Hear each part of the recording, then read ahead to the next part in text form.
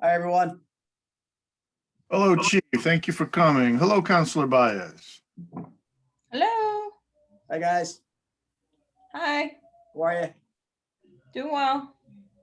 Just gonna try to make my coffee in the next 2 minutes.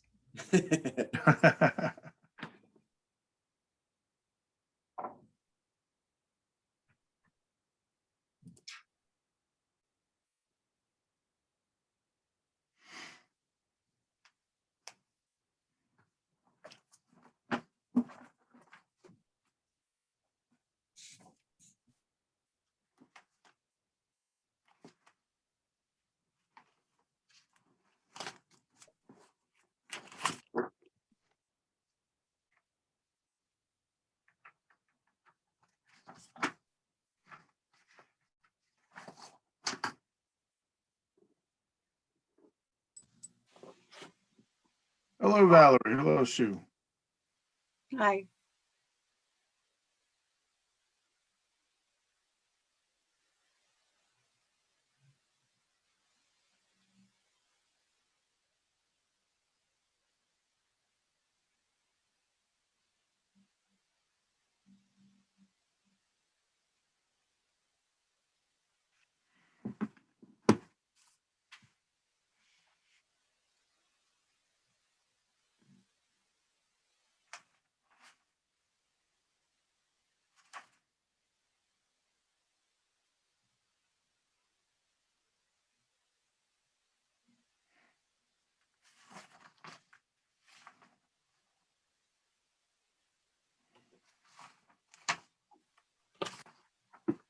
Hi.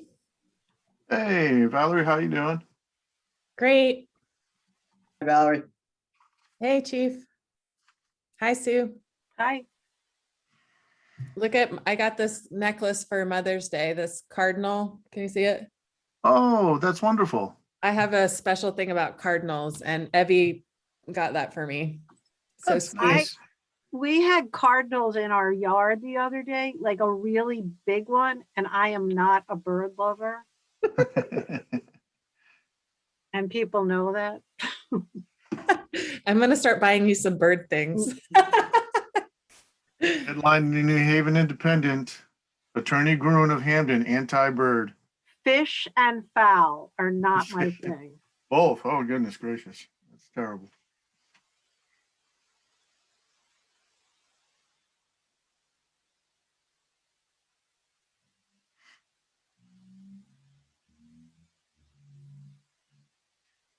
Sue, could you check your phone? I am. Okay, I'm getting you. thank you. I just want to make sure I say everything completely correctly.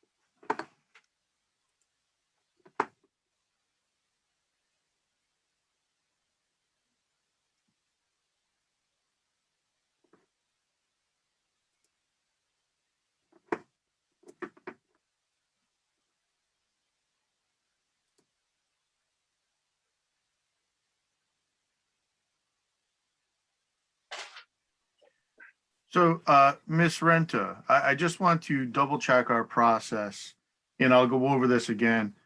But I'll make someone here co-host.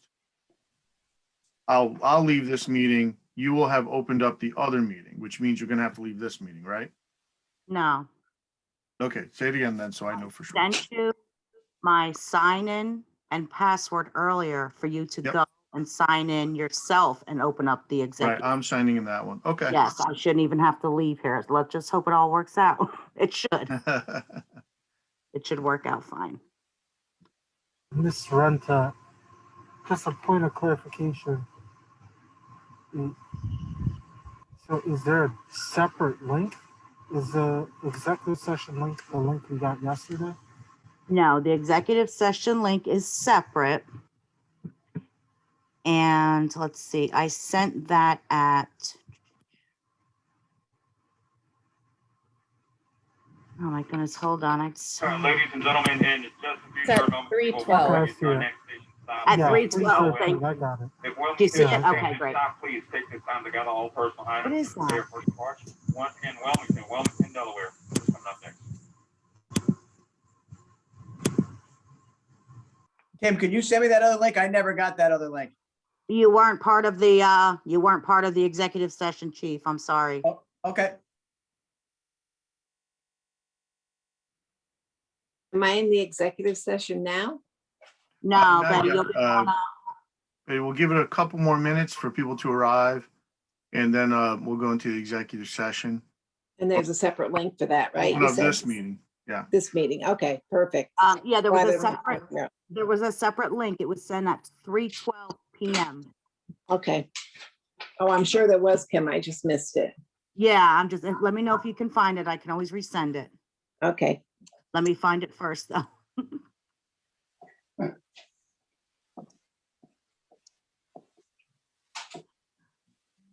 it is.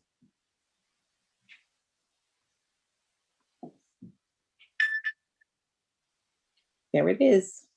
Okay, great. I got it. Perfect. So you're gonna open the meeting first, then we use that link, right? Yes, Mick will leave Yes. the meeting. He'll go open up the other one, and then you will all be queued to go ahead. Can you send it to my Gmail account? Of course I can. I don't have it. No, I send everything to your Hamden account. No, I'm asking you, can you now send it to Oh. my Gmail? You want me to send it to your Gmail right now? Yeah, Gotcha. my town email lags.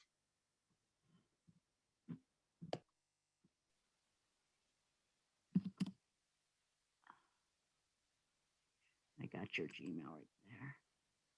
All right, just sent, Mr. Weber. Thank you. You're welcome. All right.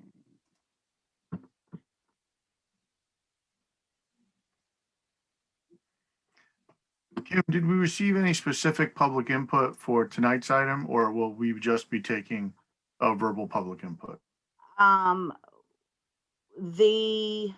You can do verbal. You have to, I believe, check with Ms. Gruen, of course. It has to be specific to the item on tonight's agenda because it's a special meeting. Right. And I did just receive one. I sent it to you just a few minutes ago. It actually came in at 10:05. They missed the 3:00 deadline. You do what you want with that.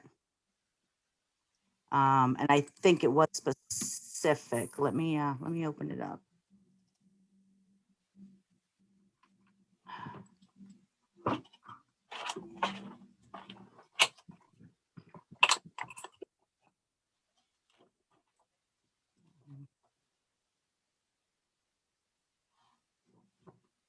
Yeah, you should probably open that up, Mr. McGarry, and see. Yeah, I'm it's the I one. don't think that is. Yeah, Yeah, I don't think that is for tonight specifically. No, it just looks like an overall. it budget. mentions, it mentions a lot, and I hope people read it, but it's not really for tonight's meeting, I don't think.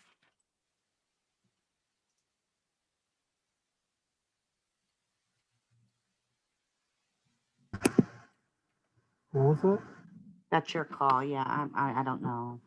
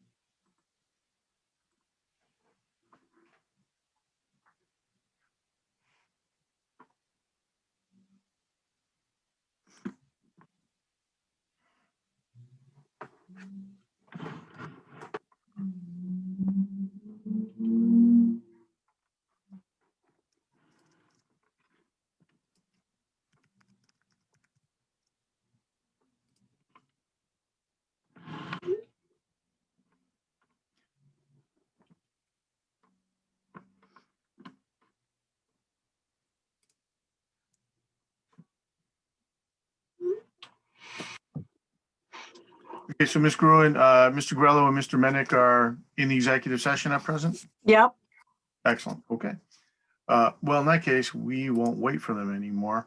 Ms. Renta, I suppose what we'll do is any council members who are going to be joining, we'll have to contact you to make sure they know how to. There's 2 members in the executive session now, Oh, so very good. Do we have a quorum here? I don't think you have a quorum in this meeting. I think we Four, do. five, One, 6, 7. We need one more. Do you know who's there, Ms. Gruen? 3. I'll find out. Thanks. We'll just We get have a- 8. We have 8 present right now. Do we? Yeah. 1, 2, 3, 4, 5, 6, 7, 8. Yeah, okay, great. All right, I'll open up this special meeting, the Hamden Legislative Council at 5:42. Ms. Renta, can you take the roll, please?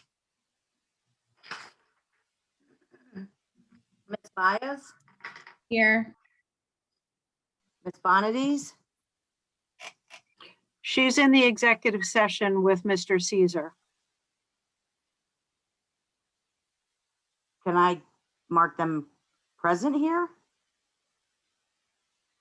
They're not here. I'll tell them if they want to be marked present, they should join this meeting. Okay, thank you. Ms. Klaus? Ms. Dolan?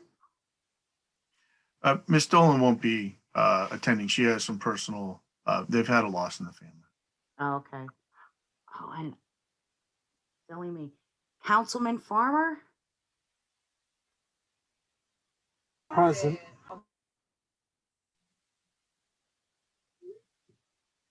Councilman Alston? I don't know why I didn't start at the top. Councilman Alston? Councilwoman Horsley? Here. Councilwoman Gary? She's there. It looks like she's still trying to connect to Still audio. connecting. Councilman McDowell? I'm here. President McGarry? Present. Councilwoman Rowe Lewis? Woman Shoemaker?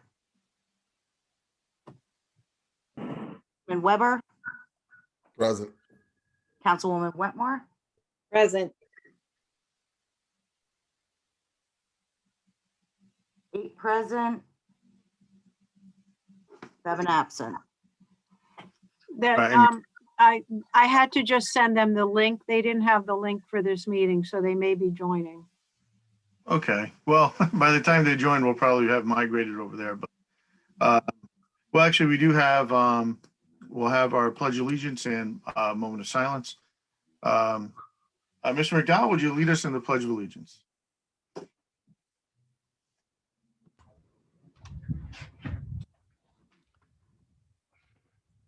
I pledge allegiance to the To the flag flag of the United States of America and to the republic for which it stands, one nation, under God, indivisible, indivisible, with liberty and justice for all. for all.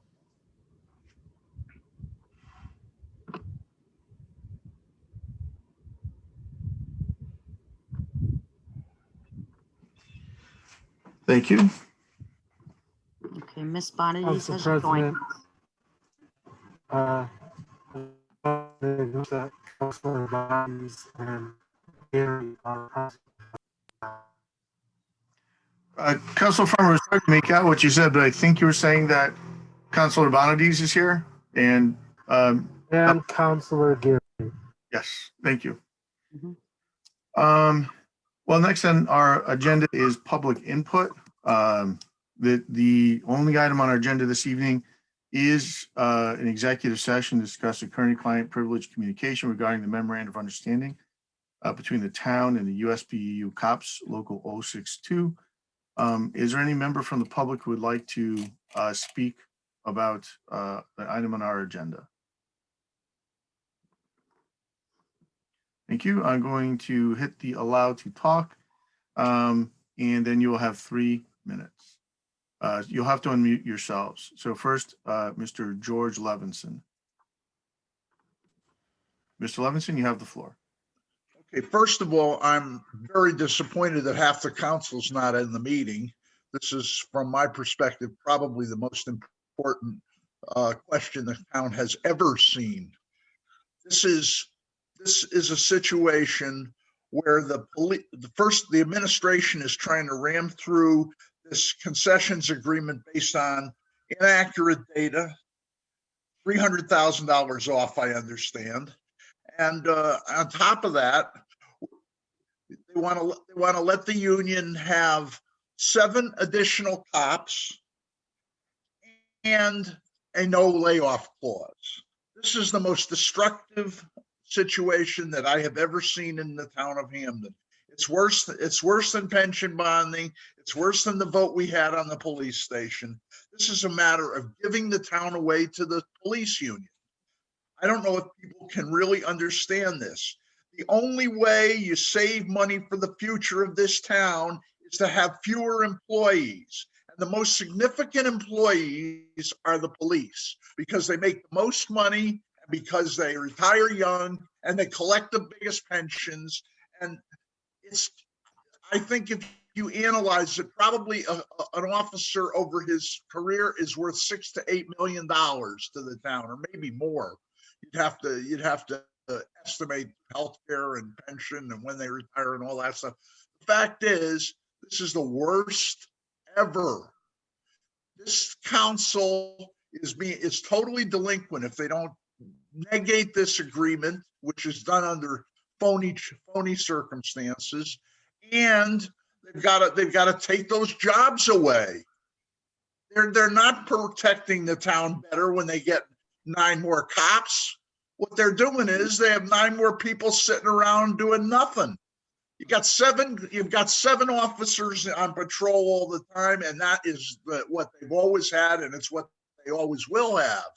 And they're going to have 14 detectives sitting around doing almost nothing. They got a whole bunch of higher ups. This police department is killing this town. So it's up to you guys to take it back. Don't let them do this. This is crazy. Okay. I hope that the ones that were there to listen at least got it. I know there's a bunch of others that I don't know when they're going to come back just in time to vote for the cops. This is really, really, really a dangerous situation for the town of Hamden. It's the single worst thing that you can do for the future of this town is to put more cops online. By far. Thank you. Thank you, Mr. Levinson. Next, I see Miss Elaine.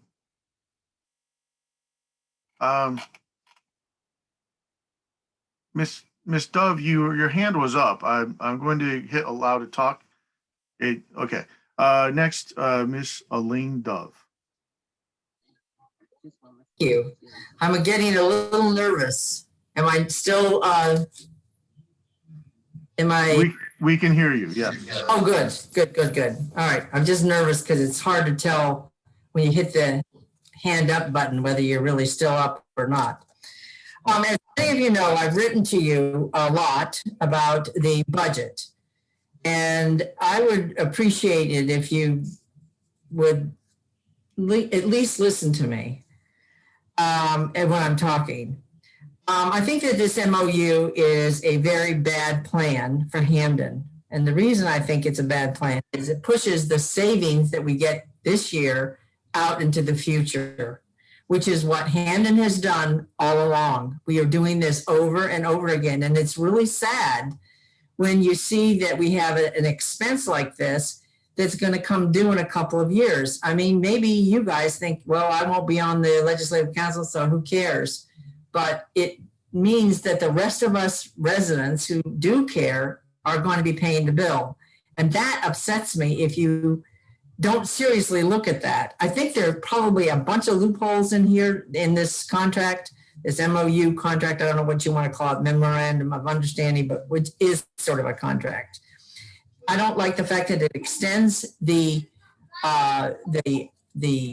contractual pieces of it for 2 more years, thereby circumventing possibly another mayor who might have an opportunity to sit down and work out a contract that would be fairer to the townspeople. I'm talking about the townspeople. I'm not talking about the police. I also want to say, and let's face it, if Mr. Lang is the next mayor, he can do an MOU anytime that's necessary to do it right now. I think it's better, I wanted to point this out. It is better to vote what is right and honest than to go along with what you think might be the majority vote. Just because you think the majority vote is going to be X doesn't necessarily mean that you need to vote X if Y is the right thing to do. So please vote in the best interest of Hamden. That's all I'm asking. Thank you so much for your time. I do realize that you are volunteers, and I do highly respect that volunteer activity that you're doing. Thank you. Thank you very much, Ms. Dove. Next for public input, Ms. Jennifer Pope. Ms. Pope, the floor is yours. You have 3 minutes. Hello, can you hear me? Yes, we can. Awesome. Okay. I sent in some written public comment too, but I wanted to speak in person too, in case you didn't get that in time. I'm not going to speak about the actual agreement itself, but I'm going to talk a little bit about the process.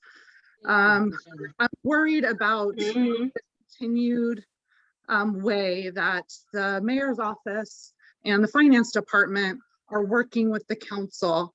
And I'm concerned that they continue to present documents to you all and to the public at the last minute. We can see from the letter that the lawyers submitted on behalf of the union that the union members voted on this back in March. And I'm wondering what took so long to get that to the council and what took so long to get that information out to the public. And there's been a history of this in the mayor's office of sending things through at the last minute. So, there isn't time for the council and the public to have proper input. And in addition to that, I'm concerned that the information when it was presented was inaccurate and incomplete. And I think this makes the town and this council look unprofessional, and it looks like we don't know what we're doing. And I don't think there's any question that the council should revote on the information now that it has been provided. I'm not even sure why that's a topic that we're even considering. You voted on something that was wrong, and you should reconsider it now that you have the actual information. And I'm not sure how the council can be confident that the information you have today is even accurate. I think you should look at the numbers behind them, look at the raw data, and decide if that information is correct and accurate, or if there are other things that are missing or incomplete. So I hope that the council continues to demand this information from the administration. I don't think you can do your job properly, and the public and the voters are going to hold you accountable for doing that job. And if they can't do it, you should not vote on it. So thank you very much. Thank you very much, Ms. Pope. Council President? Yes, Councilor Farmer. Is there anyone else for public comment? And if not, I'd love the opportunity to share public comment. But you're a member of this body, Mr. Farmer. This is a time for the public. I'm not sure. Let me check in, and we'll ask Ms. Gruen to think about that perhaps a little bit. I believe it's well-founded to speak. Well, that was if you're speaking on a committee that you are not a part of. That's certainly true, but you are a part of this body. So first, let me just ask the public if there's anyone else. Ms. Gruen, I don't know if you want to opine on this, but I'll take a moment. I'll have to get back to you. It's a little distinction from the committee meetings. I don't know the answer. I think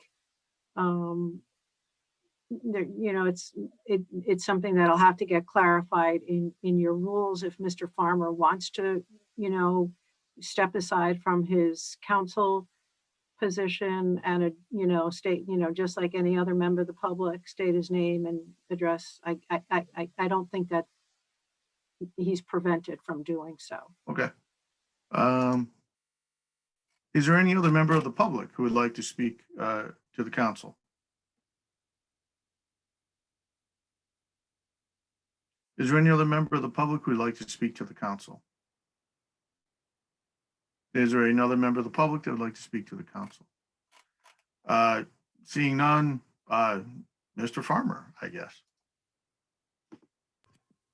Thank you, Council President. I just want to echo the sentiments that Ms. Pope shared with us. I'm not going to opine on the document, but we need to be able to get materials on a timely manner.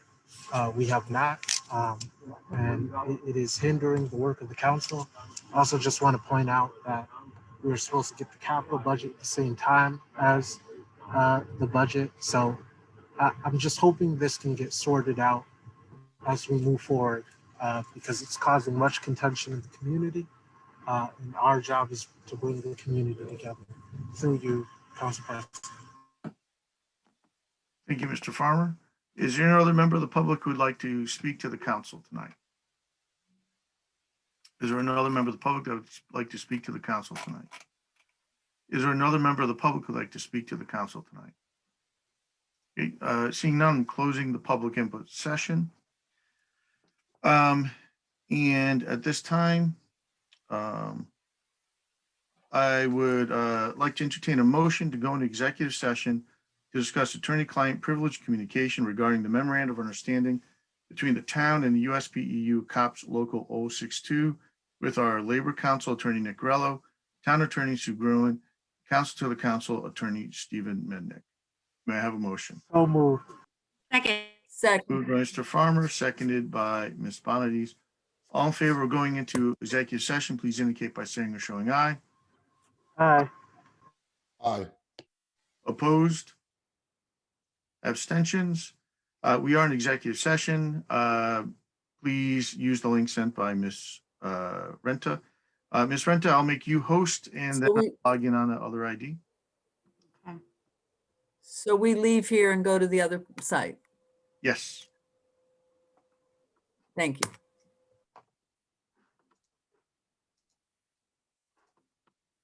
Okay, Ms. Renta, I'm going to leave. It always makes me nervous. We'll be okay. I didn't get a link to the other site. This is Athena. You did, but hold on, I'll send it again. Okay, can you send it to my Gmail if you sent it to my other one? I sent it to your Hamden.com. Oh, I need it to athenagary@gmail.com. Because I'm motion, so I'm on my cell phone and I can't even get into that. Hold on one second, Athena.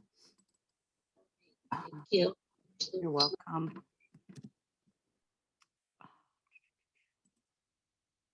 Okay, it was just sent.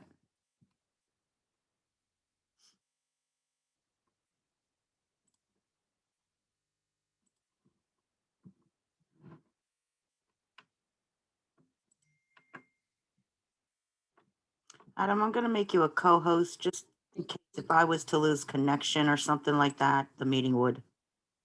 And oh, sure, no problem, Kim. Thank you. Okay, sure, thank you.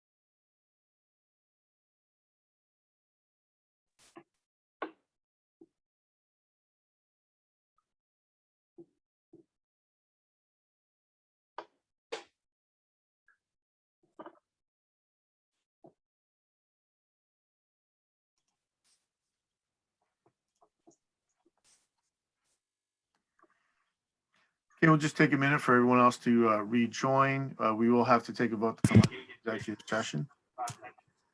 Okay, so just give it another minute or two for folks.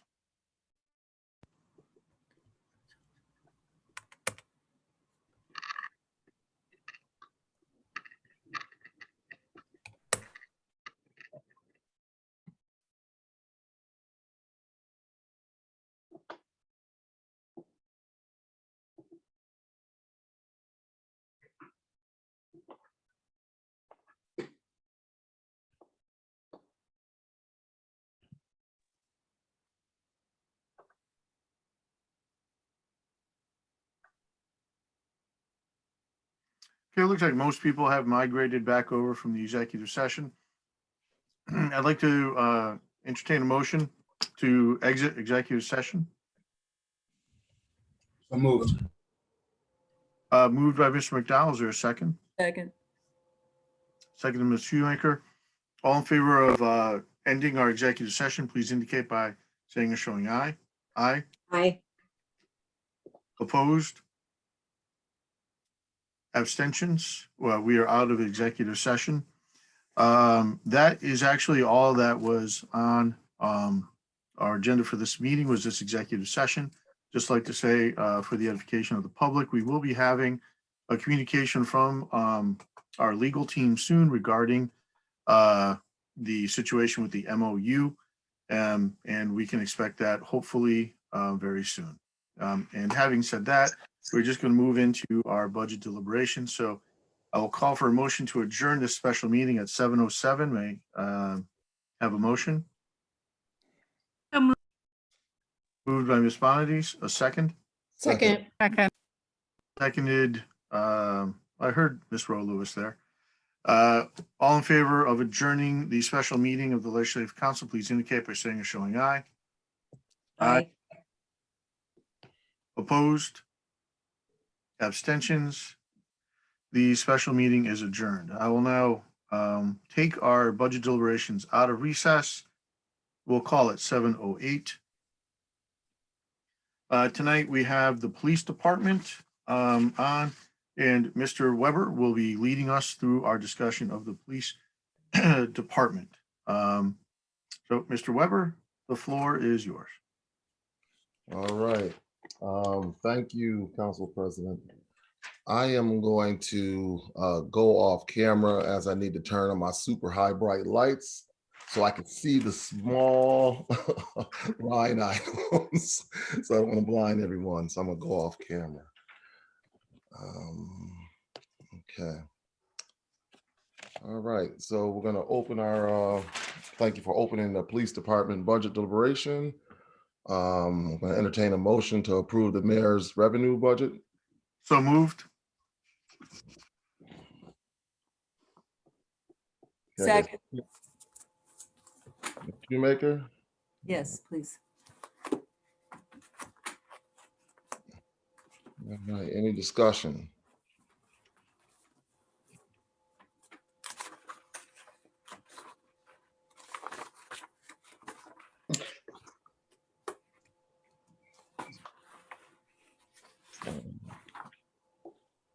All right, well, before we get into any discussion, I'd like to give Chief Sullivan an opportunity to speak to the revenues. By the way, Chief, I'd like to just speak and let you know that was your presentation. It's a very thorough presentation, answers like a lot of our questions beforehand. And as you can see, when I opened it up for discussion, there weren't many questions right away. I think that might speak to the preparedness in this presentation. So I want to thank you for it. Thank you. Yeah, my team did a very good job of putting that together, and we put that together in hopes that it would answer most of the Legislative Council's questions, so it would speed up the process. As far as the revenues, I think they're all in line. There's one line at the top there, the youth center registration fees, which was zeroed out pretty much for the year, and that was based on COVID. And we believe that we'll be able to establish the youth center registration So that's why we put that back in at its regular revenue line as it was in the past. All right.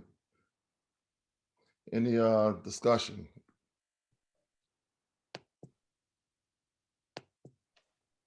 Okay. I didn't see who hand went up first. Mr. McDowell? Thank you very much, Chair. Thank you, Chief, for being here this evening. Wanted to chat a little bit about police extra duty. Can you speak? Would you mind speaking to the? I mean, it's quite an increase. I recognize that your department justification states that there is an increase in wages, which obviously reflects a change in revenue here. But it is a big increase. So if you wouldn't mind just expanding on that for us briefly.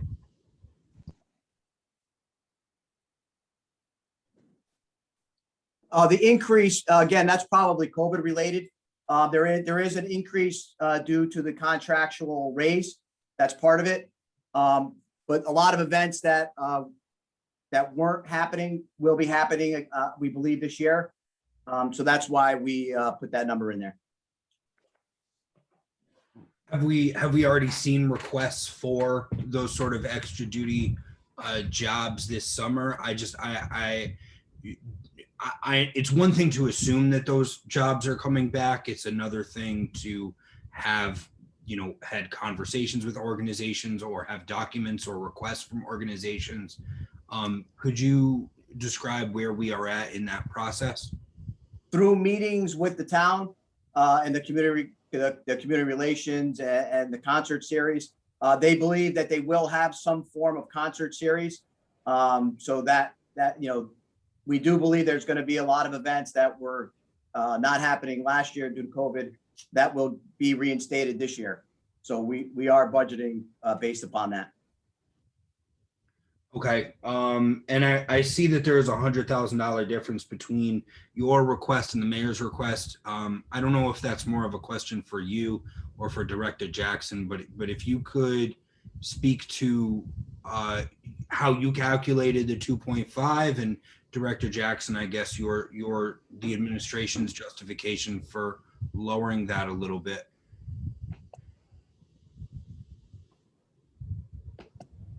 I'll leave that justification to Mr. Jackson. All right, well, I'm looking at the historical background on this one. In FY19, the actuals were 2.27 million. In FY20, it was 2.76 million. And in FY21 so far, it's 2.22 million. Just because of the vagaries of FY21, specifically because of COVID, the mayor chose to reduce that ever so slightly, but keep it in the range of where it was prior. That's fine. And I see that March we were at 1.6 million anyway at that stage. So I do we have a more recent number on that or no? I'm sorry, Councilman, you faded out for a second there. Sure, that's okay. So I see that at March we were at 1.6 million anyway. Do we have a more up-to-date year-to-date on that, or as of today it is 2.22 million? Yeah, so I'm happy leaving this where it is. Thank you.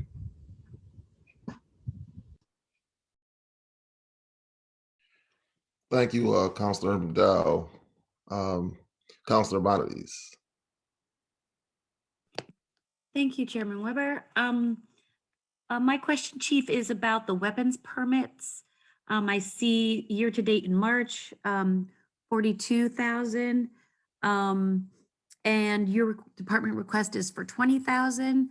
You don't see the demand remaining stable. You see the demand diminishing over the next year. Well, this year was an anomaly. Obviously, there was a large influx of pistol permit applications that came in. So we brought it back to where normal years would be. So we just thought bringing it back to where the normal years was, and this was one year where we had a extremely high number. But we'll have to wait and see, but we're already seeing a steadier flow of applications and not as high as they were last year. Okay, all right. Just wondering. Thank you. That's my only question concerning the revenues. Thank you. Thank you, Councilor Bonadies. Councilor Farmer.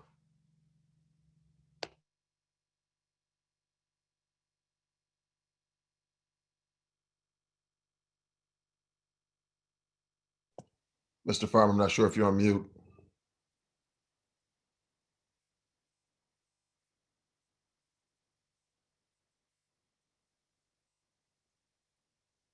Councilor Farmer?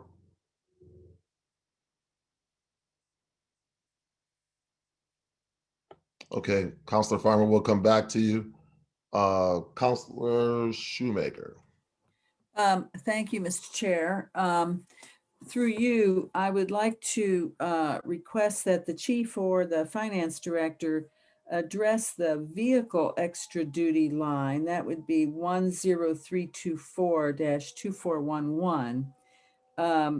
The backup says that it's an hourly charge for the use of the police vehicles at extra duty assignments. And looking at the 2019-2020 actuals, I'm wondering if the revenue projection is disproportionately low, given the increase in the extra duty, if we're also charging for the vehicles. I'm just confused about those two numbers, how they're paired up. Could someone help to explain that to us through you, Chairman Weber, please? I can, Councilwoman Shoemaker. Yes, we are a little lower than 2020, 2021, mainly because the amount of vehicles that we have available to do extra duty has diminished because of our fleet. We used to have some older vehicles that we were able to access to use on extra duty jobs, which are $25 an hour. However, those cars are no longer are roadworthy to be put on the road. It's too dangerous to put them on the road. So does that imply that the officers then are doing extra duty without having vehicles there with them? Is that how that works? Correct. Yeah. Okay. A company will call and request that a vehicle be used at the site. And if we do have one available, we will provide the vehicle. If we do not, then the officer will have to do hand traffic without the vehicle. Okay, thank you very much. That explains it. You're welcome. Thank you, Councilor Shoemaker. Councilwoman Whitmore. Thank you, Mr. Chair. I have a question about the alarm ordinance fees, 103-24-2408. Already this year to date, it's $45,088. But you're budgeting $40,000 for the next year. Can you tell me what the reason is for that? Historically, it's been right around 40. We're thinking COVID might have played a role why there's a little bit of an increase over this last year. So we went back in line of what the last couple of years were, trying to stay in line with those numbers. Okay. All right. Thank you. Councilwoman Shoemaker, did you not put your hand down, or do you have a second question? I'm sorry, I didn't put my hand down. Sorry about that. No problem. Thank you. Any other discussion? Any other discussion? All right, well, I'd like to call a vote to accept the mayor's police department's revenue. Yays, signify with raising your hand or vote. Aye. 4, 5, 6. Okay, nays?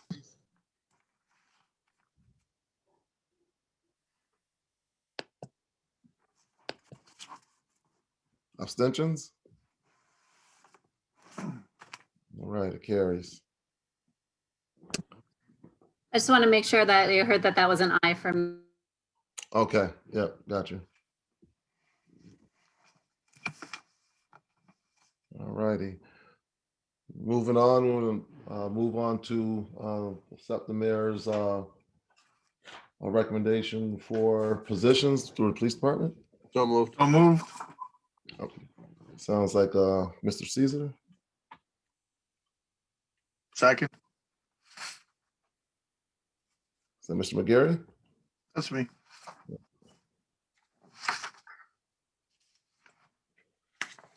All right. Moving properly seconded, I'd like to open discussion. Before we open discussion, Chief or anybody from the administration, would you like to speak to positions?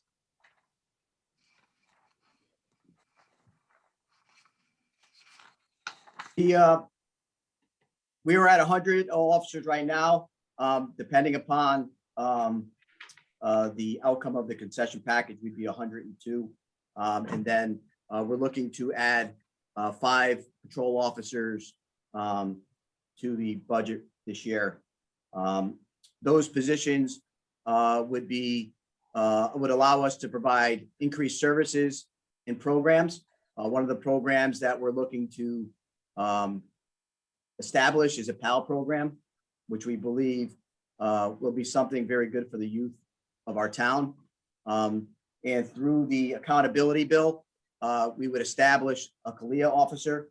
CALEA is the federal accreditation that is required by the accountability bill by 2025.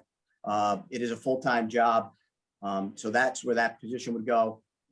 Any other officers that we would add would go to our community policing department and our CIT unit, where we're working with organizations like Cornell, Bill Scott, Clifford Beers, to provide services such as mental health, mediation, and working with the homeless.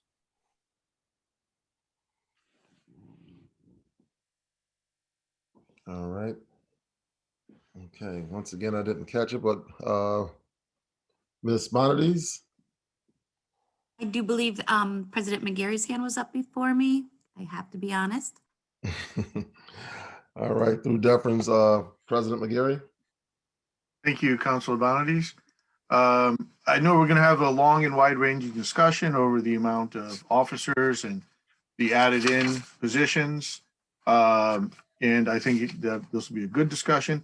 I again want to encourage everyone, let's talk about what's in the budget. Let's talk about, the lines. Let's talk about programs, and not about each other, but focus in on what's in the book.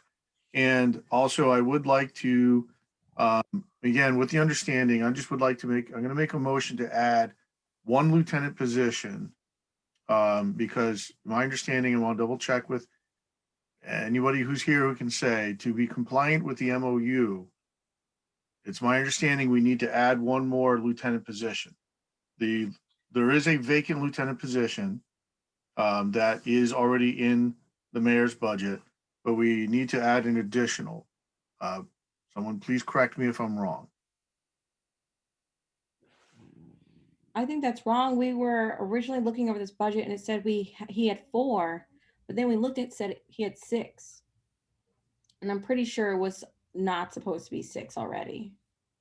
Okay, so if I can add to that, I believe it was also stated that the individual was currently in a different position. So it was supposed to be a change of position, not an addition of a position.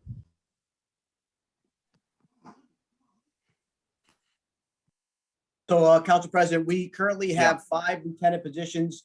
That 6th position is a grievance. That's where that 6th position's from.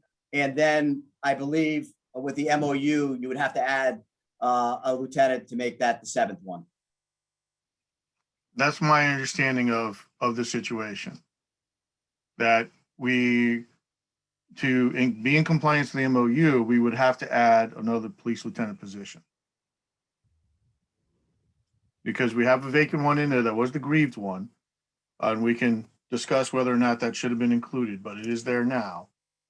And the MOU calls for adding 2 lieutenant positions. One is already in the budget. So my understanding would we need to add the second. Point of order, shouldn't this be seconded first before we discuss it? Thank you, Mr. Caesar. I second it. Well, let me I want to just make sure that Council President has his motion. And making a motion to add a lieutenant position for a total of 1, 2, 3, 4, 5, 7. Second.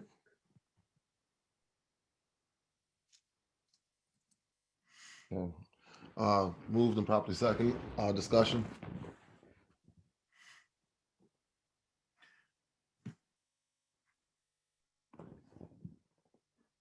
Is there any additional discussion?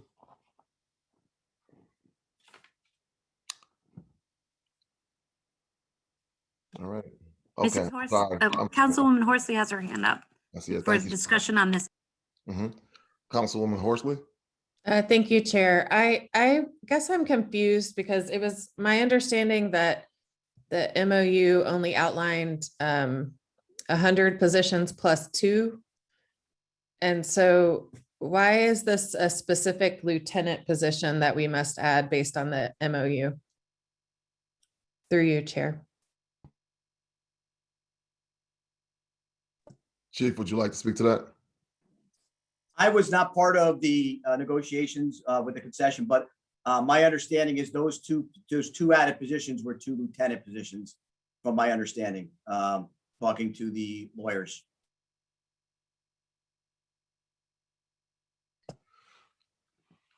Councilwoman Horsley.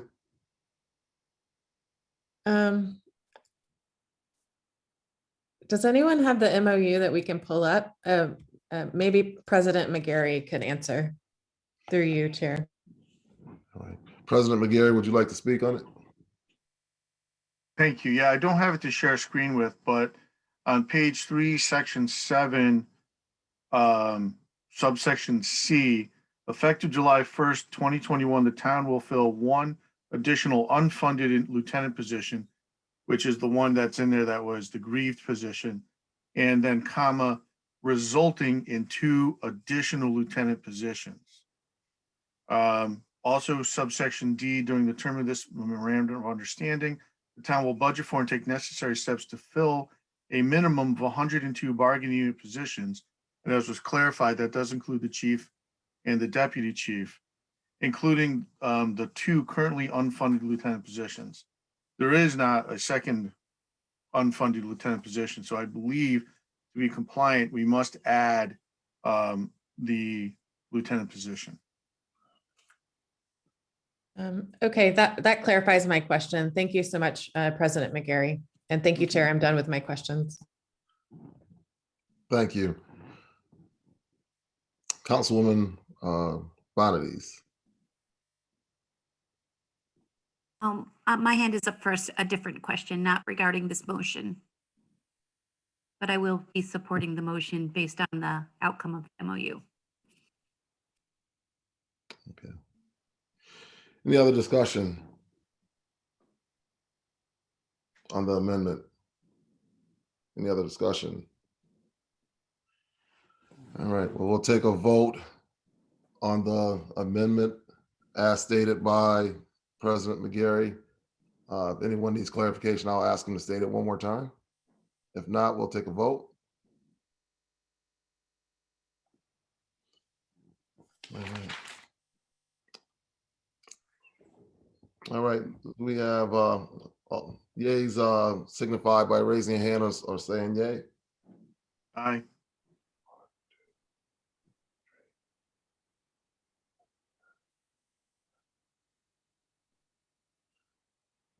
Nays.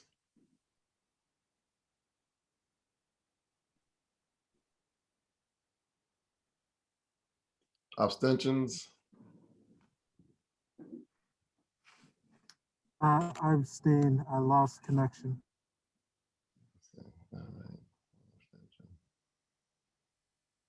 All right, 1 abstention. All right, vote carries. Amendment carries, yeah. All right, so we're gonna go back to positions.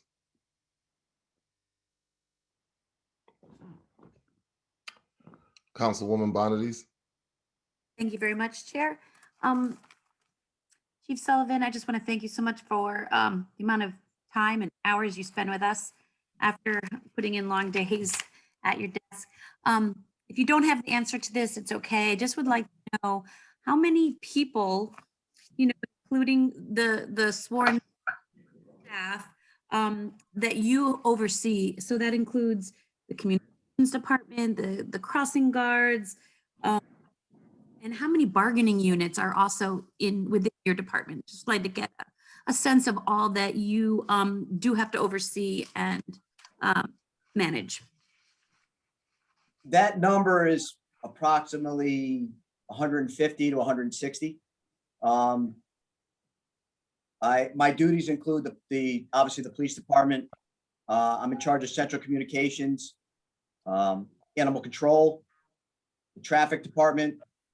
I'm the traffic authority for the town. Crossing guards are under my command. Town hall employees are under my command. IT is under my command. The youth center is under my command. And those are all different contracts. Wow. Okay. Thank you. I just wanted to get a sense for everyone of all the things that are under your management. Thank you very much. Thank you. Thank you, Councilwoman Boundaries. Councilman Farmer. Thank you, Chairperson. Through you, if I could just get a point of clarification on the last motion. The maker of a motion, please restate it. I move to be in compliance with the MOU to add 1 lieutenant position. That's the only conversation we've had thus far on positions through you, That Chairman. is correct. Thank you, Council President. If I can ask a question, Chairman, to the Chief. Sure. Thank you, Chairman. Good evening, Chief. How are you? Good evening, Councilman Farmer. Good evening, indeed. Chief, how many positions do we have in the police department currently? Currently, there are 100 positions budgeted. Well, correction, Chief, this is on my fault. Through you, Chairman, how many people actively are working? So I know we have more positions, but we have some individuals off. So how many people currently are we at manpower-wise? Through you, Chairman. We have, I believe, 4 openings. We have 2 officers who are on military leave. We have 2 on administrative leave, and 1 will be out injured in a couple days. The officer is going in for surgery. Well, we wish that officer a speedy recovery. How many people in your department are eligible to retire this year? Through you, Chairman.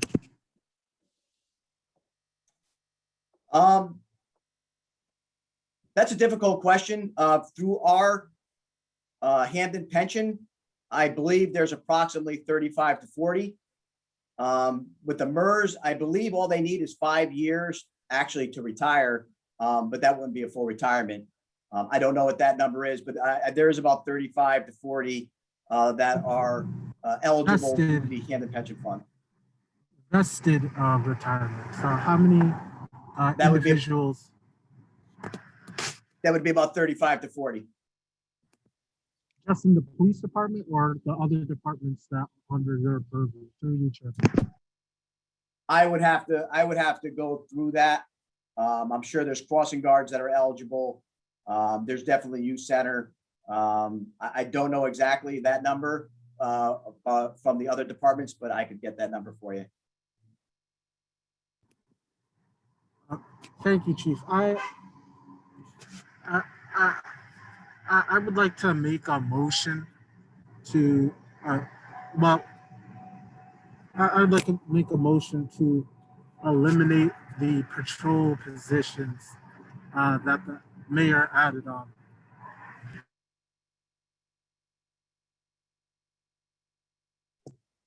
Is there a second? Second,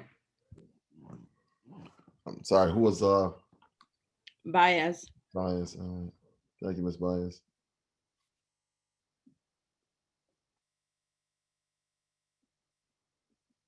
Discussion? Chairman, if you don't mind, as the maker of the motion, if I speak to it. Could I make a quick point of order? Sure. Just for clarification, and Chief, please fix me wrong. I believe we have 1, 2, 3, 4, 5, 6 police officer positions that have a vacancy, but the mayor added 5. I just want to make sure we have the right number that we're discussing. Yeah, I saw that, President McGarry. I think they put that 6B in there because at the time we had a vacancy, and I think they put that in there because of that.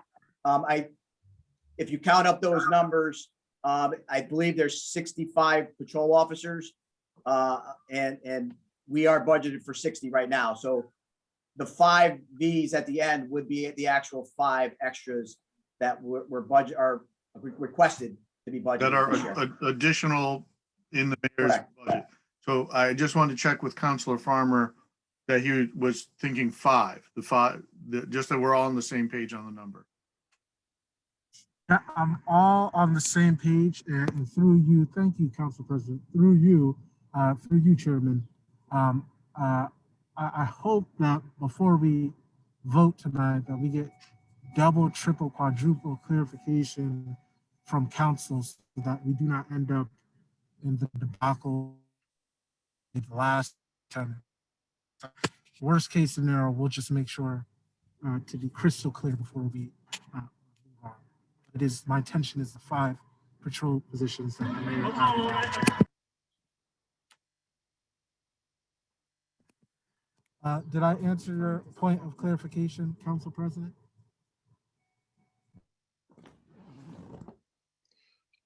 All right, any additional discussion? Well, I was just answering the Council President's point of clarification. Okay. So I didn't actually speak to the item. If it's okay if I speak to the item now. Go ahead. Thank you, Chairman.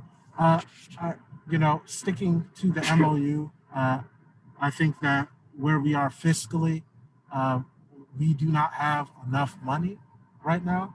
And seeing that we don't have enough money, I don't think we're in any position to hire new positions. For some time, the police department has talked about restructuring. Back to us next year, plan, job descriptions for jobs. That way we can have a plan to make sure that we're budgeting people. The last 3 years that I've been on council, the administration has asked for these 5 positions in various different iterations, and there hasn't been a thought out plan. So I'd like to see a plan before we hire any new positions, as I would encourage us to do with any other department. Through you, Chairman. Thank you, Mr. Farmer. All right, Mr. Caesar. Thank you very much. And thank you very much, Chief Sullivan, for all your work. We really appreciate everything you do. Piggybacking off of Councilperson Bonadies, I believe, with the exception of Superintendent Goller, you definitely have the second largest department to manage and to handle when it comes to positions and so on and so forth. So thank you for all you do for all those different departments, making it happen. My question for you is the number 100 currently that we have. What's the historical on that in terms of the number of years it's been since we had 100 police officers employed? 37. Is that statement, Chief Sullivan, 37 years? I have it, I'm gonna look it up right now, but I think Sure. that's probably, it was probably in the 1970s. 1984. 1984, 1985. And would Thank you, you. Thank you, would it- Councilwoman Bonadies. would it be an accurate picture to say that, you know, the needs and issues in the town of Hamden are very different than they were maybe in 1970, what's 74, Marjorie? Is that what you said, 74? 84. 84? Would you say that the needs and desire, the needs of the department are very different than they were back in 1984? I mean, that was middle of Reagan's first term. I'm trying to think of like how long ago that was. Yes, they are, you know, we also, we're involved in a lot of programs that we weren't involved in back in the 80s. YMCA program, youth services. We have an Explorer program, the Citizens Academy, National Night Out. Just to name a few, block watches, though we might have had block watches back in the 82, and your mother probably might even know that better than I. Yep, definitely.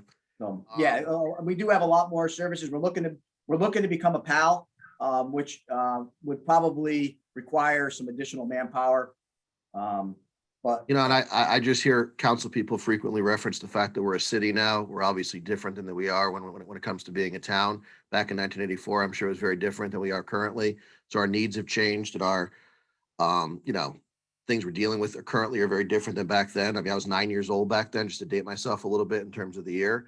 I really think that, you know, to go with the number that's being recommended, I think is not the dealing with the issues we're currently dealing with in the town, and also the fact that, you know, we're reminded constantly we're a city now, not a town in terms of needs. So, I mean, I think that, you know, I'll be opposing that number. I would like to entertain a friendly amendment, possibly, Councilperson Farmer to add 2, not 5. Again, Well, is there a second for a friendly amendment? I'm not sure if that's the case. Is there a second? Okay. I'm not, you're asking for a friendly amendment? Yes, to go to have 2, not 5. I guess you want to cut 5, right? You want to not fill the 5, right? I'm saying not fill, Correct. I'm saying not fill 3 of them and leave 2. Oh, no, I won't accept a friendly. Sorry, Councilor Caesar. Okay, thank you. I appreciate you entertaining the motion. So back to my point, I do want to say that I think that the number is obviously woefully inadequate. I voted last year against the budget overall because of the police department cuts. If many of you guys remember, I was very concerned about the cuts then. We've seen nothing but all over the internet, all over Facebook, concerns about different types of crimes happening and stuff in people's houses and cars and stuff like that. I think that cutting patrol officers is not the answer here. I think that it has to be something where we definitely look at increasing, not cutting. So I won't be supporting any type of reduction there of 5. You know, that's not the direction I think we have to go in. And I would just like to, you know, say, Chief, if we look at the comparables to other towns, similar to Hamden, you said we have 100 currently. Do you have any numbers on other towns of similar to Hamden in terms of what they have? yeah, it would be page 8 of the document that I provided. I'm sorry. Meriden has 123 officers with 65,000 population. We're 64,000 population. West Hartford with 63,000 population, 132 officers. Bristol with 60,000 and West Haven with 60,000 respectively, 122 and 120 officers. East Hartford with 56,000 population. They have 126 officers. Milford with 54,000 population, 116 officers. And Chief, I know that you work with these other chiefs around the state. Are any of these departments facing the cuts that we're possibly having here in terms of the overall numbers? I'm sorry, I don't know that answer offhand. I could reach out to the chiefs and find out. I'm just curious to know if there's a you know, reduction being proposed, such as what we see. Like I said, I'm not going to, you know, go around here. I just think that the number being proposed is wrong. I can't support 5 in terms of a cut. I entertain 2, 3. I guess 3 cut, leave 2. I'll let conversation go on.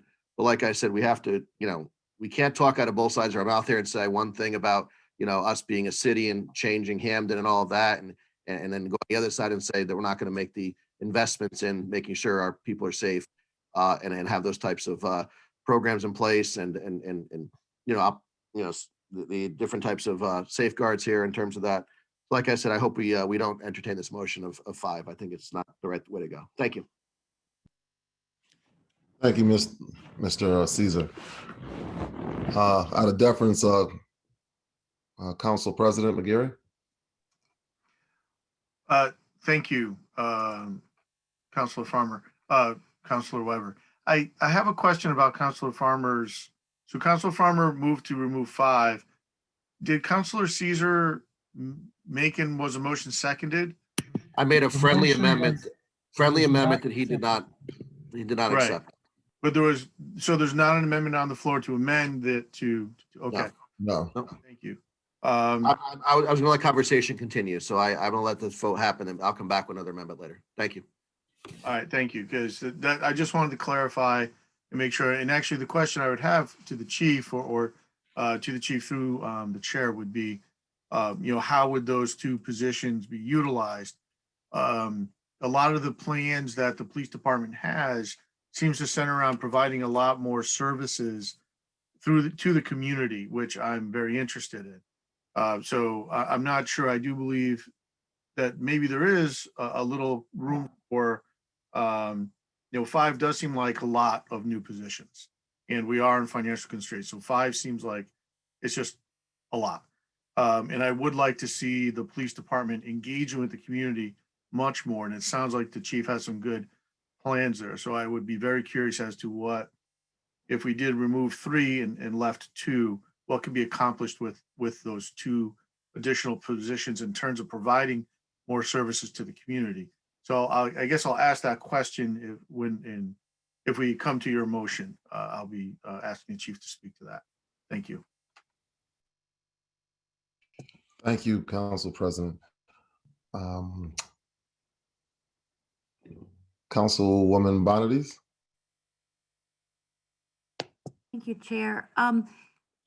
Chief Sullivan, also, we have to take into account that our town is 33.2 square miles, larger than the other towns that you just referenced, with larger departments. So that's something else we have to consider. We do have a lot of ground to cover. And then the other data point that I wanted to discuss was a federal guideline regarding how many police officers per 1,000 residents. And I'm going by 2020. I believe the population of Hamden is just under 61,000. That was the most recent one that I could find, if someone has a different number, but that would give us 146. That would be 146 officers, which is what's federally recommended. So we're way below that, and still you've been able to put together these additional programs. You're partnering with Cornell Scott Hill Health. You're doing this SPCP. You're putting together a PAL. I know that's new. If we were to not fill any of those positions, as Councilman Farmer suggested, would you have to cut back on any of the services and the initiatives as far as community policing, the Hamden, New Jersey model that you talk about? Would you have to cut back on some of those additional services that you have put in place thus far, since you've only been in the position 5 months? I just got to give you props for all that you've done in that short time. But is there something, could you just explain to us what would happen if you didn't get those 5 additional manpower? Would you be able to carry out the initiatives that you planned on? The Camden model probably wouldn't be affected. That's where our officers on patrol are engaging with the public during their regular shifts. It would affect our community policing division. Currently, we have 2 officers in that only. One is a school resource officer. The one is doing the assignments that President McGarry was talking about, CIT, mental health, working with the homeless, domestic violence, follow-ups. Crisis. So that would be where the extra officers would go. And then we have community members who are very enthusiastic and excited about trying to establish a PAL. We would have to make a decision if we could, without any manpower added, try to establish a PAL, because it really needs 2 officers to be coordinators. We visited with numerous PALs throughout the state over the last month or two, and every single one has officers fully dedicated as coordinators to that program. So it could affect some of the services that we want to provide to the public, and they actually could affect the youth of our town. I know that in your document, you also said that additional staff may be required due to the being in compliance with the new police accountability law. One of those positions may need to be someone who is redacting and putting together video and for FOIA requests. You mentioned some hours that that's been taking up so far. Is that something that needs additional manpower as well, or do you have a staff member dedicated to that? We actually added a staff member to our training division just because of the overload of work there. But with the real position that would need an extra officer would be that CALIA position. It is a full-time position. There are some costs that will be incurred by our budget. We will probably speak with Attorney Daigle, who's an expert with CALIA. He works with the town already. And he hopefully will guide whoever we assign to that position through that accreditation program. Could you just tell everyone what CALIA is? I don't know if everyone's familiar. Just recently, we became CLES certified, which is the lowest certification through the state. It deals with policies and training. We were never in compliance prior to this. We are currently in compliance now, and we are the first town this year to be in compliance with CLES. So we have a lot of work to go from CLES to CALIA. There's tier 1, 2, and 3 in the state. At a chief police meeting today, they are trying to reduce the standard from CALIA to tier 3. But that would still be an enormous task, even if it was just tier 3.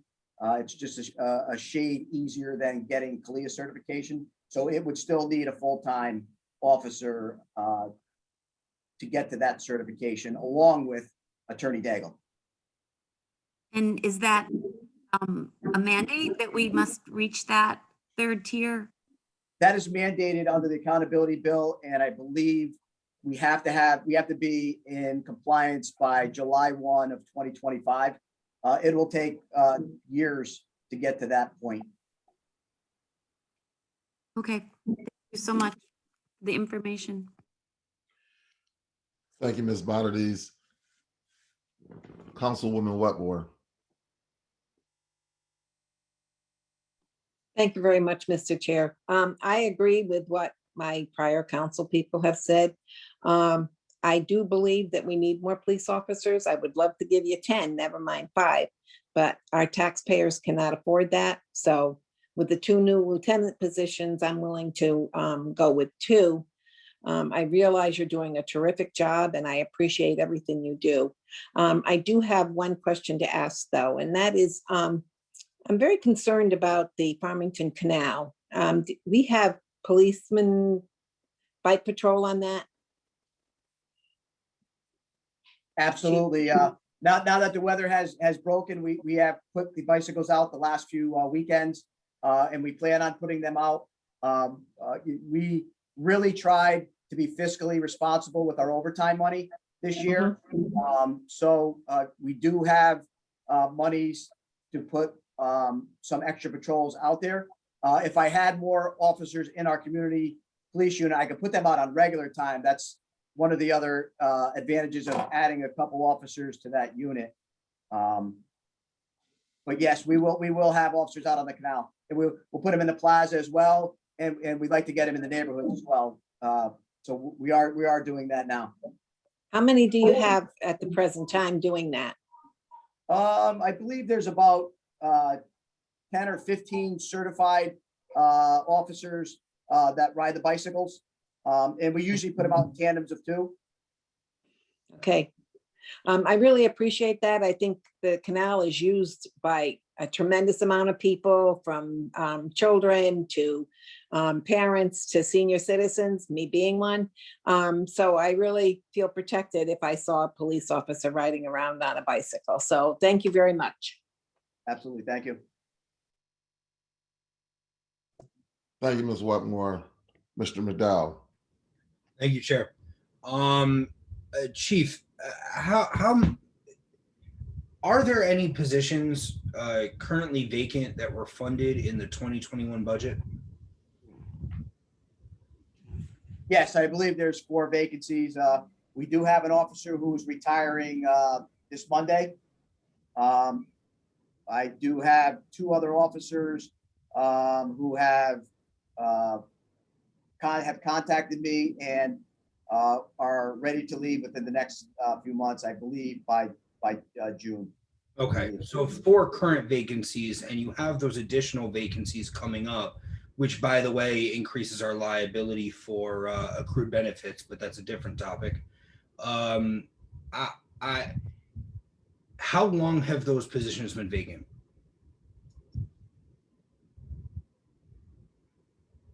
Within the last year, because we've had some retirements within the last year. I don't know the exact time on those, but I would say within the last 10 months to the last year. Okay, so they've been vacant for long enough where they could have been filled if we choose to fill them. We are in the process of hiring. We have a certified and a non-certified list. It is taking a little more time than we thought. The certified list, unfortunately, a lot of the candidates were eliminated, or we would have already hired by now. So I suppose because this is not the first budget season, I feel like every budget season we end up getting to this point, and there are several positions that are vacant, and that hasn't always, there's no blame to be had here. I'm just speaking on facts, right? Because I don't, obviously, it hasn't always been you as chief. So this has been an ongoing problem with this administration, that there are positions that are not filled adequately as we fund them. So I guess my point here is that we put positions in the budget, we charge taxpayers for those positions, and then they come back to us unfunded.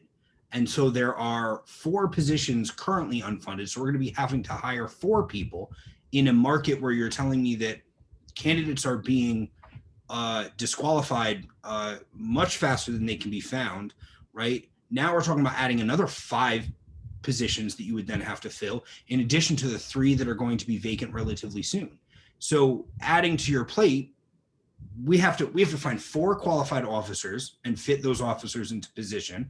We then have to, now we're talking about an 8 additional. I mean, that's a lot of positions to find. And I'm just not sure that that's something that we've ever done. And I think it's important to note that we have a history of charging taxpayers for these positions and then not filling them. That is a growing problem, and I'm not going to sit here and I don't, be honest, I don't know where that's coming from. I don't know where that decision is being made, but it's being made, and it's the end result.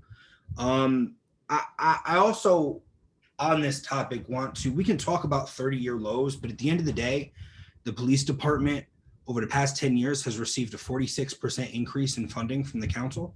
And that's just dollars, right? We can talk about staffing, but funding, right? The money we give you, and historically, the police department, as well as other departments, have been given a good amount of freedom in terms of how to choose how to spend their money, right? If you come to us for intradepartmental transfers, you get those transfers. If you say, I want to move money from this program to that program, over the course of that 10 years where that 46% increase has been had, there has been a lot of freedom in terms of how to respond to crime trends, and allowing you to move that money around in your department as you see fit. And again, I recognize that hasn't always been you at the helm. I'm speaking to the police department and how the council has approached the police department as a department. We are sitting in a time now where we're hearing a lot of pushback from community members about our communities not being safer. And so the solution has to be more complex than spending more money. And I'm not saying that that's exclusive to these 5 positions. It is a holistic it is a holistic statement about the way that the council spends and then manages that money as it's spent, not just in this department, but in various other departments. With that said, I think the stakes are much higher in this department. How we spend that money determines whether community members feel safe, not only in whether or not we have the ability to respond to calls, but in how we respond to those calls. Do community members feel safe once we get there?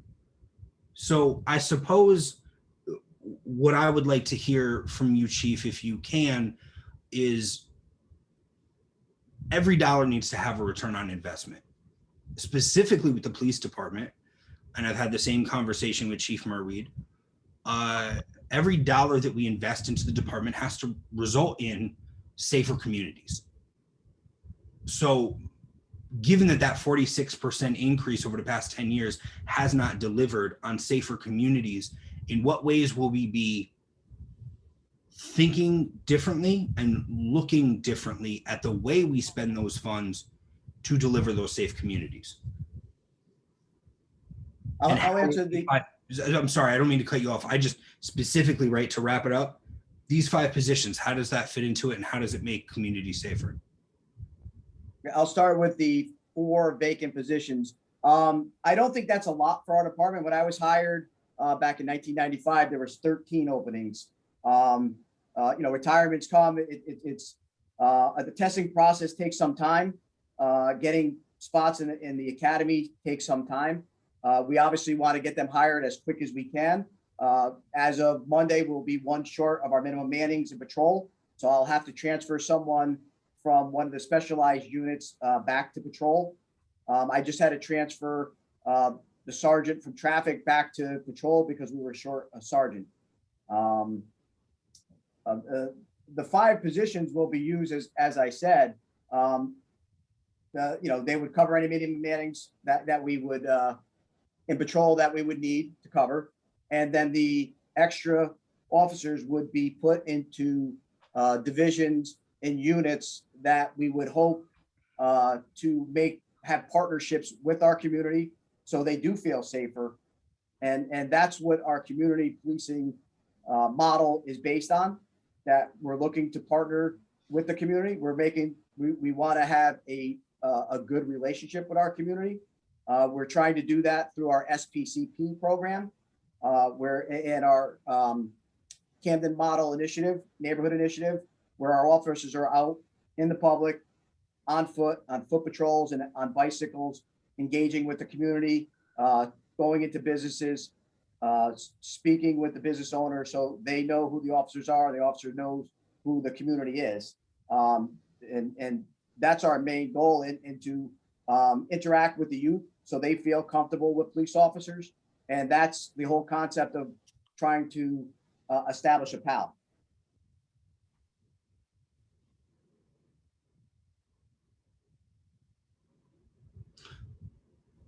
Okay. I suppose I'm still left.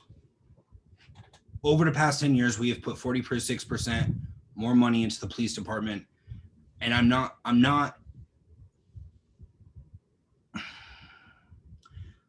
let me put it this way. If we put that much into the public works department and we didn't see results from that, we'd be asking questions.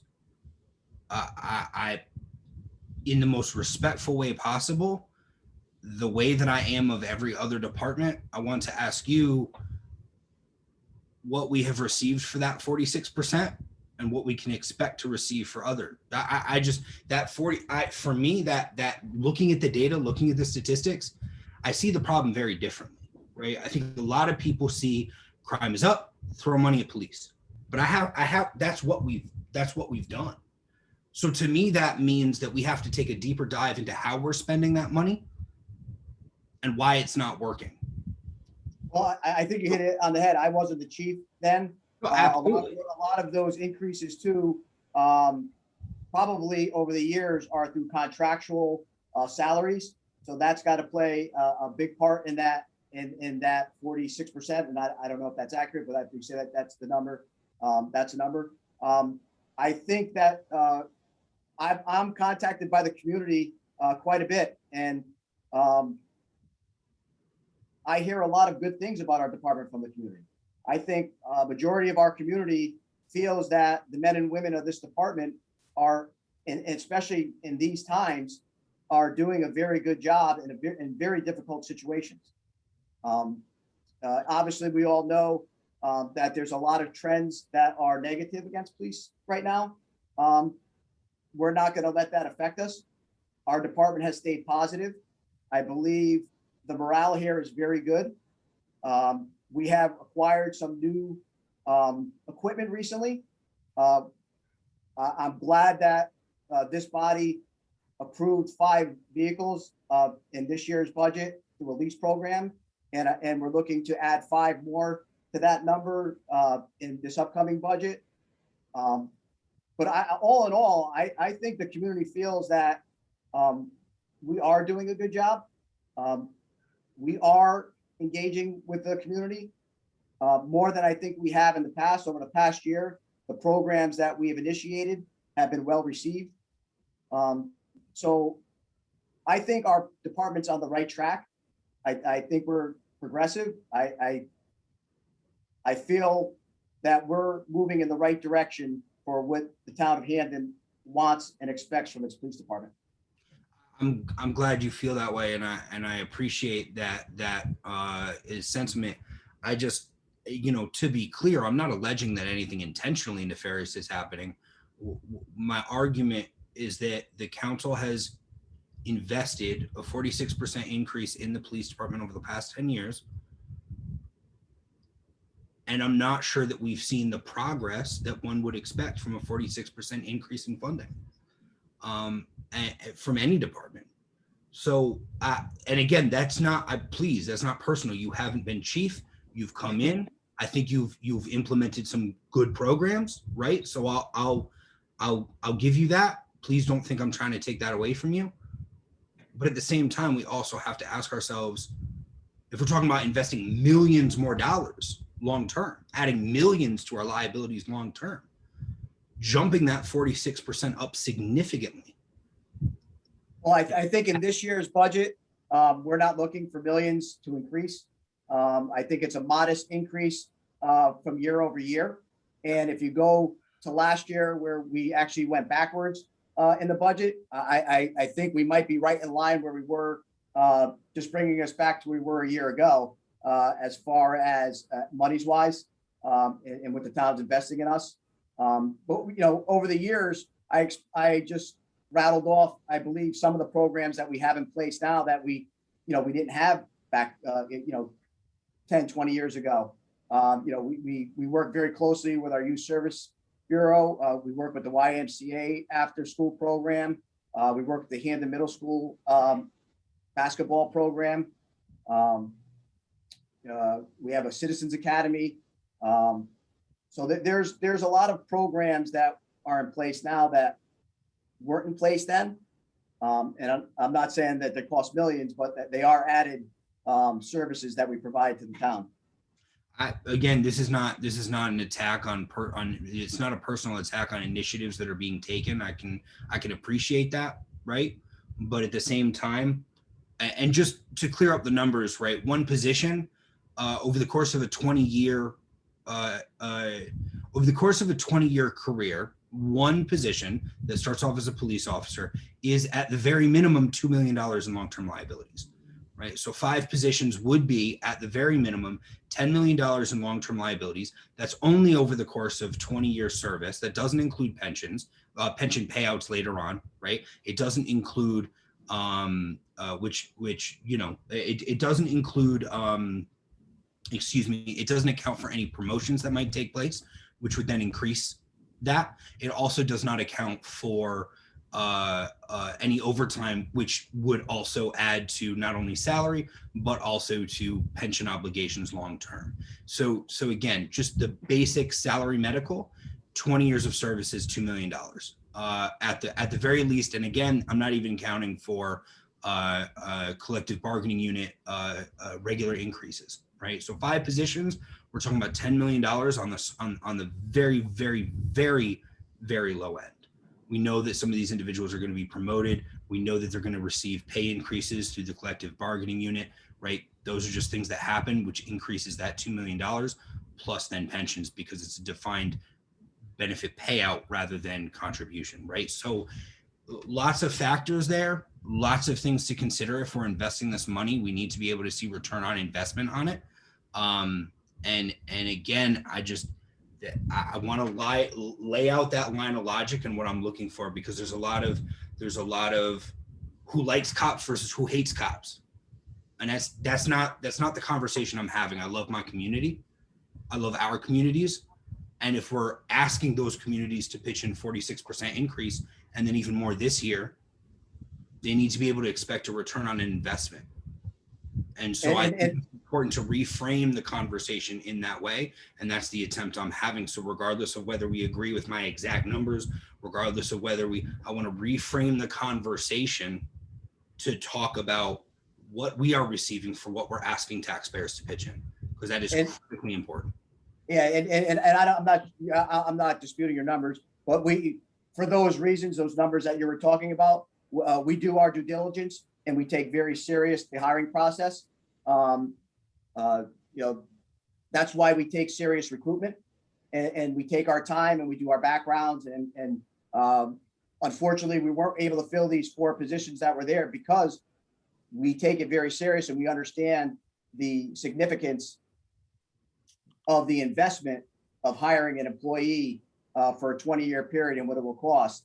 And unfortunately, we eliminated quite a few candidates based on that concern and the importance into the hiring process. Mr.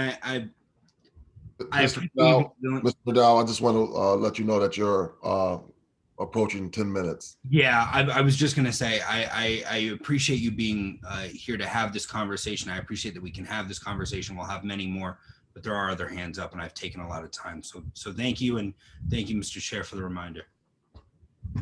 Thank you. Just a point of clarification, Mr. Chair, is it 2 bites per apple? Is that the way we're doing this as well too? 2 bites per apple. So Mr. McDowell, you can take another bite if you like. Thank you. All right, here we go.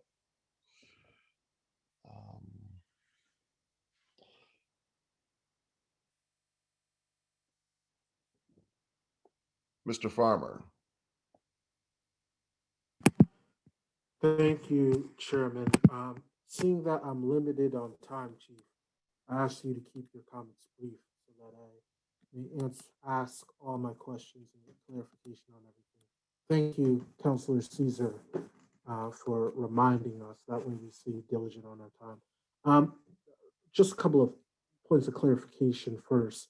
The Hamden model, they fired all of the officers and then had them test to rehire. As of right now, Chief, how long has the Citizens Police Academy been around through you, Chairman? I don't know the exact date that we started doing the Police Academy, Citizens Academy. I know we didn't do it for quite a few years and we reinstated it maybe 5 to 8 years ago. Okay, so we've been doing it some time. How long have we been doing block watches? Block watches have been throughout my entire career. When I was a young officer, we reinitiated block watches. We had just started a community police division, so it's got to be at least 25 years. So we have a community police division. We had a community police division in the past. We did. It didn't look anything like our community police division now. And when did we get rid of that division? It's never gotten rid of. It's just changed over the years. What does the division currently stand at? Where does it?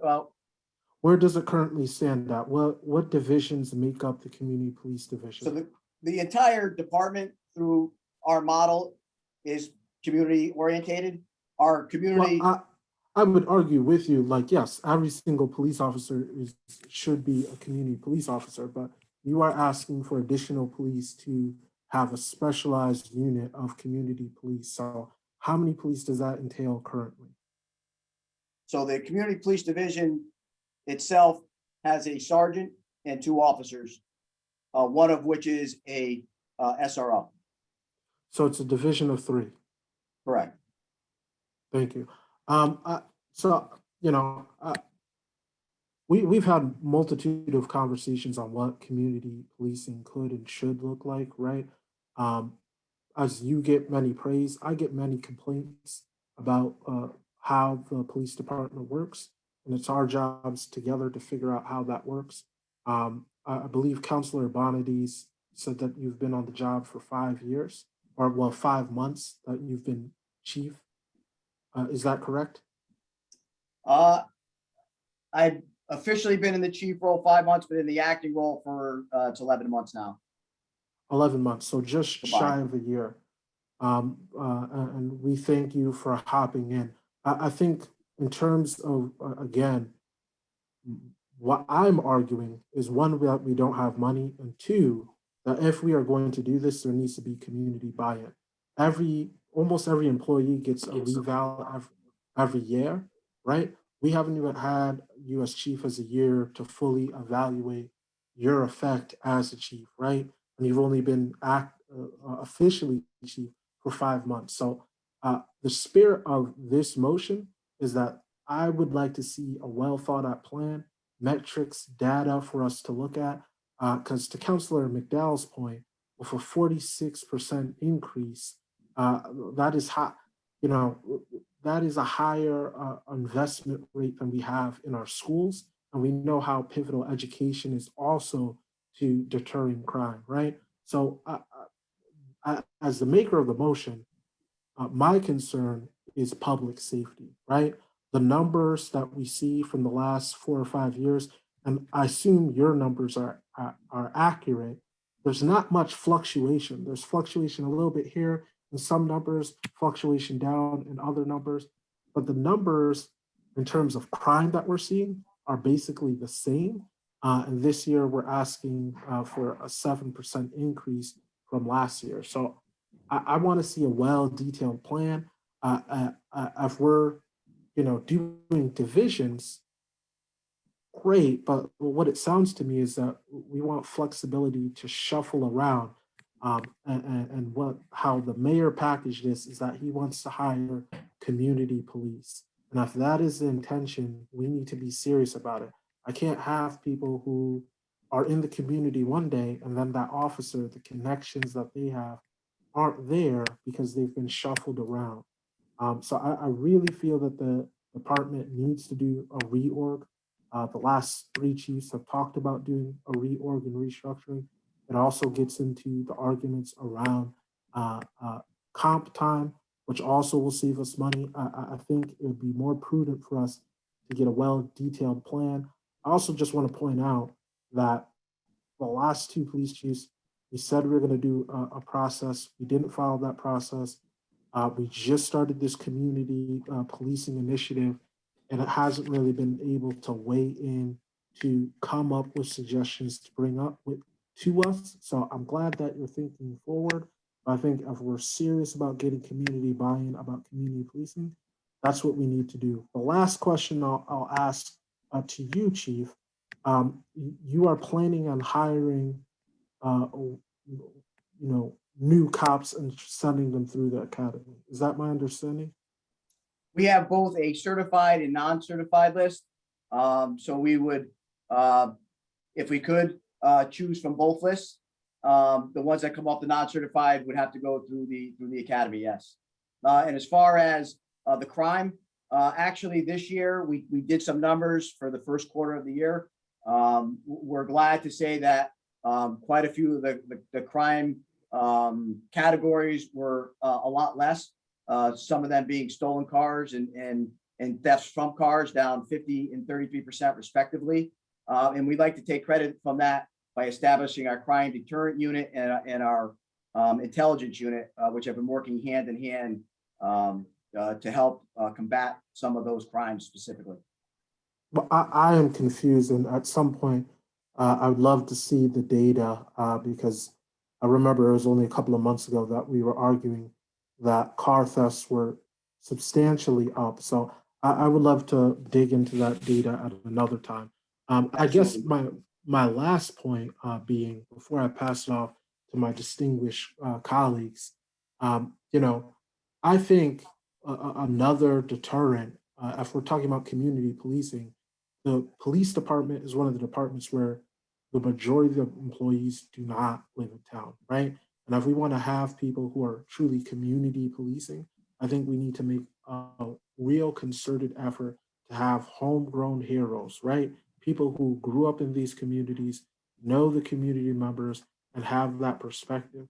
So I hope if there's an intention to hire that, again, if you're coming back to us in a year, that there's a real effort to get some people in the pipeline in communities first in need, like First Street, like Second, like Newhall, like Reed, and that we're getting people in a pipeline so that they can represent their community and be more effective. Because to me, diversity has kind of changed, but the majority of officers, 76% of the officers are white, right? And we're talking and dancing around the big elephant in the room, which is we have huge issues and concerns around police brutality, right? And about racial division right now. And if we can't have those conversations as we're talking about staffing and hiring and figuring out how to address community policing, I am concerned that we're going to miss the buck on where we're actually trying to hit. So those are my thoughts and concerns. Point of order, please. Are we discussing positions or are we discussing the management of the police department? I think we're getting off topic here. This is Thank you, Councilor Bonadies. I am speaking to the positions. We're talking about hiring and we're talking about how we are going to hire. So I think it's pertinent that that came up. I appreciate your input through you, Chairman. Yeah, and I believe you are speaking to diversity as well in the positions. So, and sorry about that, Councilman Weber. Yeah, Councilman Farber, I agree with you. I like the homegrown view as well. I'd like to see a 5-point homegrown heroes, right? Homegrown heroes, right? Absolutely, and I'd like to see through civil service 5 points go to any Hamden resident that takes the test. I do agree with you with diversity. Our numbers are actually, I believe, 69% white males. We have been doing a better job. I was, Chief, just for a point of clarification, I said white officers, so I was counting the female officers and male officers. Okay. I was using your numbers, so if I'm off, I apologize. Yeah, no, you're very, very close and accurate. We're right there. But what my point was is that we're doing a better job of diversifying the department to look like the community we serve, and we look to continue to do that. And one of the ways to continue to do that is through recruitment for these new positions. And we actually are putting some officers in charge of that as we go forward and hopefully go into a new testing process. And I just want to make one more distinction. I named neighborhoods because I think diversity goes beyond just race. It also has to do with class. So, Chief Higgins is a homegrown hero. He's the police chief for Yale University, but he grew up in Westwoods. Westwoods is very different from Newhall. So I want to make sure that we're not only having diverse officers in skin tone, but we're also having diverse officers of financial backgrounds. Through you, Chair. Thank you, Mr. Farmer.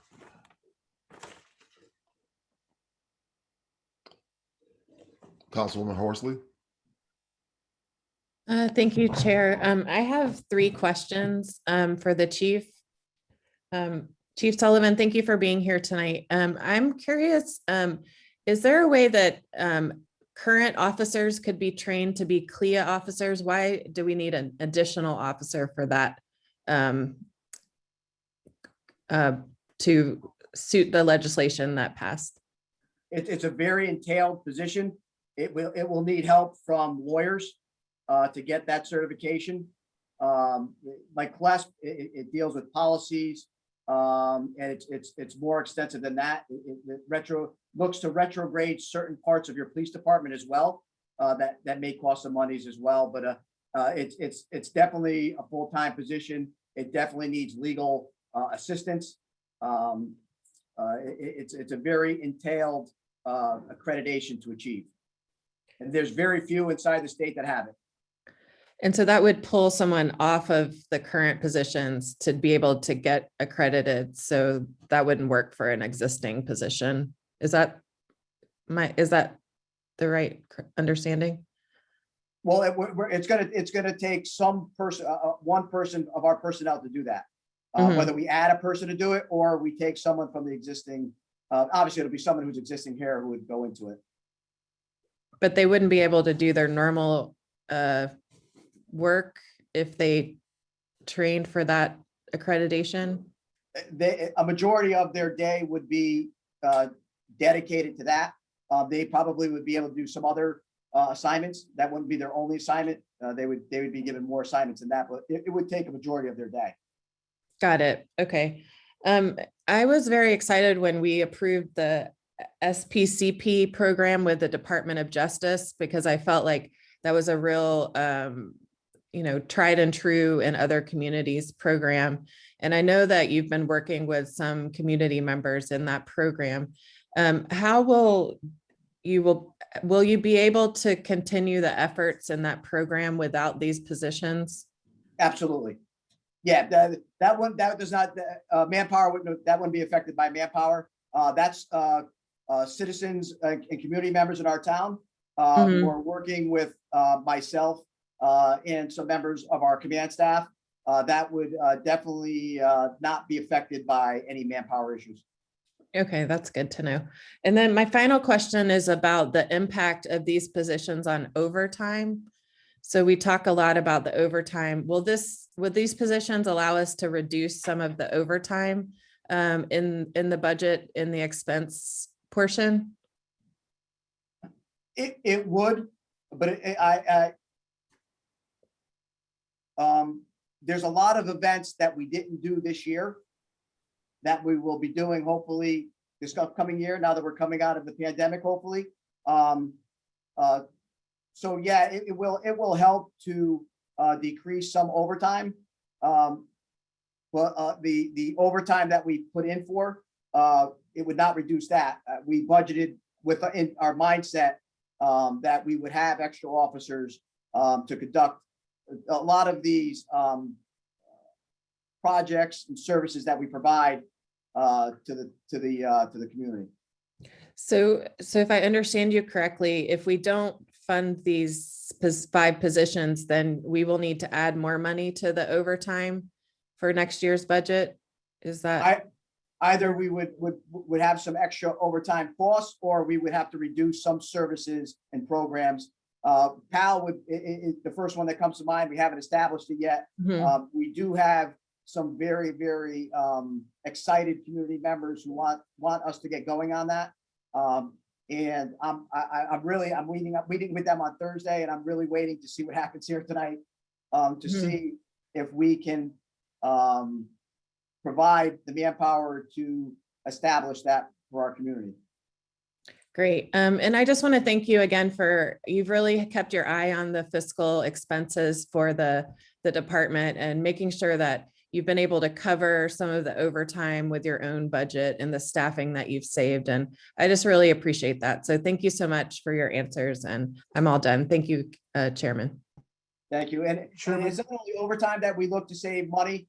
Every department, our training division, everywhere where we bought some new equipment, we try to get as much as we can for our dollar. We understand the fiscal restraints of our town, so we try to do the best for the taxpayers in the community. Thank you, Chairman, Councilman I have Percy. a point of clarification. Sure. Chief, you said PAL. Can you, what does that acronym stand for? A lot of times people think it's Police Athletic League. It's actually a Police Activities League, because we don't want to leave anybody out. We want, the athletic programs to be part of it, but there's cheerleaders. We want to teach some of our youth some jobs programs, culinary, talking to the Waterbury PAL, who's been very helpful with us. They have barbershops, they have culinary school, they have computer school. So there's a lot more to PAL than just athletics. Ours will be called a police activity league.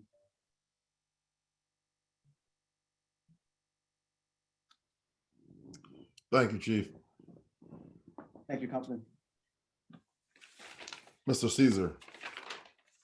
Thank you very much. I really appreciate the chance to speak for the second time. It's my second bite at the apple, so I'll make this brief. Chief Sullivan, if you could possibly elaborate on this 46% number. I mean, in terms of 46% increase, I mean, what numbers do you think contribute to that increase, or how does that number come about? I don't know how that number came about. I do know our increases for this year. I think it's modest.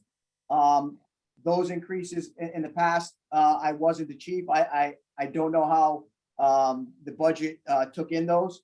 I have to think that a lot of those would probably be eaten up in salary increases through the collective bargaining agreement. Even if you just had a 2% over that time, that would probably increase it, by the amount of 2% times the amount of years that we're talking about. And then I don't know if there was increases in overtime or equipment that was purchased. I know technology has changed, and we pay a lot of money in technology. We'll be talking about that soon, I think. It's one of the biggest expenses for our department, but it's very important to our department, and we're at a critical stage in our infrastructure, our IT infrastructure. And we do have our IT expert here tonight to answer a lot of the questions that I myself probably won't be able to answer for you, but I brought him here, so hopefully he can get the answers for the council people. It's okay. But, my understanding is 10 years ago, $2 million was actually in the finance department, not the PD for extra duty too. Is that correct? That the finance department used to handle the extra duty amounts? That you probably could ask Finance Director Jackson. He might be able to elaborate on that. That may be true. I just don't want to say yes and not be accurate. And in terms of the increases also, it's, safe to say other departments, I'm sure, have seen similar types of increases as well in terms of costs. Obviously we want to rein in spending as much as possible, but to single out one department, I don't think is necessarily fair. I know that also mentioning that other people living in other towns who work here, I mean, that's not just primary to police department. I believe that happens in many different departments as well. It's unfortunate as well. We always want to keep people living in the town. But in terms of these positions, I want to get back to that because that's the essence of the motion right now, is the positions that are on the table being proposed to be eliminated by Councilperson Farmer. That's where we're at in terms of the actual motion. I'm like I said, I do think that we need to make sure that we support our police department and not have these types of cuts happen. I think it's definitely critical that we maintain services. The residents of this town pay taxes. We don't charge residents. I mean, I know that comment came earlier as well. We charge residents for services, I guess was the comment. I wasn't exactly sure what that meant. Taxpayers pay for these services. through their tax dollars. And I think they want a safe town. They want a police department that's productive and that deals with issues when they come around, not a police department that's dealing with the lowest number of officers since 1984, possibly. So I think we're doing a disservice to our town. You want to see, impacts on mill rate, impacts on other things. If we continue to gut the police department, and people are going to just move out and not want to be here because of crime concerns. So that's a concern of mine as well too. Talk to me about the positions now themselves. So you said one of them will be there because of the state mandate, correct? The other one, where would they exactly be in terms of patrol? What would you do with those positions if they were added back in? If we had any openings in patrol like we do right now, we have one opening for our minimum mannings. We would cover the minimum manning. So the collective bargaining agreement, that's how overtime is built. So we would try to stop any overtime. And then if we had enough officers there, every other officer would go into the community police division. And that would include, if we got all 5, they would be under community police. 2 of them would be assigned to PAL, and the rest would be assigned to like CIT, working with Cornell Scott, dealing with mental health issues, domestic violence follow-ups, engaging with the community, foot patrols. That's where they would be stationed. And just to clarify once again, so somebody who goes and proposes to eliminate these positions and then wants to also cut overtime, that would obviously be seriously detrimental to the department, correct? There would be overtime implications, yes. Okay. Like I said, I do not support this motion. I hope we do not pass it. I think it definitely needs to come to a vote soon because we have been talking about this for almost an hour. And I think it's time we move on to other items. But like I said, I'll let conversation continue. Thank you. Can I offer a point of clarification on the data question? Oh, no, I need to talk. Come on. Wait. Let's do this. I'm sorry. I'm going to accept the point of clarification. Mr. McDowell. Oh, I'm sorry. I'm fine. I feel like it's going to keep coming up. I just wanted to clarify that if you take the number from the 2010 to 2011 budget and you compare that to the number of the 2020 to 2021 budget, that is a 46% increase in the total cost of the department overall. The chief is probably right that collective bargaining agreement provisions are predominantly responsible for that. However, when you compare it to other departments, it's just not the case. The Board of Ed's 14%, other departments are even less. So that point of clarification, that's the 10-year 2011 to 2021 fiscal years. Thank you. Thank you, Mr. McDowell, for the point of clarification. Point of clarification. Mr. Caesar. Thank you very much. Just because I was the speaker of that, I do want to make sure that we're completely accurate with those numbers. I think they also include health insurance benefits and things like that aren't exactly under the direct control of the police department. I think that we have to also get that into account as well. There's definitely costs as well. So point of clarification on the point of clarification. Thank you. I did not include any fringes on that. It's just police department expenses. Okay. I'm sorry, Ms. Councilwoman Roll Lewis. It's okay. It's okay. That's how a female gets treated. That's okay. A male eruption. It's okay. But nevertheless, I am available. I can speak now. May I, Mr. Chair? Absolutely. First bite of the apple, innit? And it won't be 10 or 20 minutes. It will be just questions. So I am not in favor of this zeroing out all the new positions. I am in favor of really keeping all 5 in the budget. But I must ask, since one of the previous speakers spoke on the fact that it's about 73% white male, I am looking for the new positions to be non-certified, who is going to go through the academy and basically bring an infusion of new blood into the police department, new thinking, younger folks who are coming in, a diversity of not just color, but mind, spirit, and to change some thinking. That's what I am thinking. I want to see. You cannot mandate where individuals live. whether they be new recruits or not. You can't mandate that. That's against the law. So that can never be done. You can say individuals can live on one street, or you can't say that. You can just hire individuals and they make a choice as to where they make their homes. Because if that happened to us, you know, everything would be, all hell would break loose if somebody say you can't live here, you can't live there. So I'm not really for that, but I am for getting new recruits in, not individuals coming from another town with that type of thinking. I want our chief to really mold, and some of the individuals who are in town who have good police thinking and thoughts to kind of mold some young African-American, Hispanic, Asian-American kids who are young coming into our department. So I am for all 5, yeah? I might not get the vote, but that's what I'm for. I'm for that. Chief, as it relates to adding 10 points, who would we speak to as it relates to adding 10, 15 points to really get these things going? You don't have to answer me now. I'm not really looking for answer, but I want you to think about that. As it relates to a lot of the new program that you have talked about, I appreciate you going there and thinking we can't mandate no crime. Crime is on the rise every single corner of America. I watched yesterday on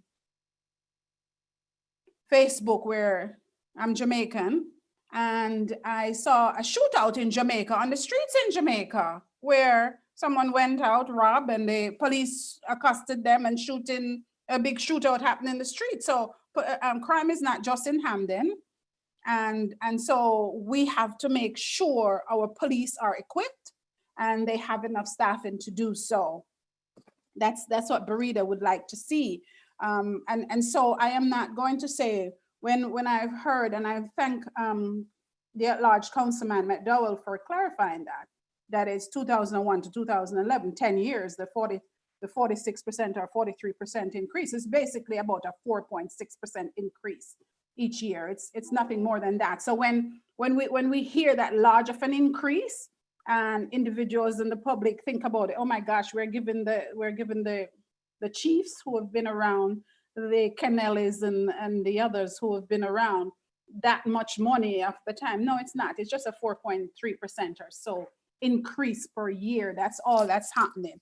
And so I don't want to talk out, because Burita, you see, when you're at the top, it is so difficult. But when individuals are looking in, they think they can do what you're doing at the top, not knowing how difficult it is to man and to manage. And I know the job the chief has is not easy. I've never been a police officer, but I do not envy one, because they go out there every single day and they don't know if they're coming back home. They don't know. I have several friends. They didn't know if they're coming back home, and they never did. So I don't envy them. So I commend each and every single one of them. And I want to make sure that we support them. We give them the best we can. Yes, we're in deficit. Yes, we don't have the money to do that, but let us do the best job that we can. Instead of continue to knife them, let's support them.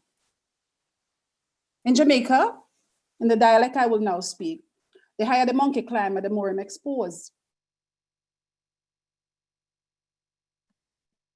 So because the chief is at the level of the chief, everybody sees and think what he's doing. Everybody sees what he's doing because he's all exposed. He's nothing, there's nothing for him to hide. He can't hide anywhere. But let us support him and give him as much support as we can. And even though I'm saying it's 5, I know it's not realistic, because I know everybody here won't vote for that. But that's what I want to see. I want to see us support them, because the crime is on the rise in Hamden. And we're saying, don't throw money at it. We're not throwing money at it. It's not money. We're employing police officers. And we're giving them the tools to address the problems that we're having. If we just see it and just let it go, nothing will happen. We'll just talk about the percentage. No, let's talk about the people that it embodies, because that's what we need to do. Chief, I appreciate you and your staff and everything that you guys have done throughout the year. I really, anytime I've called, I stopped on the highway. When my husband got hit 2 Sundays ago while driving on Shepherd Avenue, it's the police that came to his rescue. So I thank you, thank your team, and I will always thank you for everything you. When my house was shot at 35 times when I lived on Water Street, it was you were the chief, but you guys came to the rescue. Okay, so thank you. I'm done. Mr. Chair, thank you, sir. Oh, thank you. Thank you, Councilwoman. Ms. Bonadies, second bite. Yes, second bite. I'm speechless. I don't know if I could go after what was just said by Councilwoman Roe Lewis. Bravo. I do want to just look at, just looking at the math, just salaries, regular salaries from 2016 to 2021 represents a 17.95% increase. So it is about 3.6 on average per year. I don't know where this 46% is coming from. It doesn't seem like if you were to double that, it's about 36. So I got to question that math. We've had issues with math recently. I think we should make sure we're talking about accurate numbers before we throw those out. And I am also in favor of all 5 officers, and I would vote with you in a second, Brita. Thank you.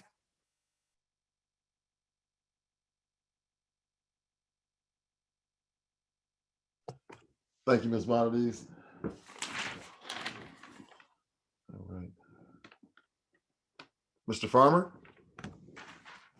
Just a point of clarification. I just wanted to, again, as the maker of the motion, to clarify that the intent was to have the chief come back to us in a year with a plan for those positions. I also would just add that Jamaica is the 3rd most dangerous place on the planet. So not sure how that's germane to us in Hamden, but just wanted to point that out. Thank you, Mr. Farmer. And Mr. McDowell. Thanks. I'll be brief.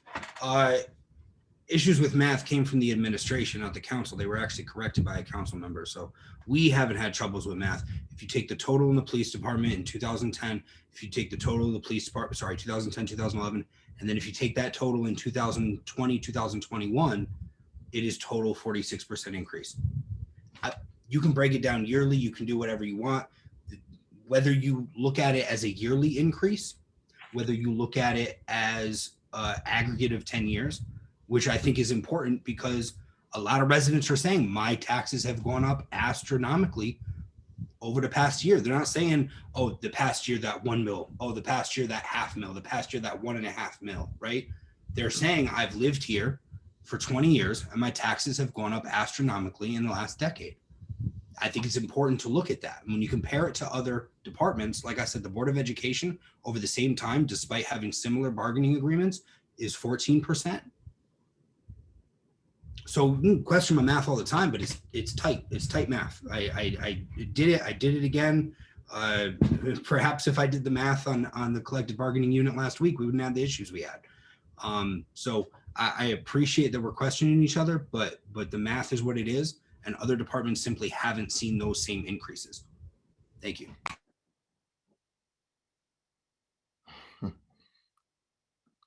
All right, thank you, Mr. McDowell. Ms. Roe Lewis.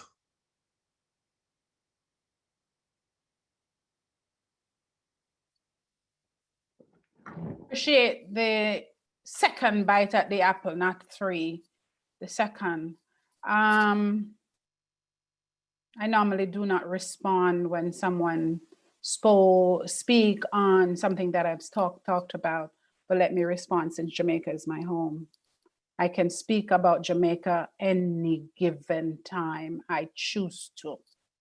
And if you don't think something is germane to the conversation, tune me out. Stick mo sa bark open mirrors.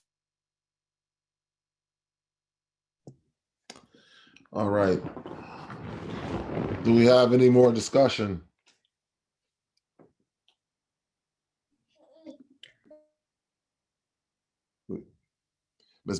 Ms. Baez. I would take a friendly amendment to move this to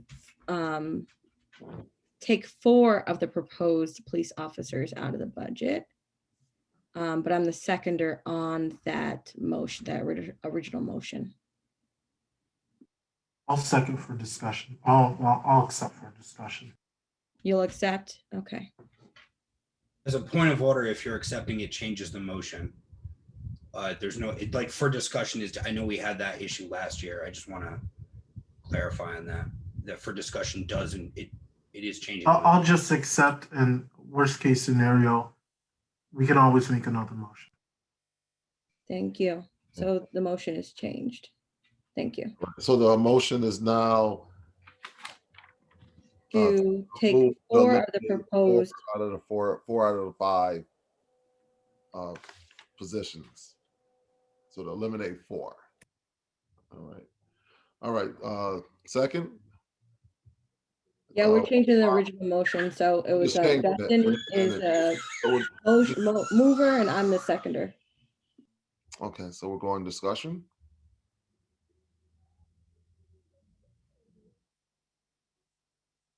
Any discussion on a new? Okay. Councilor, leave. Council President. Thank you, Mr. Weber. So earlier, when we were talking, when another council person suggested perhaps 2, Chief, I would like to hear from you. You sort of described what would you do with 5 positions, but maybe you could just sort of tell us, how, if we did add 1 or 2, what would you do with those positions? Because I do think that's important. There's a lot of good work you're describing. I do think, implementing the Hamden model could be good. Getting more community-based activities that the police are involved in. These are all real positives that, I would like to see happen. I do think 5 is a lot. So with these reduced, numbers, 2 as suggested or 1 as suggested, how would you be able to implement them and how would you utilize these positions in building more community policing? If we could get 2, I would definitely put them in the community police division. And I would probably lean towards, because of such a interest in the PAL, I would probably lean towards establishing the PAL with those 2 under the community police umbrella. So that's my first thought. That's where we would probably go. The community is really intent and feels it would be a very big positive with our youth to establish this PAL. And I'm sure they're probably watching tonight and hoping that if we do get the 2, that's what I do with it. And that's probably where I would go. But that's my first instinct, that's where I go. They definitely go to community policing regardless. Point of clarification. You may. Thank you. Chief, my understanding with the 2, though, would be one of them is mandated by the state that it'd be required to not be in community policing. Isn't that correct? The manpower that I put towards that, it's a mandate, but it's not mandated where that comes from. I'm gonna have to use someone in our department. So it's a mandate that we have to do it. It doesn't have to be one of the 2 new officers. I will figure out how to structure. We have to do it. So we're going to figure out how to structure the department in giving that assignment to the personnel that I believe will be able to handle that task. It's a very intensive task to complete. And actually, building on that a little bit, Chief, would this something that could that particular position, would the new lieutenant position be able to help with that, or that would not fall under their scope of work? That's probably where I was going with it. One of the two new lieutenants would probably definitely be an assistant with the task on that. Depending on promotions, the personnel that I'm identifying that I believe can be best suited to be successful in that task. But yeah, it would come out. It would probably come out of a ranking position, most likely then. And just for clarification, the activities league, would you be able to implement that with one additional position, or would you need the two? It's a big endeavor. Two are ideal. Waterbury has numerous officers assigned as coordinators. What we're looking to do, I think two would be needed. But like I said, there is such an interest in the community. It's been an interest for a long time that they wanted the police department to be part of a PAL. And what the community wants and what they voiced to me is they feel that they want our police officers engaging with the youth, and that this is the best way to do it, and do it in a constructive way.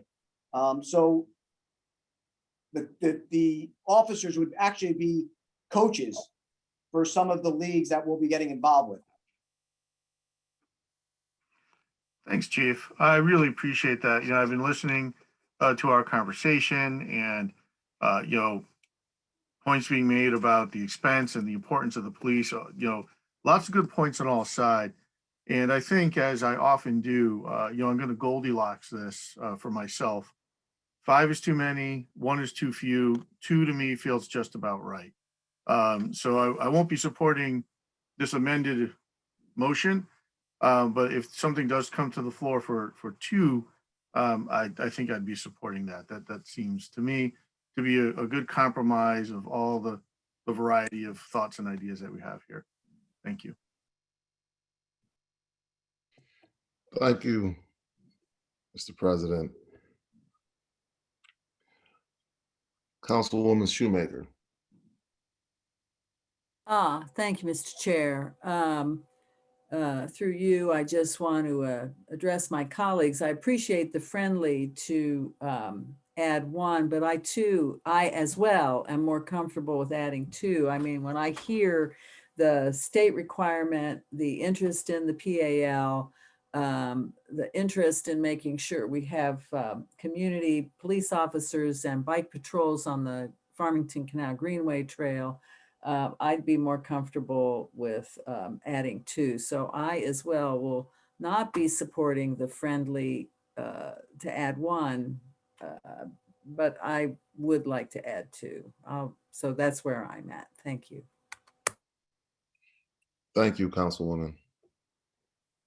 Mr. Farmer.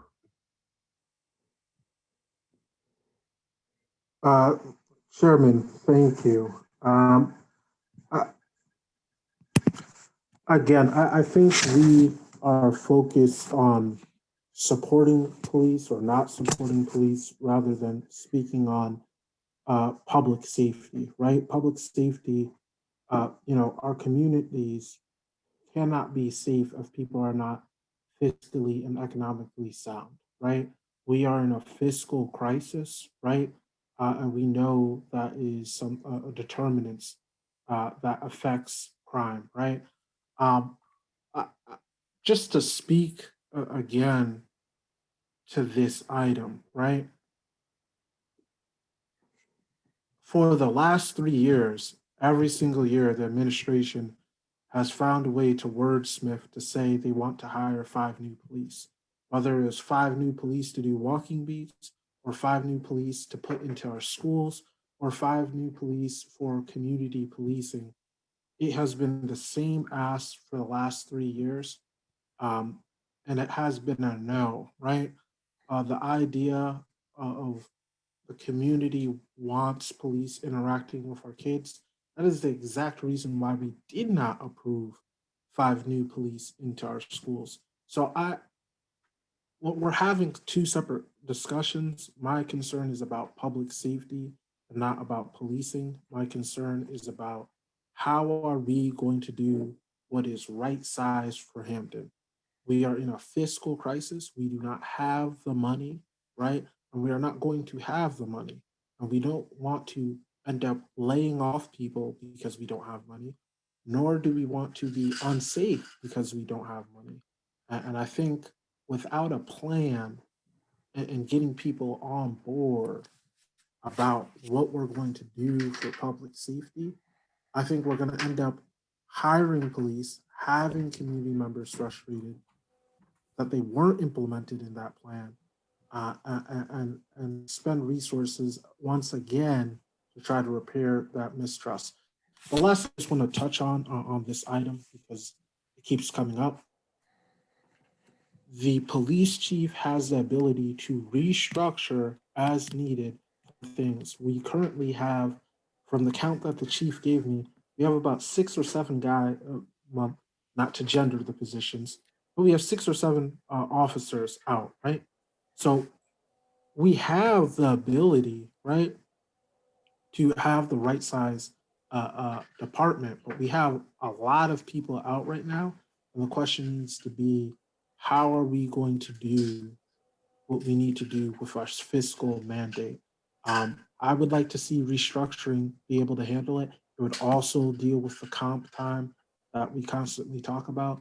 So the question is, do we have the will to spend the resources that we have? There's tons of things that we want, but come next year, we're going to be in a tight fiscal spot. And the last thing I would want to do is to break the morale of the community and end up having to lay off people either from the police department or other departments because we just don't have money, right? So I'll let conversation continue, but again, I want to see a plan put in place and with metrics, not anecdotal stories, but with metrics so that when we do this, we plan to fund it moving forward, right? Every single year, the administration comes back to us with this, and they do not have a plan. And frankly, I'm looking for $300,000 of savings that were not actualized. And frankly, that really should be 700,000 because the last 3 years, the administration said we were going to be getting $2 million in savings from the police department, which has not happened. So that's what I'm looking for to bring back to the taxpayers through you, Chairman. Thank you, Mr. Farmer. Ms. Bonadies. Yes, I think we've discussed this. Is the motion on the floor right now to remove the 5 requested position? Is that the? No, what it's not. To remove 4. Okay, 4. So this is Councilman Baez's friendly amendment. So I think we've discussed it quite a bit. I would like to call the question. Can I have a second, perhaps? I'll second that. Second. Thank you.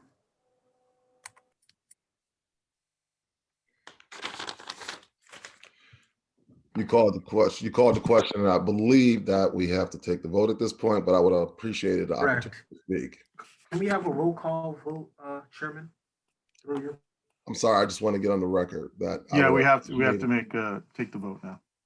Take the vote for a question. Yes, So not- but I'm asking Following the question, yeah. roll We also call. vote on calling the question. But a roll call vote on calling the question.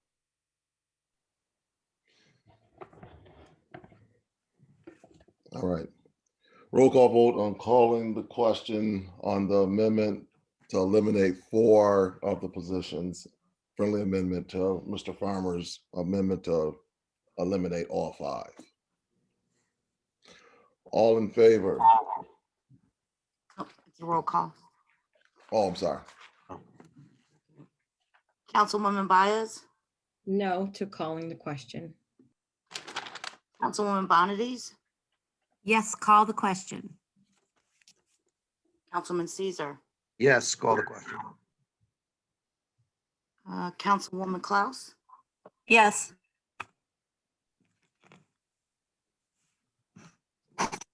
Councilman Farmer,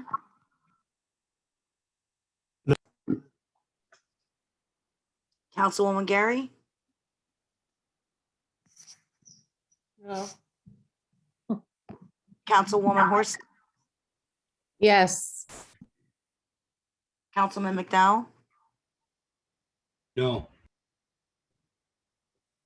President McGarry, Yes. Councilwoman Rowe Lewis, Yes. Councilwoman Shoemaker, Yes, please. Councilman Weber, No. Councilwoman Wetmore.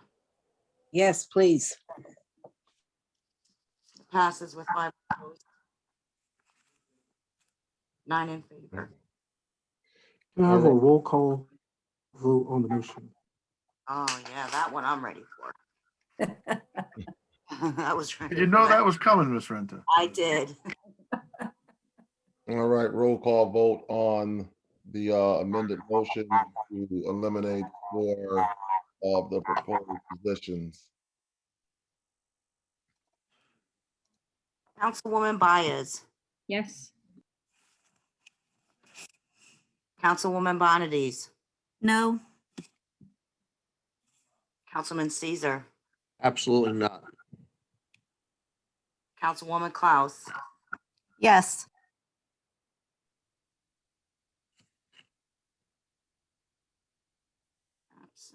Councilman Farmer, Pass. Councilwoman Gary,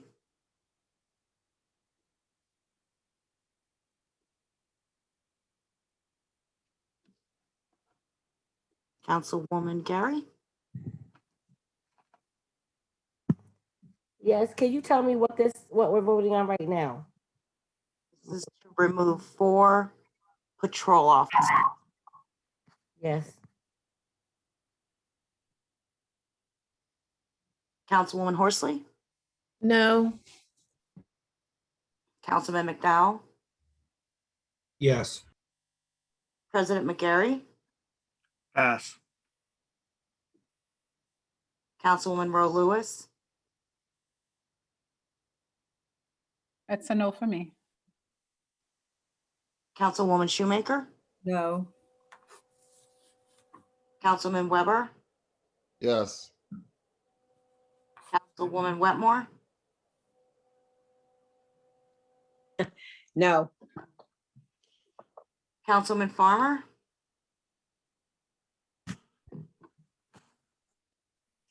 No. what, can you say that again, Councilman Farmer? No. And it's President McGarry. No.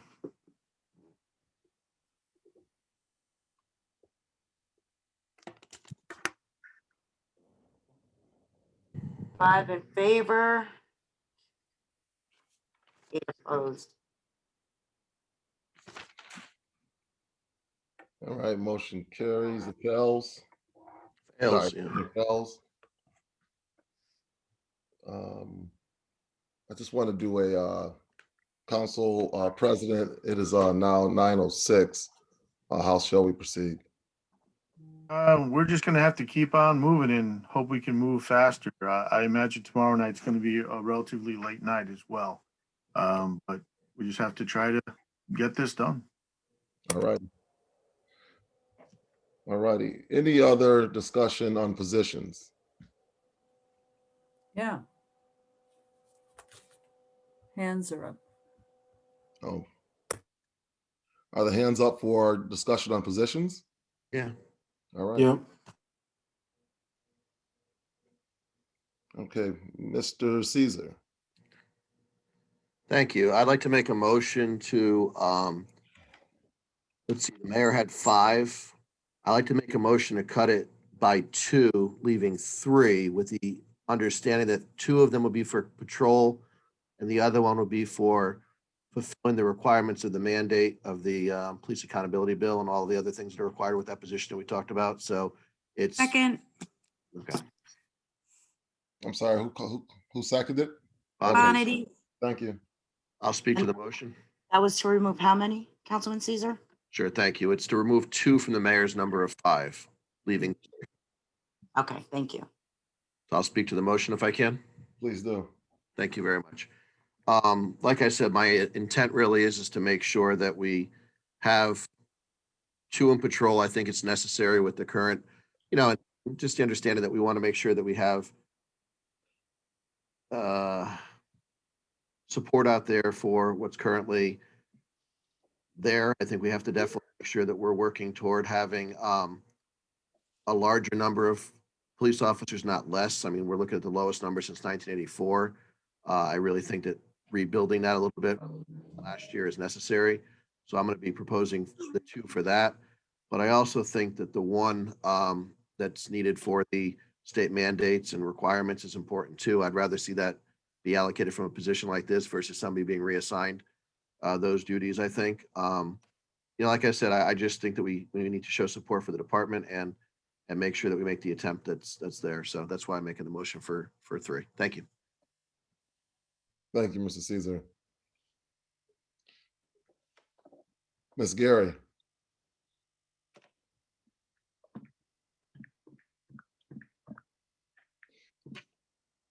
Ms. Gary, would you like to be recognized?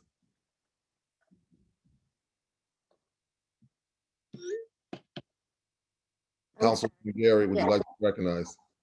Yes, I got a question for all of us. The mayor wanted 5 police officers. The police chief had in there 2. So why not the 2? Am I wrong? Why not the 2 if that's what he goes for? I don't want any of them, to be honest. I want us to be able to build a community because police officers normally come to the scene after the crime has been committed. So we're just hiring more police officers to mostly be at a crime scene after it was committed. So I don't understand all the police officers myself. I will not be supporting 3 police officers in this motion. Councilwoman Gary, I put in for 7. I believe the mayor reduced it to 5. I meant that. I meant you went in for 7, he went in for 5, but you asked for. Okay, I just wanted to clarify. Thank you. Thank you, Councilwoman Gary. Ms. Byers. We can't afford it. We can't afford it. And I really want to support our town. So I think we should support our town. Thank you. Thank you, Ms. Byers. Mr. McDowell. Would Councilman Caesar, would you entertain a friendly for 1 additional reduction? And I think we can all come together on that. Yes. And the seconder? Consensus, yes. Thank you. I have no further comments. I'm sorry. Thank you, Mr. McDowell. Thank you. Just point of clarification, it's now for a reduction. Reduction of 3 now. A reduction of 3 for 2 additional positions. Thank you. Yep. In the spirit of compromise. Mr. Farmer. Yeah, thank you, Chairman. Like every other department that I said this year, as we add to the budget, we got to cut, right? So if we're adding, we're gonna have to figure out somewhere else to cut. We know the mill rate is too high. People moving out of our town, right, and leaving empty houses, blighted houses. That again is public safety, right? So we were supposed to be finding $700,000 in savings. That was not actualized. There was a request for $700,000 more in expenses. Over a lifespan, career of officers of 20 years, we're talking about $5 million, $10 million that could be going into the community, right? So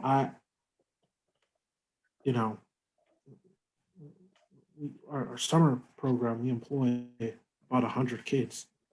We have 2,000 kids less now. We have 1,600 kids in our high school, right? We're not spending the adequate amount of money on wraparound services to deal with the issues, either perceived or actual, around public safety. And the police cannot be a cure-all. And if they are, it causes more problems where the police are often saying they have too much on their plate. So I'm not talking out of both sides of my mouth. I'm talking about trying to get us right-sized to where our budget is, because that's kind of where we are. So I'll let conversation go where it goes in the spirit of compromise. But again, I'm going to be looking for cleanup for other lines to cut, or in capital budget to cut, so that we can actualize those savings for the taxpayers through you, Chair. Thank you, Mr. Farmer. Mr. McDowell, Mr. Caesar. Thank you. I just want to say, in the spirit of this discussion, I want to say also that we can't not do this in terms of supporting this department, supporting these positions. I think that it's definitely a situation where we need all the help we can get. I think there's definitely a situation where we want to make sure that we have people on the ground, obviously, and all you have to do is look on social media and see the constant, situations of break-ins and cars being, robbed and people being attacked and so on and so forth. So I think that this position of 2 is a good step. I definitely am in favor of 3, but I think that, 2 is definitely a move in the right direction. We were at the lowest level since 1984, and last year's budget was absolutely decimating. So I do hope that this is supported by an overwhelming amount of council members, because it's definitely a compromise. I would prefer 3, quite frankly. I know the chief must feel differently about that. He's supporting 2, but I definitely think that I would go with 3. Thank you. Thank you, Mr. Caesar. Councilman Caesar, I'm not supporting 2. I want all 5, just so you know. Well, that wasn't the answer that was given, because you were asked about whether it was 2 or 3, and you said 2. So that's why I made. Then I apologize. I misunderstood the question at that point. We would like to have all 5. A couple other things. If we can get enough to do the PAL, we would get a 501c, which would give us access to more monies through grants. Another point that was brought up, I believe, by Councilman Farmer about comp time. A community member actually FOI'd our comp time. I'll try and get that evaluation that he did, but the comp time that we gave out, I believe, was much less year over year. But I'll look into that. There was a community member who did FOI the comp time. So just a clarification, because a council person brought it to our attention that you wanted 2, not 3. So you'd be accepting of 3. Would 3 be needed in terms of the numbers? The highest number that I could get to 5, I would take. I'm sorry if I misspoke, but yes, 3 would definitely be better than 2. Okay, I'm going to come back to this number now, because I'm a little concerned about what number I actually want to see. I think that I was under the impression you were accepting 2, based on the response to Councilperson Gary's questions about only wanting 2. If you're saying 3 would work, I would definitely entertain that. So I'm gonna let conversation continue on. Thank you. Thank you, Mr. Caesar. Mr. McDowell. Thank you. I just wanted to confirm the vote. This is more of a point of clarification than it is anything else. So currently, as the vote stands, a vote for yes would be 2 new officers, and a vote for no would be 5 new officers. No, Mr. Caesar, 3 positions. reduction in 3 positions. So a net gain in 2 positions. So there's 5 positions currently in the budget. So voting against this, voting no would maintain 5 new positions in the budget. Voting yes would be a reduction of 3 from that. So a net total of 2 new positions would be left in the budget. Is that correct, Mr. Caesar? Withdraw my motion. I'm going to withdraw my second. Okay, since I have the floor, I will make a motion to reduce the current budget by 3 new officers for a total of 2. Can I have a second? Second. So as it currently stands, the motion on the floor, yes is 2 new officers, no is 5 new officers. So no is more new officers. That's just, there was some confusion on that, I think, an earlier conversation. I wanted to clarify that. Thank you. All right. Discussion on the new motion. It's the same motion, different people. I think for formality, though, we have to, yeah. All right, discussion? President, oh, I'm sorry, Ms. Horsley. So, Councilwoman Horsley. Thank you, Chair. Through you, I'd like to ask Chief Sullivan how much overtime we will need to increase the budget if we only have 2 extra officers. Through you. Thank you. There would be some minor implications for overtime. I don't think it would be huge, but there probably would be some overtime costs to having less officers there. Okay, I won't be supporting this because I think the public comment overwhelmingly spoke to needing full support of this department. And I believe that we need to be able to support community policing efforts. And so I won't be supporting this motion. Thank you, Councilwoman Horsley. Mr. Farmer. Counselor, thank you, Chairman. We keep coming back to this conversation of overtime, and we have this conversation every year. This council has made it clear that they're going to a la carte give the police department whatever overtime they want. The chief has expressed to us that it is possible for him to restructure overtime based off of our needs and constraints. We are in a fiscal crisis, and we cannot do what we used to do. We have to switch around our priorities. That's just how things work. When you don't have the money, you can't do things, right? So if we're already making the decision that if the police department comes to us with overtime, we're going to wholesale approve it rather than ask the question to Chief, what overtime we're going to need and not for what. I think we're already making that decision, right? We are actively deciding right now that we are going to give the police department more money than they're asking of us tonight, which is part of the reason why we are in this financial crisis, because we won't set boundaries to say what we can and can't spend. And that's true with every department. But again, because some departments are different, right? It's not signaling out different a department. Some departments just literally cost more money. And in this case, it's a question of, will there be demonstrable returns on public safety by adding more police? That has not proven. What I've heard tonight is that we want to spend more money so that people feel more comfortable around police. And that's not the same thing, right? Public safety and policing are 2 different things. If we're spending money so that people can feel safer around police, that's different than public safety, which is, are people demonstrably safer because of that police presence. I can't support this.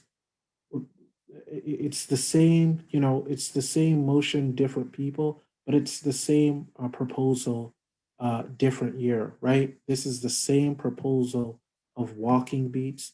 Now we don't even hear about walking beats, right? Then we're talking about bikes. Our police can spend up to 4 hours outside of their car and walk around and be community police officers. We do not do that. We are having two separate conversations. I want to have the conversation about fiscal stability. I want to have the conversation about public safety, right? I've had 15 shootings in my district, right? My house was shot at 6 times. I want to have the conversation about public safety with the amount of dollars that we have. I do not want to have the conversation about policing. I want to have a conversation about public safety and finance, right? So I'm going to go with whatever consensus that we save the most amount of money and put that money into wraparound services. But it is clear that when it comes to the police department, we are writing a blank check, and that's just not true for any other department. Thank you, Mr. Farmer. Councilman Farmer. President McGarry, please. Thank you. So this is difficult because I felt like we were reaching consensus. I thought, earlier on, the chief had said with 2, we get the PAL organization, which seems like it's a good thing that would help develop the community, which, would lead hopefully to a safer community in general, and, lead to real sense of community, real change that way. So Chief, I guess, and I know this is difficult for you to do, but, and I don't think obviously we've been at this now for quite a while. So this vote doesn't have to be the end of, it's not this versus that right now because, there's been a variety of motions, but Chief, what is the difference between 2 additional and 3 additional? What extra can be done? If we get 3, we can establish the PAL and add to the 1 officer that I have doing the services that Mr. Farmer's talking about, or Councilman Farmer's talking about, where we're working with Cornell Hill Scott, we're working with Clifford Bears. Point of clarification. So are you saying those are community police, or are you saying those are crisis emergency police? The community police officers are doing crisis intervention. They're CIT trained. And the walking beats, we do about 300 to 400 walking beats with our regular patrol officers. So they are out of the cars. They are doing walking beats. Our whole department as a community-based complete department, not just our community police unit is dealing with CIT. They're dealing with mental health. They're dealing with follow-ups. They do mediation, any de-escalation that needs to be done. They make notifications with deaths as well. So they do a lot of services beyond just normal police activities that our patrol officers handle. Can you just speak to what a follow-up is? If you have a domestic situation, in the past, they would go to court. We wouldn't deal with them afterwards. Our officers and our community police division will follow up to make sure that everything is going well and they're moving forward in the process with the court. And if there's any help they need, follow-ups with the homeless, we try and get them into either services where if they have a drug problem, get them that help. If they're homeless, get them housing. If they have mental health issues, get them into the facility. Are we hiring social workers? There is a push on the accountability bill to work with social workers. We've done a feasibility study that was required of us that we handed in based on that. But yes, we are doing some of those services ourselves and working with organizations that do that. So the police are acting as social workers. So can I finish my questions? Is that a thing I can do? Sorry, Council President. Yes, you have the floor. Thanks. It was a similar line of questioning, but I wanted to answer the questions, about the wraparound services that have been described. Would you be able to provide more of those types of services with 3 rather than 2? I was ready for 2, set on 2, but if you're telling me you can provide more types of those wraparound services that have been described often, then perhaps that's a game changer for me. So Absolutely, we can. And that's where the officer would be placed. all right, thank you. And the program that we have in place, just with the one officer and the sergeant, we do get a lot of positive feedback, not only from the community, but even neighboring police departments. Chiefs have called me and thanked us. Actually, I worked with the New Haven fire chief recently on an incident that happened in town for his department, and we have talked, and he was very pleased with the response of our team and the assistance that we were able to give him and his department. Thanks, Chief. And I also, in preparation for this, I did check in with our new director now at the Keefe Center about what sort of activities are happening, what more. And there's been a lot of praise from both the former and current director of the Keefe Center about the work that can be done, with folks in this position. So, yeah, I think a very strong case is now being made for 3 officers. Although, we do have to be mindful of our fiscal situation. I do think there is also, I think, a desire in the community for these types of services. I don't know if anyone wants a whole lot more, just standard police, but I think there's a real desire for more community policing, more services, more engagement with the public. So, well, I've talked myself into it. So I'll be supporting 3 additional. Thank you.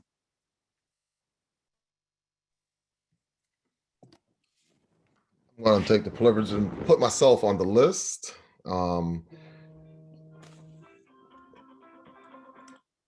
I think that the community should be able to pick the type of policing that is done throughout the community. And so the constituents, we should really listen to our constituents. And I think everybody takes our district constituents very seriously, and kind of just polling and talking to people and kind of just filling out, what people want in their community. And I would imagine you would hear a variety of, answers from uptick in crime, more police equals less crime. Not necessarily true, but that's the narrative. There's also a narrative that indicates that less police, more services equals less crime. It might be true, depends on which study you read. And so I say all of that to say that we have to find a balance between policing numbers and our fiscal responsibility to the community, and then the proper level of services that we want to provide for Hamden. And I certainly appreciate, Chief, the services that you have indicated that you would like to provide to our community, specifically the ones through PAL and any engagement, whether it's activities, through sports, or one-on-one tutoring, or whatever other programs you have. So I certainly appreciate, all of that. But I also think there's an opportunity for, us to take some of the money and move it over to youth services. To some of I think we're doing some duplication of services through PAL. And so I would like to support all 7, but I know we can't afford it. And so what number do we come up with that's going to be reasonable and fiscally responsible, but also listening to our constituents to mold the type of policing that we want in our community? So I can't support 3, but I'm willing to support 2 if someone will make the motion. again. Thank you for my first bite at the apple. And I believe we had one more person, Mr. Caesar. Thank you. I just want to say that the chief asked for 7. We're giving him less than half of what he requested in terms of the numbers, so that's 3. I also think that if you look at the emails in the last couple of days, they've been overwhelmingly supportive of the police department and making sure that we properly and adequately fund the police department. I know many times in previous discussions on different topics, we were always told, look at the emails, look at the emails, look at the emails on different things. Well, look at the emails this time as well, and you'll see definitely overwhelming support for, support for the police department. So I think that giving him less than half of what he requested, with community support being what it is, I think 3 is an adequate number, and that's why I support my motion. Thank you.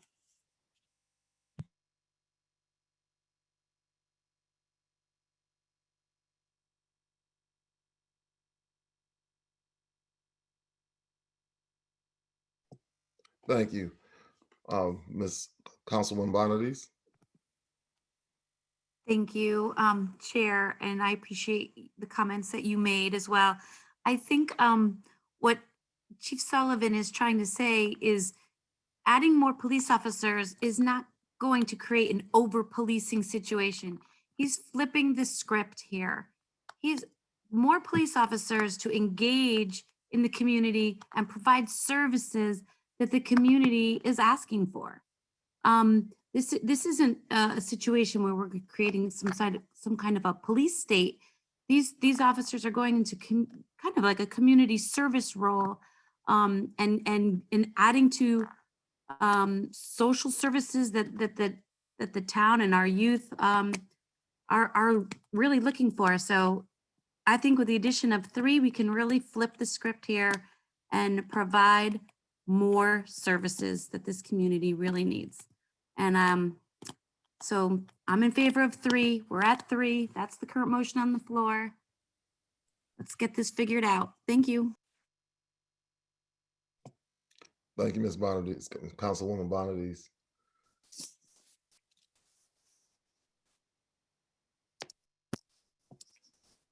Councilwoman Roe Lewis. I'm going to call the question.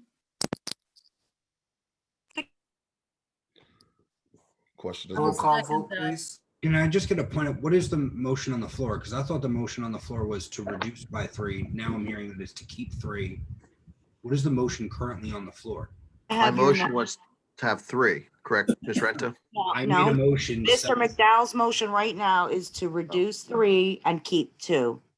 That's the motion on the floor right now. Seconded by, yes, Ms. Clausen, Thank that's you. the motion on the floor.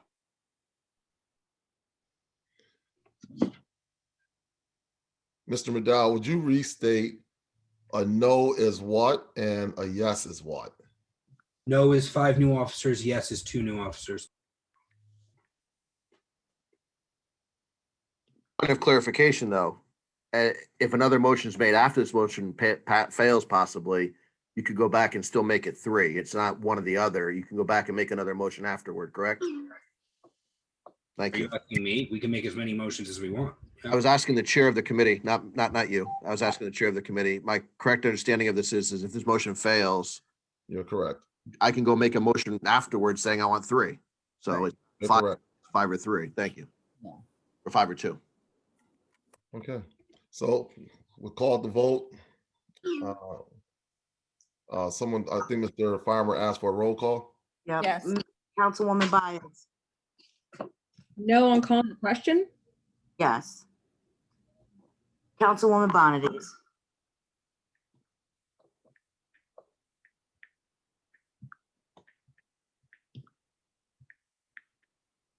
You're muted, Marjorie. Yes. Councilman Caesar. Yes. Councilwoman Klaus. Yes. Councilman Farmer.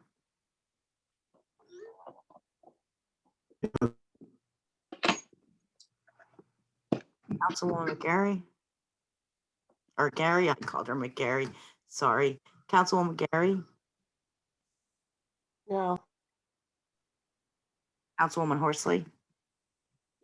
Yes. Councilman McDowell, No. President McGarry, Yes. Point of clarification, this was on the roll call, right? this is a roll call to Call call. the question. I meant to say no. You did, I have you as a, no, that's what I heard. Councilwoman Rowe Lewis, Yes. Councilwoman Shoemaker, Yes, please. Councilman Weber, No. Councilwoman Wetmore. Yes. Question's been called with 5 opposed. All right, question been called. We will now take a, are we roll calling? Yes, I prefer the roll call. I can't count. I got it. All right, no problem. Thank you. Okay. Go right ahead. So this is the motion to reduce 3 and keep 2.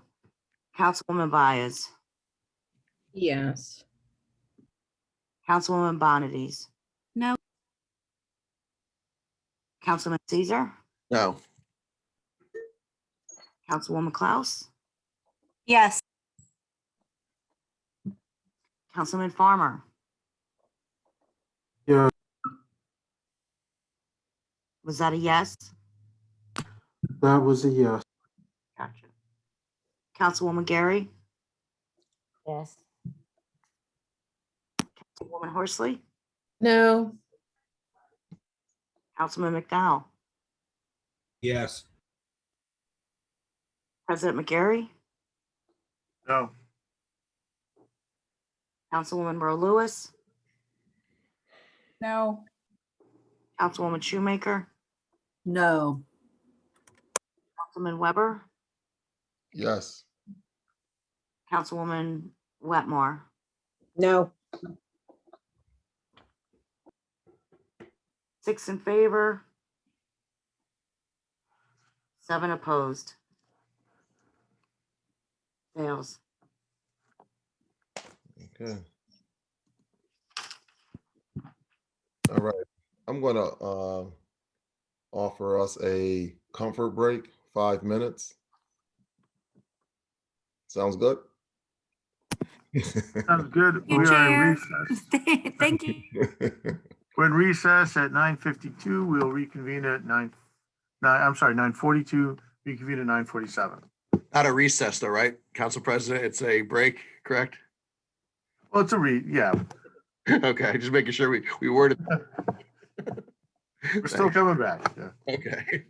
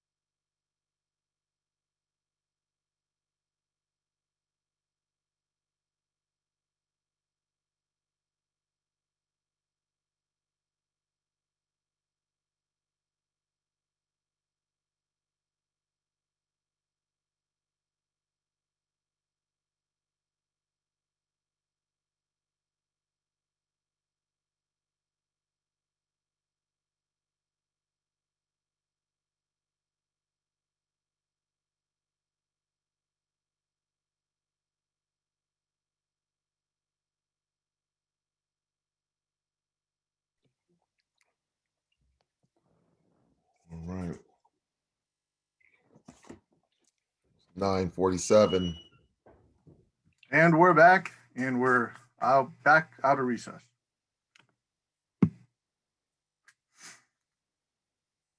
Right, we're back at it. Ms. Renta, can you just give us a reminder, the motion carried?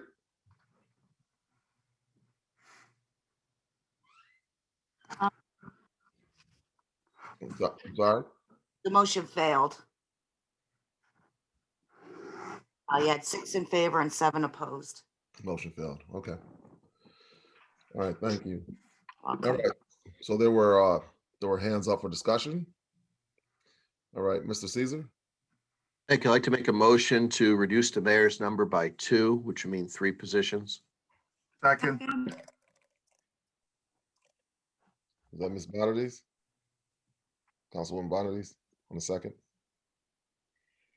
All right, Yes, I'm seconding that. thank you. Okay. So as the maker of the motion, I'm not going to rehash everything all over again. I think I made that abundantly clear why I support what I do. So I'll just leave it at that. Thank you. All right. Additional discussion. Council President McGarry. I'll echo some similar sentiments to Mr. Caesar. I did have a moment where I kind of talked myself into the 3, just thinking about the services that the chief would be able to provide with the 3 additional. I do think the chief has heard loud and clear from this council that we're not looking for quote unquote traditional policing, but policing that provides services to the community and is responsive to the community. I have confidence that the chief will be able to deliver that. And I do think it's important that he has the tools he needs to do so. So I will be supportive of this motion to reduce by 2, leaving 3. Thank you. Thank you. Councilman Farmer. Thank you, Chairman. Last year, we declared racism a public health crisis. I think we do not understand how institutional racism plays out or what it looks like. If we are going to have police work as social workers, then that requires the police to take on the responsibilities of being able to do those jobs. And when they fail to do them, because they're not equipped to do them, we're back into the cycle of where we were before, right? In terms of policing, we could talk about square miles. Majority of community members live in the first 3-4 miles of the town. And in terms of policing, as a region, we are over policed. We have way more police than we have people. We have several universities that contribute to our population that are here temporarily. We have 2 universities that have security and campus police. We are over policed, right? So we are failing to talk about the dictate that we set out by saying racism is a public health crisis. Lastly, I'll just touch on the situation with vigilantism. If the police are not dealing with the issues of vigilantism and individuals taking up a hot temperature, right? Talking about shooting individuals, talking about harming individuals, having more police but not addressing those situations does not make us safe. In fact, the council got a threatening email, right? So I want us to really think about public safety. I'm concerned we can't divorce the 2. And I'll leave my comments at that.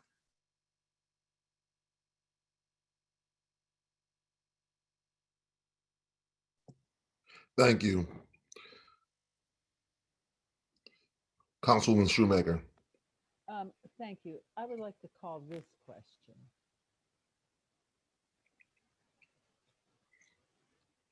Okay, roll call, please. Sorry, can I get a clarification on the motion on the floor? Mr. Shoemaker, it was hard to hear you. Could you speak up, please? Oh, I'm sorry. Yes, I'm calling this question, please. Second. I'm sorry, I meant on the question being called. So with the question being called, can I get that Action exact? being called is my amendment, which my proposal, which was to reduce the mayor's number by to make it 3 positions. That's the amendment on the floor, or the proposal on the floor. Reduction in 2. Okay, thank you. Thank you. Reduction of 2 off the mayor's 5, so it's going to be 3. Yes, that's the question I'm calling. Thank you. Well, just a point of clarification on that. So minimum manning would be at 103? I don't know that number. Maybe the chief can answer that. I'm not in charge of the committee, so I don't know who's. I'm sorry. I apologize. I didn't jump in. I think the budgeted would be 105. So 105 from 102. Yes, sir. Yes, Councilman Farmer. That's what it would be. Okay. Ms. Baez, Councilwoman Baez? I'm No. sorry. Mr. McGarry or Ms. Renta, Mr. Austin is trying to get into the meeting. Who is? Mr. Austin.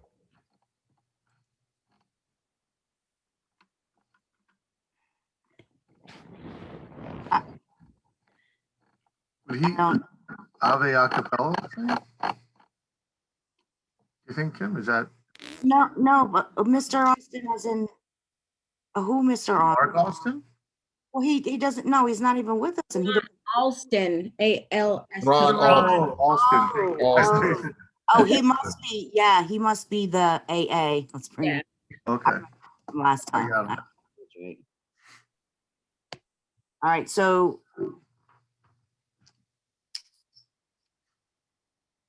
I mean, do I call on him for this vote? Thank you, Ms. Johnson. You're welcome. Yes, I think we can bring him up to speed and then call him on the vote. Well, this is a vote to call the question, Councilman Alston. I've been on the call for 10 minutes. I've heard the debate for the last 10 minutes. Okay. Your vote to call the question? Yeah. Okay.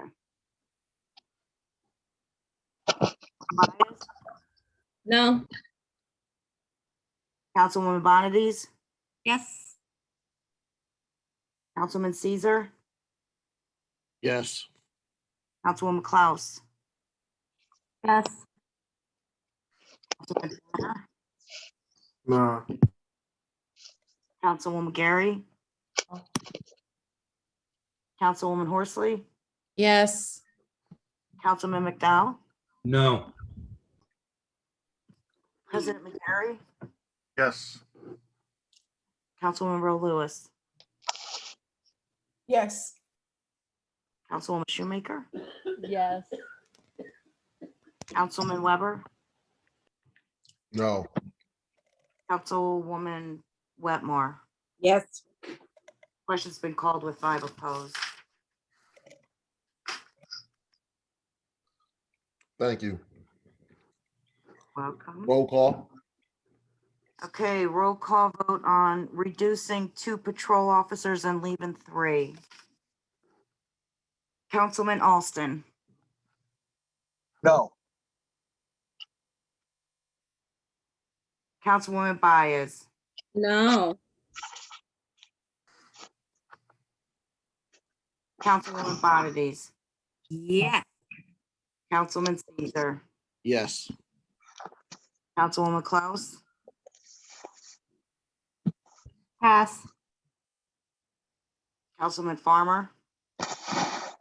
No. Councilwoman Gary? No. Councilwoman Horsley? Yes. Councilman McDowell? Again, I'm gonna clarify. Voting yes reduces 2 positions. Correct. Yes. President McGarry? Yes. Councilwoman Rowe Lewis? Yes. Councilwoman Shoemaker? Yes. Councilman Weber? Okay, I just got confused. Voting no signifies, Voting no, Back to the five original from the mayor if you vote no. yeah, basically. yes. Done. Shoemaker. Or Councilwoman Wetmore, I'm sorry. Yes. The motion passes with 4 opposed. We still had, Ms. Oh, Councilwoman Klaus. No. Passes with 5 opposed. Thank you. All right. Additional discussion.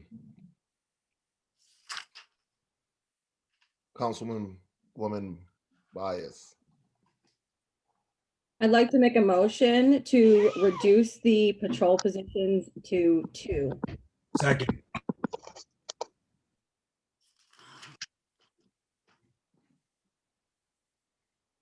Discussion. Ms. Bondies, I see you have your hand raised. I'm just, I'm confused. I thought we just passed the reduction of 2, thereby remaining 3 patrol, and now we're changing that. Is this a new motion to? The motion again, if that's all right. I do have a second, so Yeah. that is, yeah. Who was the second on that? Like that. So this is to reduce it to 2, which is taking 1 more away. Yes, please. Didn't that vote fail already? I would like to make the motion, and that is what my motion is, and I got a second. All right, give me 1 second, guys, 1 second.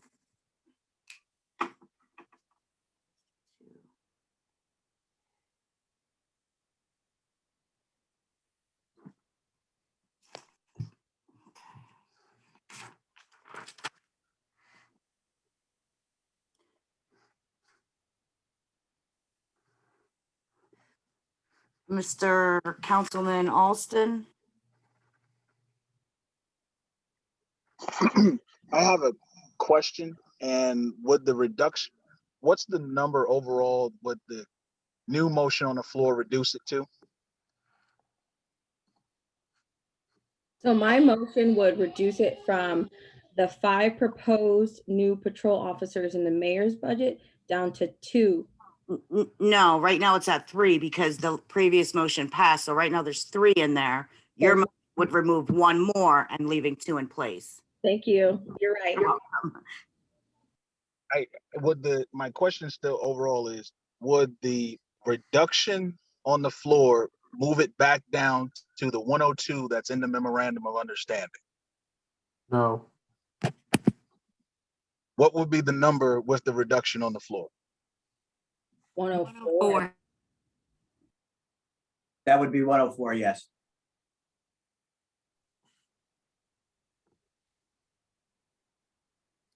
Ms. Byers, could I ask a question? Why would you not make the motion to move to 104, just in 102 and just in discussion? We tried that earlier, and we tried to move it down to 103, and the motion failed. Okay, thank you for the catch up. Yeah.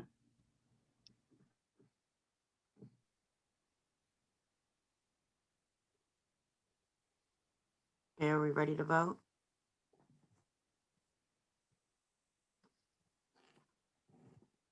Councilor Farmer has his hand up for discussion. Mr. Farmer. Thank you, Chairman. I hope that we can get this passed and move on to other items. I am very interested in having robust conversation about other parts of the budget. I'm hoping that we can come to consensus on this and move forward to the other parts of the budget. Through you, Chairman. Just a point of process, please. You may. I believe this motion failed, though. Why would we be re-entertaining a motion that already failed? I moved it and I'm pretty sure the rule is that if I move it, it could, No, Not if it fails. no, it already failed, so.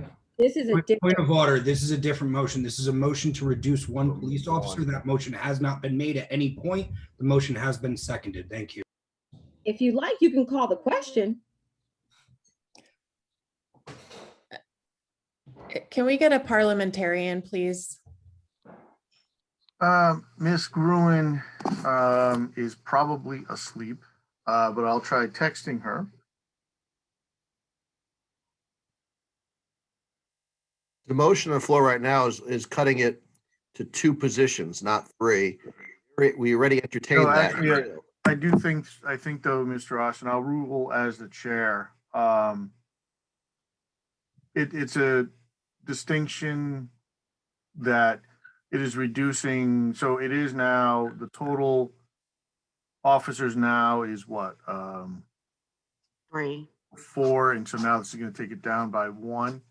So although it's really essentially the same motion, it is slightly different because it's whatever, let's just vote, Jesus. Point of order. So next we could just say we're gonna add one and then we can revisit that. Like, when do we stop actually? Yeah, it's a good question. When we come to consensus. Yeah. Well, motions fail, motions fail though. It's been answered.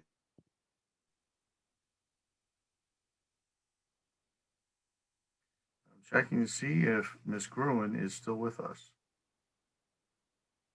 But I'm pretty sure the answer will be that it is a new motion because it's a motion amending the amended positions.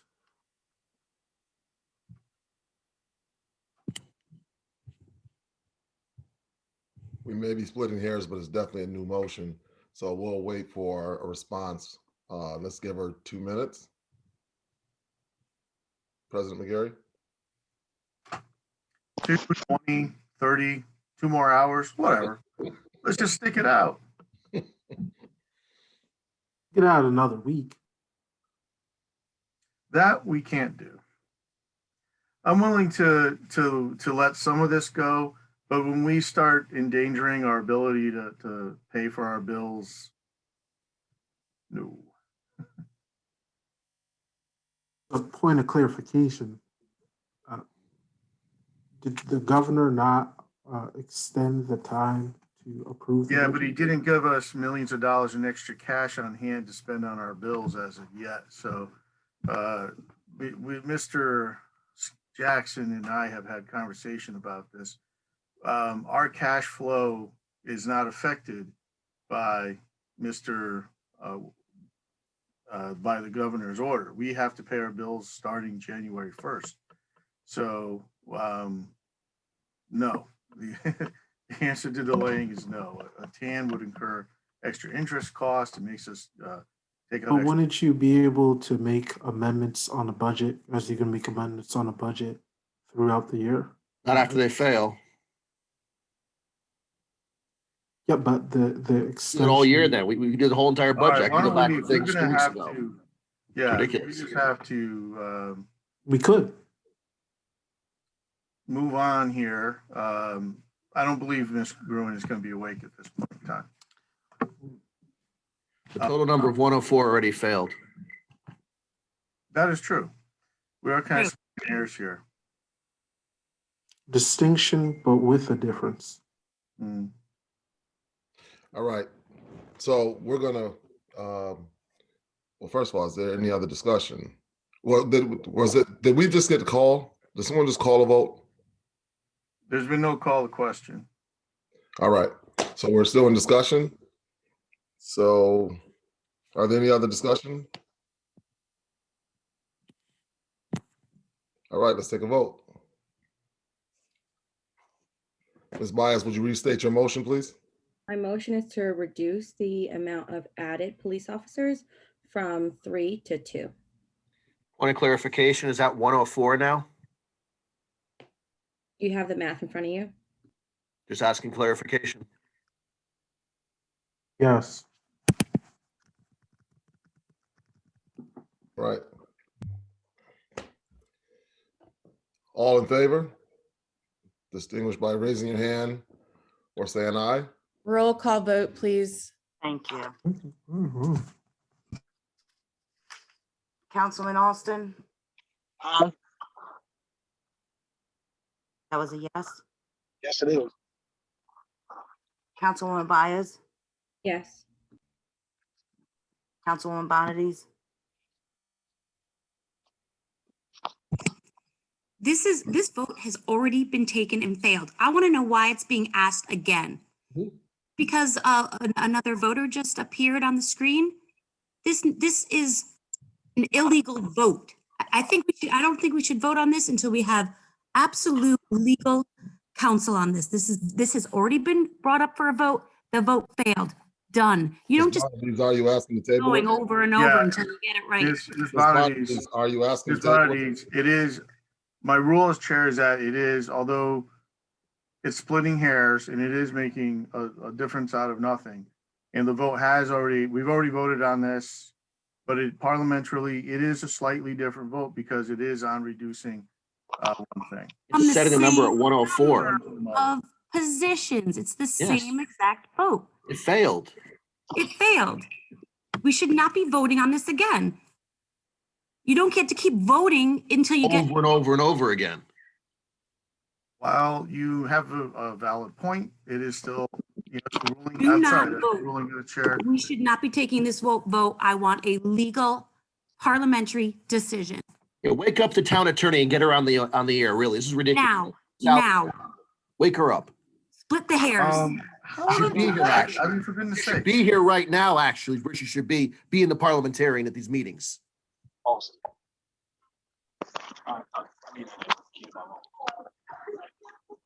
This is games. Playing games here.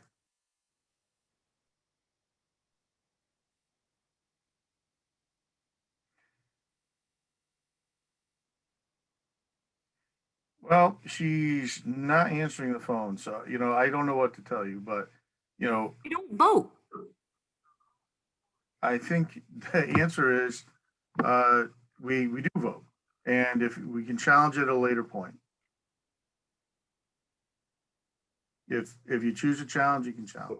I'm ready to I'm vote. going to challenge the president is what I'm going to challenge. Go ahead. You think I like this? Ms. Brenta? Marion, no vote. You're a no vote, Councilwoman Bonadies?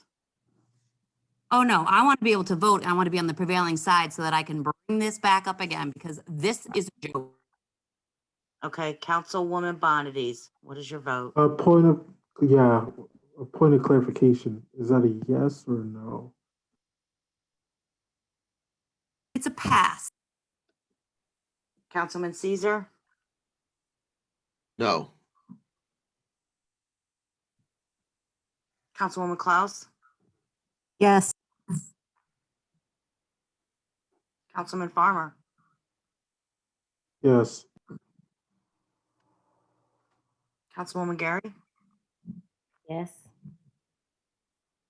Councilwoman Horsley? Pass.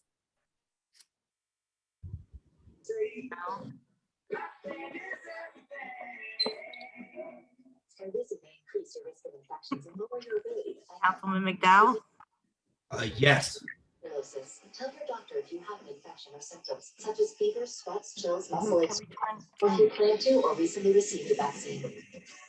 Please mute yourselves. Got it. Please unmute yourself to vote.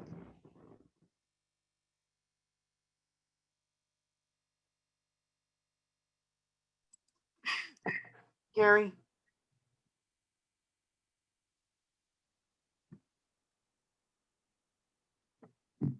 President McGarry? No.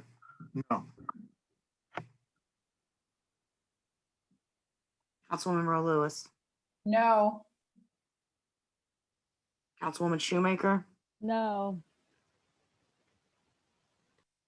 Councilman Weber? Yes. Councilwoman Wetmore? This whole night has been ridiculous. My vote is no. Councilwoman Bonadies. What's the vote tally right now, please? 7 in favor, 5 opposed. No. Councilwoman Horsley. No.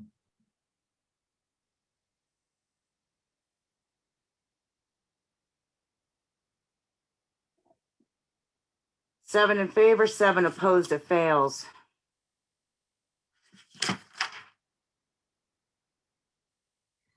All right. Discussion. Councilman Yeah. Summer.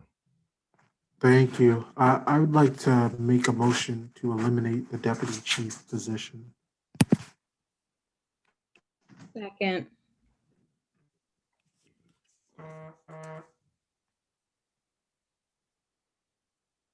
As the maker of the motion, Chairman, do you mind if I speak to it? Please do. Thank you, Chairman. Seeing that this is a new motion, guess we can speak to it. We have 2 new lieutenants, right? We have one lieutenant that's going to be working a certain position. But I feel that with the extra staff that we have, we need to reorganize and reevaluate what our priorities are for the police department, come up with some savings for community members. We had 3 deputy chiefs at one point, which no other town had. We have to figure out how to have savings, right? We had a deputy chief working overtime, right? So I feel that this is a perfect time for us to reevaluate as we have COVID money to figure out how to right size our government. And then next year, coming up with a plan to figure out how we move forward through you, Chairman. I have a point of order. There are 2 positions. Can I get clarification onto which one is intended to be removed? The non-union position. Thank you. Thank you, Mr. Farmer, Councilman Farmer. Mr. Austin Caesar, please. Definitely going to vehemently oppose this. I think it's absolutely ludicrous to propose this type of situation when we have a new chief who's doing a phenomenal job, who's working very hard to make the department changes we need to have. To have a deputy taken away from him when obviously previous chiefs have all had that is absolutely not the way to go. I think it's obviously not very well thought out in terms of the structure there, in terms of what that would do to the department. I think that, we look at the setup there in terms of how the department is structured. Chief Sullivan is taking on a lot of these duties that this current vacant position has been setting up for him to have to handle. Not the way to go in terms of what I support. I would not support eliminating this position. Thank you. Out of deference, President McGarry. A point of order, I see that Mr. Austin is back in the audience. If someone could let him back in. Thank you. Got him. Thank you, Chair. Chief, could you just lay out for us what the effect on the organization of the department would be if this deputy position was eliminated? This is an integral and important position within the police department. It's the second in command, and when I am not here, that person would have complete control and assume command of all operations in my absence. That position is in charge of the administrative wing of our department, which encapsulates professional standards, which is our training and ethics and integrity unit. He would be the only other person, because he's outside of the union, that could delve out discipline in my absence. One of my other concerns that could be kind of dangerous, if I wasn't here and that position was eliminated, you could have a ranking officer in the union and have to discipline an officer. I don't think that would be very advantageous for the town at that point. We do have 3 divisions, the administrative, the uniform, and the non-uniform, and those are held by 3 ranking positions. The loss of that position would lose the structure of those 3 divisions. So it is an integral part to the operations and function of this department. Thank you for that, Chief. I don't think I can support this. I know we're looking to try to save some money where we can, while at the same time we are trying to provide more services for the town. And I just think that this would be organizationally, it's just too much to ask to have to reorganize without someone in the position. So I won't be able to support this motion. Thank you.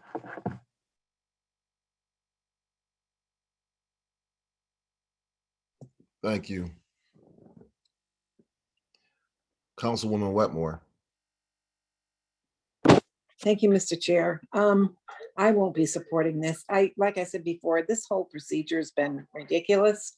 I can't believe we spent all this time on that. The police chief needs what he has. There used to be 3 deputy chiefs and we got rid of 1. And now you want to get rid of another one. So he only has 1 deputy chief, which he needs. I mean, come on, folks, let's get real here. It's ridiculous.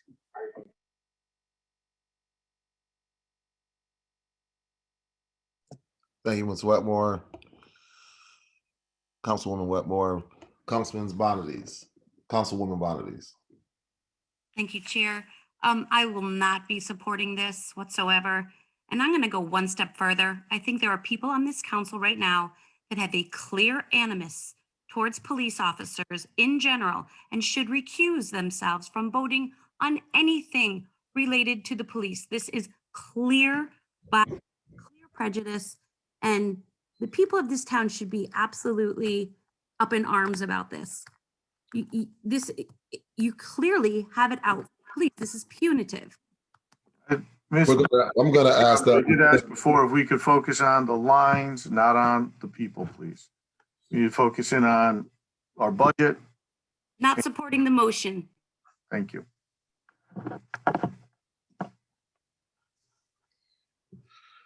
Mr. Farmer. Councilman Farmer. Thank you, Chair. I know some people don't support big government, but being a big supporter of big government, I also realize right now we are in a financial crisis. I would wonder if, well, Chief, are both of these positions filled right now? 1 position is vacant at this point. What position is vacant, Chief?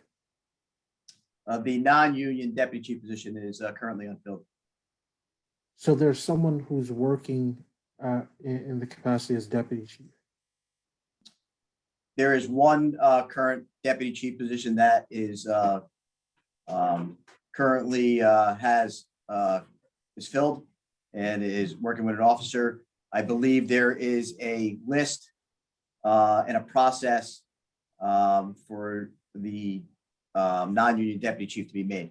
Just waiting on that process to be finished. Okay, under Chief Kennelly, we made a 3rd deputy chief that was the inspector. We never had that as deputy chief, right? That was the inspector position that no longer exists. Same as the things that we don't have constables anymore.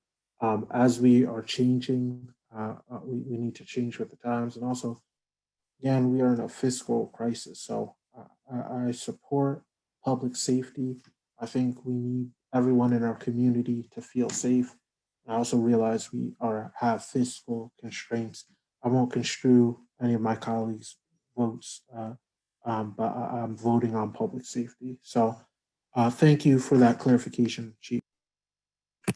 Or you, Chairman. Welcome, Councilman Farmer. Thank you, Councilman Farmer. Mr. McDowell. Thank you. I want clarification on that last conversation. So the non-union position is currently vacant. That is correct, Councilman McDowell. So right now, if you were absent, it would be a collective bargaining unit member who would be disciplining other collective bargaining unit members. I just like, the argument can't apply to a reduction, but not also to maintaining a vacancy. So if the position's vacant, it's the same, it's the same end result. Is that fair, or am I missing something? I adjudicate all disciplinary processes right now. But you just, in my absence, the non-union deputy chief would be able to adjudicate for me.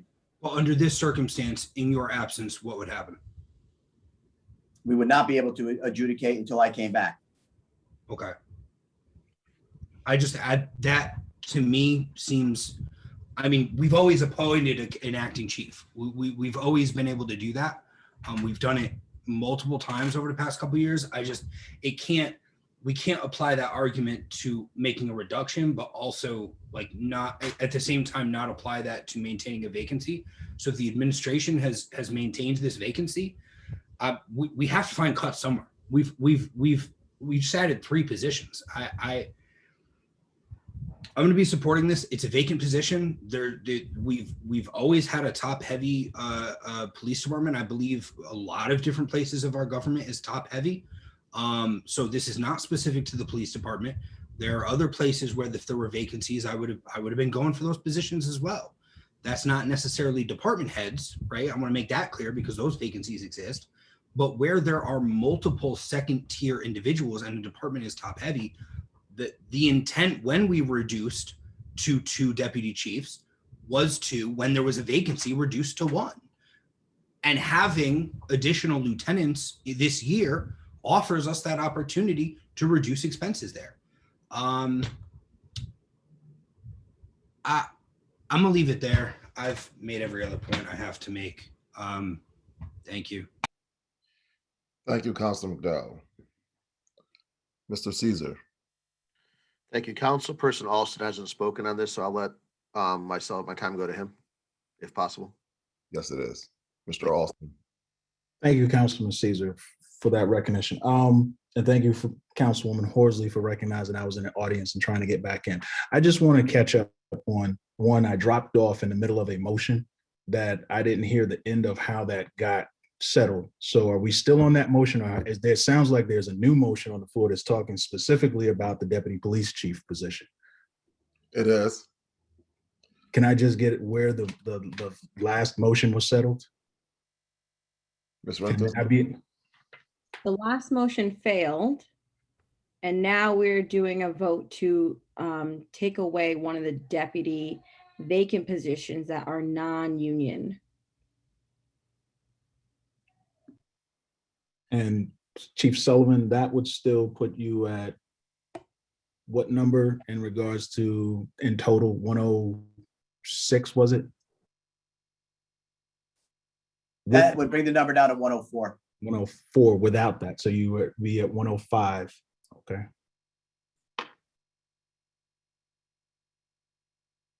Okay. I'm caught up and I understand that the discussion is, as Mr. McDowell framed it somewhat, where are we going with the reduction of somewhat top heavy? I'm not sure if I feel that we're completely top heavy right now, but do I feel that there needs to be some reduction somewhere in cost? I do. So I'll continue the debate, let the debate continue. Mr. Caesar, Councilman Caesar.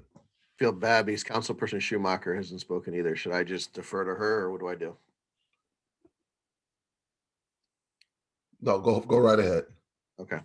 I just want to say that I obviously say again, I oppose this motion. I just want to ask, is this position in the charter or collective bargaining agreement? It's probably not collective bargaining agreement because of the it's not a union position, but is it in the charter, Chief? I do not believe it is in the charter, but there is a mention of a second in command in the contract. It's under Article 1 of recognition. So second in command to you is mentioned there, and it really does have to be a non-union position because, like you said, you're going to be possibly dealing with personnel issues. Correct? I mean, that's why. Yes, and there's actually a distinction between those two positions. One is a deputy chief and one is a deputy chief of police. And it makes a distinction between a second in command and third in command. Okay, and just in general, I mean, I hear a lot of people just say, "Oh, the top heavy," with no basis for their numbers, no basis for their information. Chief Sullivan is a professional in this department. His people who work with him are very professional as well too. They know the numbers, they know what they need. And this idea of just throwing out, "Oh, it's top heavy," without having facts and information to back it up is really not right. And also, you know, we can throw around the budget crisis all we want. Talk about, oh, budget, whatever it may be. But the bottom line is people are moving out of this town. They're concerned about crime. They're definitely concerned about a lot of different issues. I get taxes as well too. I understand that. But the taxpayers pay a lot of taxes in this town and they expect police services. And I think that you have to have a police department that is managed well. And by having a chief and deputy chief there doing it, it's managing it well. It's been this way for many, many years. And it's worked very, very well in terms of the procedures there. I just don't understand why this would even be entertained, but I'm going to leave it at that. Thank you. Chairman, if I could just make a point of clarification. I'm going to ask you to hold it for 1 second. Ms. Shoemaker, I'm sorry, Councilwoman Shoemaker. Thank you, Mr. Chair. Through you, I would like to clarify with the chief, how is he going about filling the position of the deputy chief?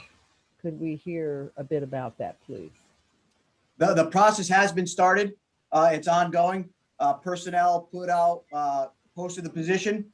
There has been applicants and it is a mayoral appointment, I believe. Thank you very much. Appreciate that. Councilman Farmer, thank you. No, thank you, Chairman. I just want to make a point of clarification. I did speak to the parliamentarian. This is a position that is not in the charter. So I just wanted to make sure that was clear. This is not a position that is in the charter. And again, as I mentioned earlier, this was an inspector position before. I also just want to take the time, you know, there are plenty of police departments that have a non-union police chief and then a deputy chief that is unionized. In fact, most departments have that. So I think we can figure it out. I think it's a question of will. Again, there, you know, everyone has different issues. I'm trying to stick to the fiscal issues and public safety at this moment. So thank you, Chair. All right. Any other discussion? All right, hearing none, seeing none. Let's take a vote. Roll call vote, please. Mr. Farmer, just for the record, can you restate your motion? The motion is to eliminate the non-union police chief position.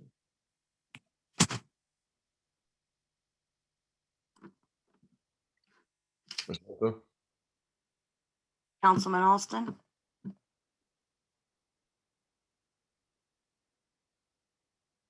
I'll pass for now. Councilwoman Baez, Yes. Councilwoman Bonadies, Nope. Councilman Caesar, No. Councilwoman Klaus, No on this. Councilman Farmer, Yes. Councilwoman Gary, Yes. Councilwoman Horsley, No. Councilman McDowell, Yes. President McGarry,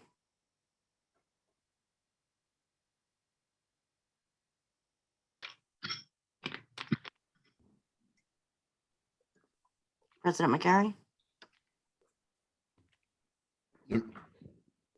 You're muted. he didn't come out, but I saw your lips say no. Is that correct? Okay, My lips and my heart say no. okay. Councilwoman Rowe Lewis, It's a no for me. Councilwoman Shoemaker, No. Councilman Weber, Pass. Councilwoman Wetmore, Absolutely not. Councilman Olson, Yes. Councilman Weber. Yes.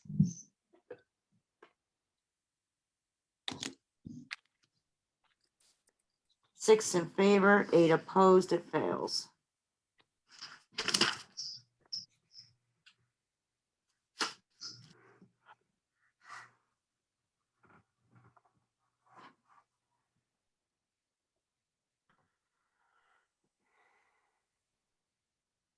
All right.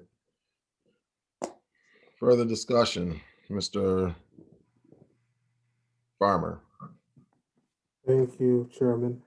I'd like to make a motion to cut the union deputy chief position. Is there a second? I'll second for discussion. I have a question. Call the question. Second.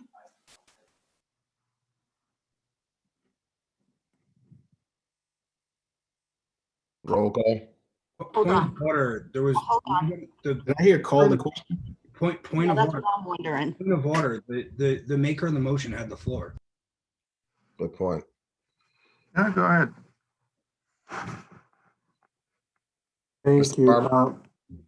Yeah, my initial intention again is cost savings, right? That is my intention, cost savings. I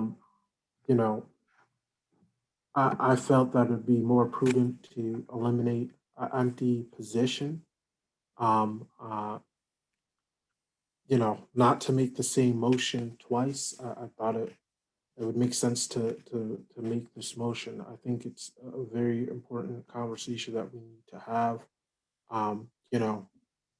Earlier we had a conversation that, there was 40 officers eligible and that they were all gonna retire and stuff, I, oh, if we're not fiscally solvent, right, there are many community members who work for the town who also won't be able to be here. So I want to make sure that people can live and be in our community and be safe and to have a great quality of life with the resources that they have. I also want metrics, right? So I said over and over again that I want the chief to come back to us next year with a fully fleshed out plan with data and metrics. So I'll say it again, the intention might not be heard, but I know what I said. So thank you, Chairman, and I hope we can have robust conversation on this.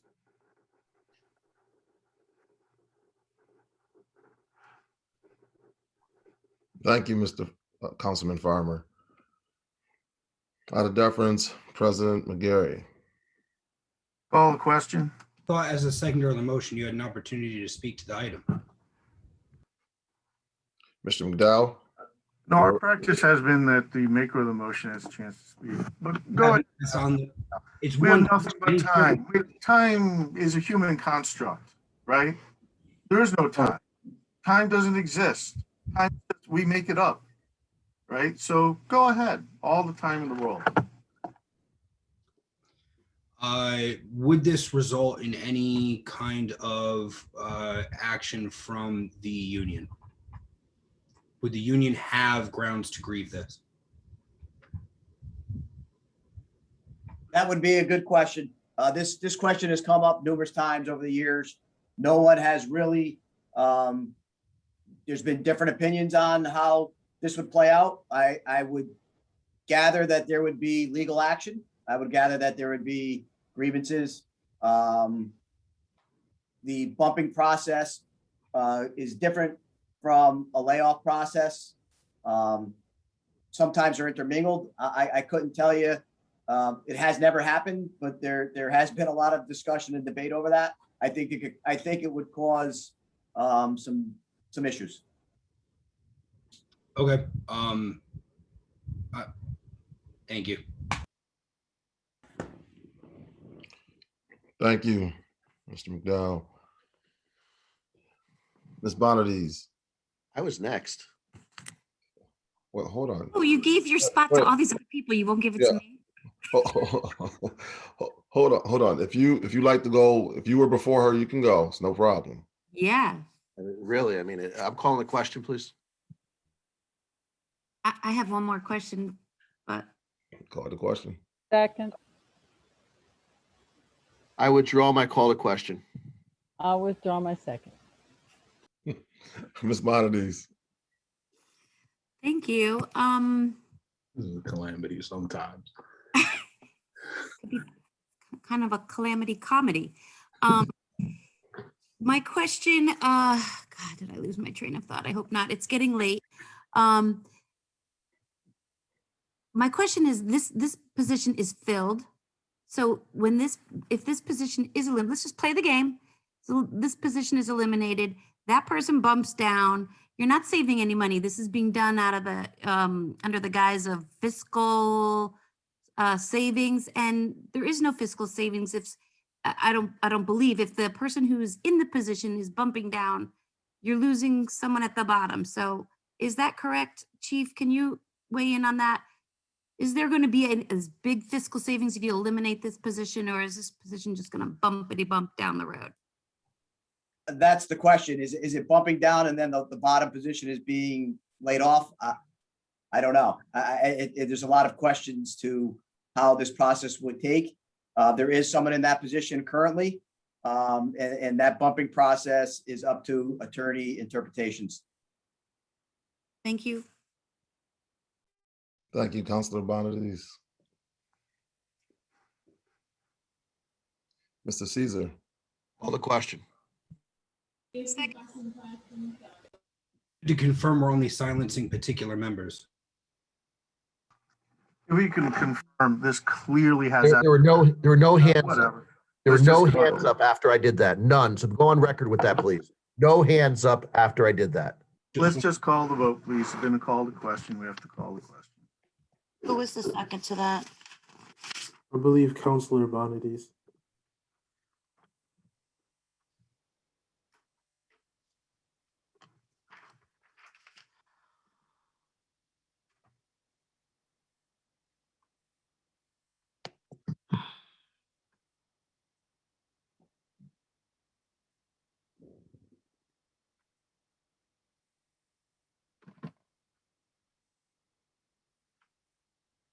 We doing a roll call?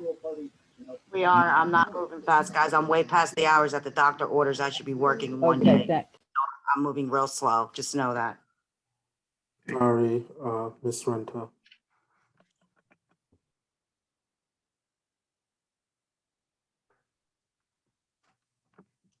right, this is calling the question on removing union deputy position. Councilman Alston?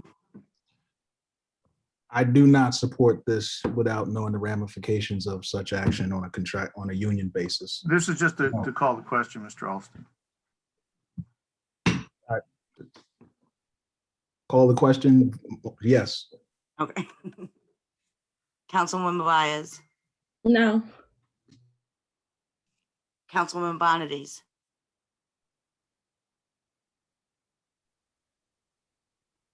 Councilwoman Bonadies?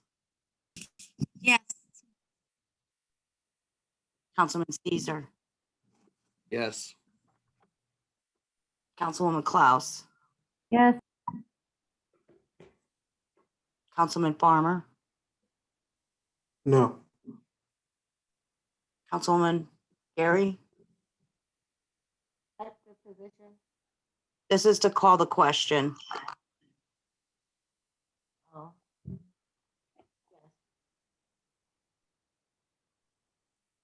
I think I heard no. Councilwoman Horsley? Yes. Councilman McDowell? No. President McGarry? Yes. Councilwoman Rowe Lewis? Yes. Councilwoman Shoemaker? Oh, yes. Councilman Weber, Yes. Councilwoman Wetmore. Yes. Question's been called with 4 opposed. Thank you. Ms. Horsley, I'm sorry, Councilwoman Horsley. We have to vote now. All right. Roll call, please. All righty. Okay, this is to remove the union deputy position. Councilman Alston, No. Councilwoman Baez, No. Councilwoman Bonadies, No. Councilman Peter, No. Councilwoman Klaus. No. Councilman Farmer, Yes. Councilwoman Gary,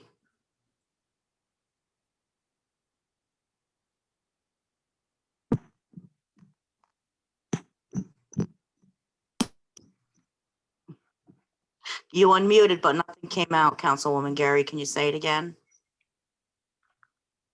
No. Councilwoman Horsley, Yes, I mean, no, sorry. Councilman McDowell, Yes. President McGarry, No. Councilman Roe Lewis. Gotcha. Councilwoman Shoemaker, No.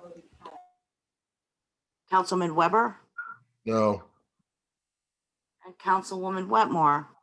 No. It fails with 2 in favor. Thank you. I'm gonna just make a take a point of privilege. It's getting late, and we have quite a couple situations where it has been some out of order comments. Let's try to stay in order so we can move it along and try to get done for tonight. Thank you. Councilwoman Horsley. I'd like to call the question on positions as amended. Second.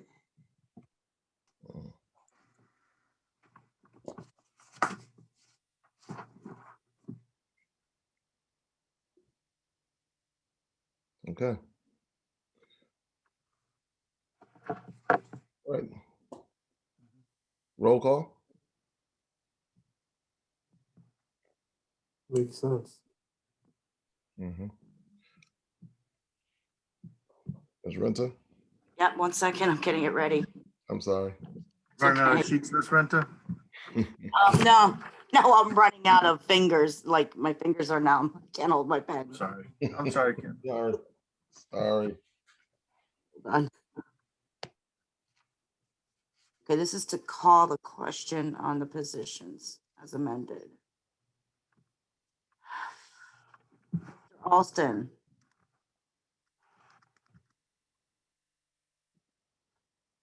Ms. Renta, did you call my name? I think you I did. did, I'm sorry. Yes, Councilman Alston, Call the question, yes. Councilwoman Baez. To call the question? No. This is to call the question. No. Councilwoman Bonadies. Councilman Caesar, Yes. Councilwoman Klaus, No. Councilman Farmer, No. Councilwoman Gary, No. Councilwoman Horsley, Yes. Councilman McDowell, No. President McGarry, Yes. Councilwoman Roe Lewis. Gotcha. Councilwoman Shoemaker. Gotcha. Councilman Weber.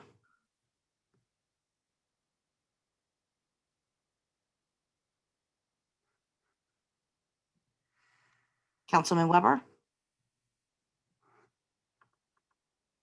Gotcha. Councilwoman Wetmore, No. I got, oh. Keep us- so I- When my Yes. voice changed. Hold on. Okay, Councilwoman Wetmore, Yes. passes with 6 opposed. 8 in favor. Thank you. All right. So we're going to take a vote for revenue as amended. Positions. I'm sorry, positions as amended.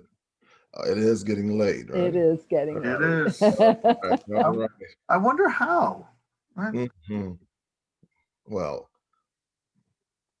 all right, Ms. Whitmore, you had your, Councilwoman Whitmore, you had your hand up? Too late. Too late, okay.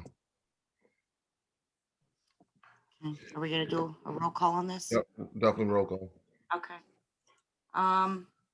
Councilman Alston, Yes. The default position, if we don't vote yes, is it that goes back to the mayor's recommendations, so everyone knows that. Councilwoman Baez, Sorry, I have a point of order. If we vote no, it opens it back up. It doesn't revert it back. It opens it back up because we haven't passed anything. So if we vote no, we go back to deliberating to change it until we can get a yes vote. It does not revert back. So I don't know if that. Councilwoman Baez, No. Councilwoman Bonadies, Yes. Councilman Caesar, Yes. Councilwoman Klaus. Yes. Councilman Farmer, No. Councilwoman Gary, No. Councilwoman Horsley, Yes. Councilman McDowell, No. President McGarry, Yes. Councilwoman Rowe Lewis, Yes. Councilwoman Shoemaker, Yes. Councilman Weber, No. Councilwoman Wetmore. Yes. Passes 9 in favor, 5 opposed. Thank you. It passes as amended. Positions passes as amended. As amended. Yep. All right. Like to accept the motion to accept the mayor's expenditures. So moved. Second. All right, it's been moved and properly second. Chief, would you like to speak to the motion?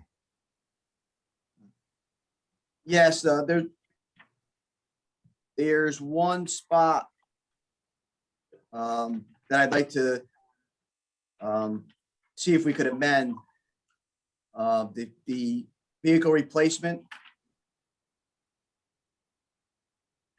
I think we were looking to do a lease program.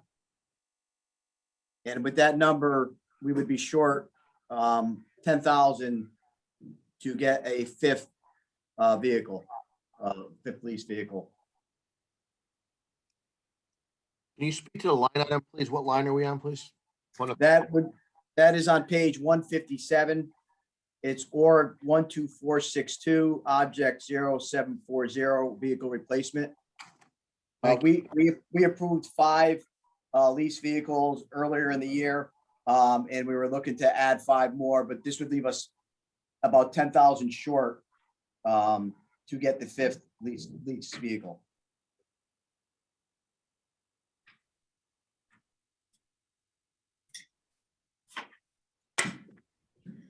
Okay. Do we have to make a motion to change that? Amendment? Yeah, okay. Thanks a lot, Chief. You're gonna make me turn my superpower light back on.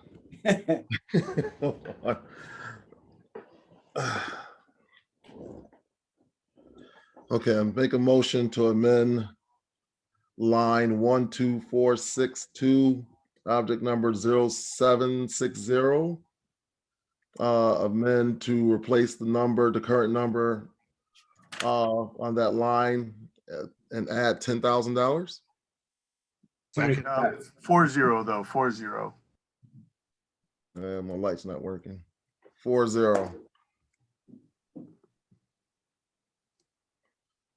Give me a second. Second.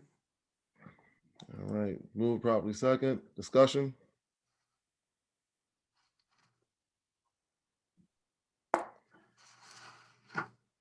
Right. Hands. Counselor Farmer. Thank you, Chairman.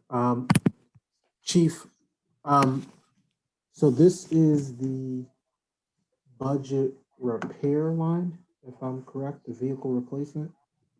It's not repair, it's replacement.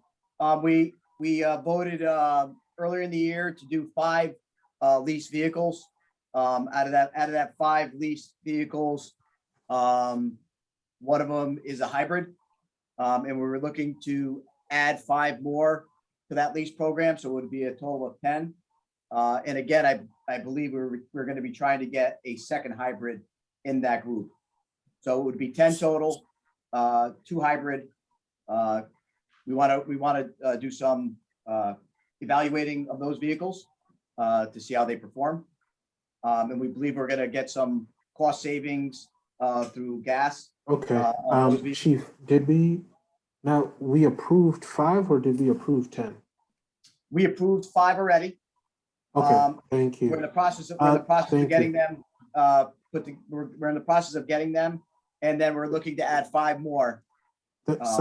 So Chief, I guess my question is, in terms of this sounds like a capital project to me, right? This sounds like capital in terms of fleet replacement. So I don't think I could support this motion. I think it goes against the spirit of a capital budget. I think it's antithetical to a capital budget. But I'm trying to understand what the intention of this line is supposed to be. So is this line, how is this line usually used? Because if we're leasing vehicles that we're going to ultimately purchase, I guess I'm confused. How is this line usually used through you, Chairman? So in the past, we have done leases. We haven't done them in the recent past, but we have done them in the past. The reason why we're trying to do it right now is the state of our fleet right now is at a critical point. That's why we rushed to get the 5. So it takes a while for those vehicles to come in to Ford and then to get them outfitted. So we approved them, I believe in March, and we still don't have them yet. And so it's going to take us time if we do approve these. Hopefully we get them soon. Director Jackson, is there, I guess I'm confused. Would this not be a capital purchase? And then I guess my second question is, what was the capital request from the police department in terms of vehicles through you, Chairman? The industry has always been concerned about capitalizing police cars because there is such a differential on engine time versus odometer reading. Because in order to supply the electrons necessary for the mobile data terminals, the cars have to run. So they have a heavy idle time attached to that. And so there is a legitimate question as to the lifespan of the vehicle based upon engine runtime, which may not make it truly eligible for a capitalized expense. So depending on the vehicle and the usage, standard, what we used to call cruisers, which are different nowadays. The bonding folks don't like to support that. If it's an admin vehicle, that is absolutely capitalizable. But the service vehicles, they run into trouble.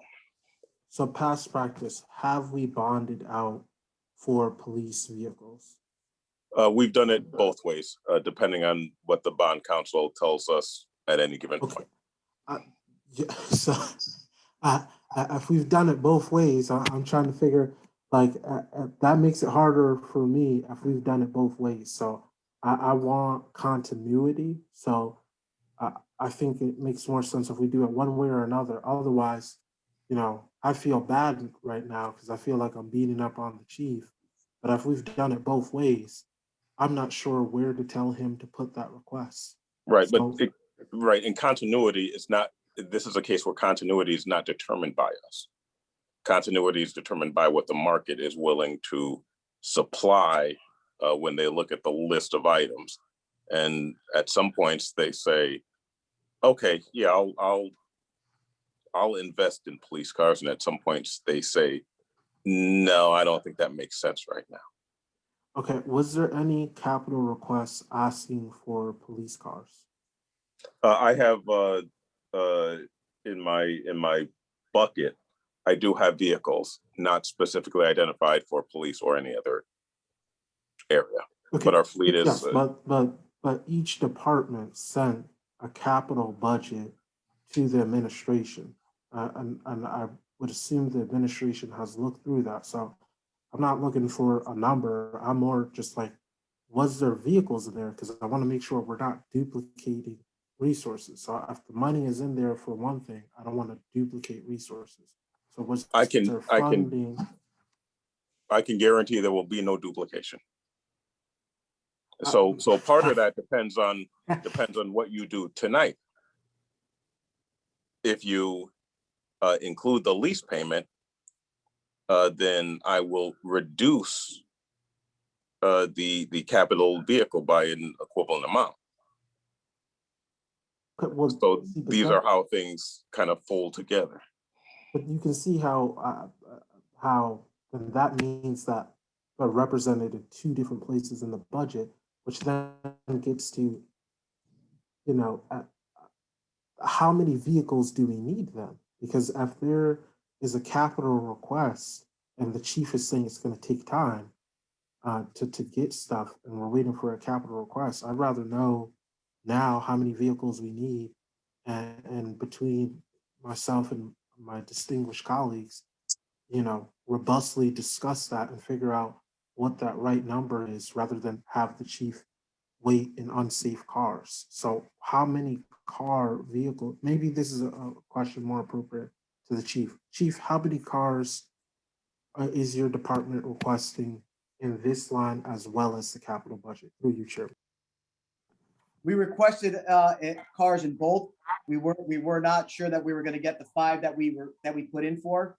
Those have been ordered. If we do pass the Chief, additional 5 tonight, I'm trying to limit my time because I talk too much. So how many cars is the police department looking for? we're looking for 10. But if we get the additional 5, we'll have to put that out to bid. That'll take a little time, and then we would need to order them. I believe, like Mr. Jackson said, if we were to get them tonight, then they would do the appropriate reduction in our capital request. So if we vote on this, the department isn't going to come to us for more cars in the capital. Is that what I'm understanding? Correct. That's correct. Okay, I want to make sure that we're all clear with each other that these are the cars that the department needs. So I don't want to come back and forth between the capital. Okay, thank you, Chief. Thank you, Council. I'll pass it on to my colleagues. Thank you, Chief. Thank you, Councilman Farmer. Ms. Bonadies, Councilwoman Bonadies. Thank you, Chair. Chief, the vehicle replacement, you requested 203, 220. The mayor gave you 103, 220. Is the motion to give you 10,000 more? I thought you needed 100,000 more. No, it's 10,000 more. We wanted, we wanted 15 vehicles, but the Okay. mayor put in for 10. So that, but to get the 10th vehicle, we were short 10,000. I didn't want to buy 4/5 of a car. Gas? Right, that makes sense. I don't know what that would look like. So yes, I'll support the motion for the extra 10. Thank you, Councilperson Bonadies. Councilperson McDowell, please.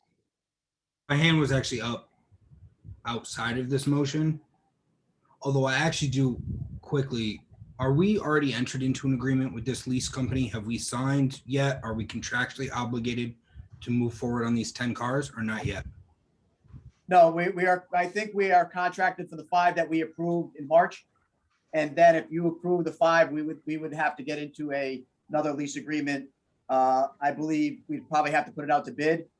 And then whoever won the state bid, then we would go from there. We would get the lease from there. Thank you. I'll keep my hand, like I said, my hand was up for, that's it. Thank you. Thank you. Councilman Austin. I'm sorry, Councilman Caesar. Thank you very much. I just want to say that I'll be supporting this. I think we have to make sure that we provide our cops with the best possible to do their jobs. I think some of these cars are very old. They haven't been bought in many years. I think this is a great plan put in place to do it. I'll be supporting it. The rank and file need to have these types of tools to do their job properly. Last thing we want to have is a car that malfunctions or has issues, or whatever it may be. It's not safe for anybody in terms of that happening. So I think it's definitely needed. In terms of the capital, I just want to remind council people that's borrowing money is what it is. So we hear people talking about being concerned about finances and budget. Well, it's borrowing money either way you look at it in terms of the capital budget. So I'll just end it at that. But thank you very much. I'll be supporting this motion. Thank you. Thank you so much, Councilman Caesar. Councilman Farmer. Second by, I'll be bold yet brief. Thank you, Chairman. I take Councilor Caesar's point. They are well-founded. As before, when we spoke about police cars, I made the point that we needed to invest in some. In terms of capital allows us to see a long-term plan, and planning is something that we very much need to work on and follow through and execute. Chief, through Council Chairman, through you to the chief, is our plan and intention to purchase these cars once we're up with this lease? I believe it's a lease to own. So at the end of the lease, we own the vehicles. Okay, what is the shelf life after 5 years, the car is ours? How much longer after the 5 years are we intending to keep these cars? We usually, once they reach that point, we usually try to rotate them out of the everyday patrol fleet into areas such as a community police vehicle or for extra duty. And then Think I should take that Kia? You're on mute. I've gone. Please, Council President, you are muted. You just unmute yourself when you need it. Thanks. so yeah, that's what we do with the vehicles, Councilman Farmer. So Chief, maybe I missed it. But 5 years, then we rotate them. How long are we intending to keep them once we rotate them? It all What's depends the on shelf life? it all depends on the use of the vehicle. Some vehicles are used more than others. Well, average or guesstimation of like a ballpark figure of how long do we keep the average car after we do a program like this? Or what's your intention of how long you're planning on keeping? It varies, but we keep them as long as we can keep them roadworthy. Some of our road job cars are quite old. If the garage can fix them and we can keep them out there making, we were talking about the line item for extra duty vehicles. So as many as we can keep in service to be used for that purpose, and which is a revenue maker for the town. So we try to keep them as long as we can keep them roadworthy. Great. Chief, I'm going to request that the mechanic or Public Works, I don't know who would have this information, but the youngest car that we have on rotation and the oldest car, and if we can get an aggregate moving forward, I think that'd be helpful for further conversations. Thank you, Chairman. These are all the questions I have on this motion. Through you, Chairman. Thank you, Councilperson Farmer. Councilman McDowell. My hand was up from prior to this motion. All right, thank you so much. Thank you, Chair. All right, any other discussion? All right, I'll take a point of privilege, and I'll also say that I believe that we need to have the best equipment for our police. So I will be supporting this motion.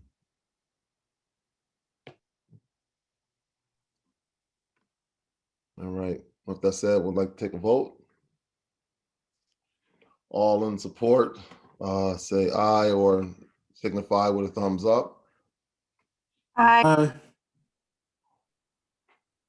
Aye. We're voting on a $10,000 increase to this line. We are. All opposed?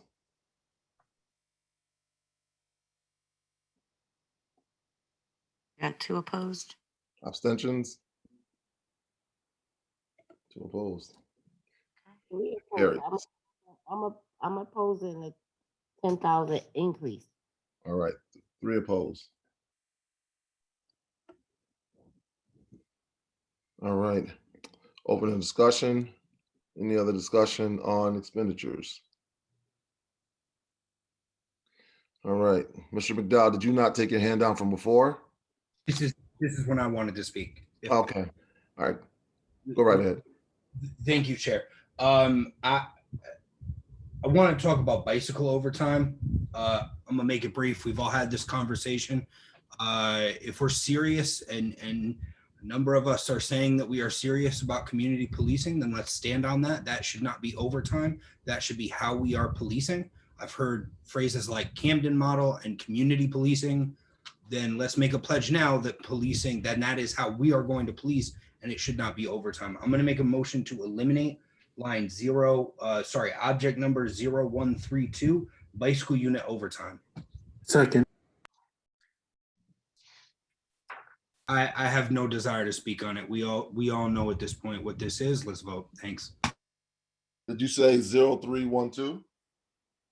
Yes, that is correct. Page 146, third from the bottom. 0132, bicycle unit overtime, $150,000. All right, and was seconded by who? Councilor Farmer. Thank you. All right, discussion. If I may, Chair. Yes, sir.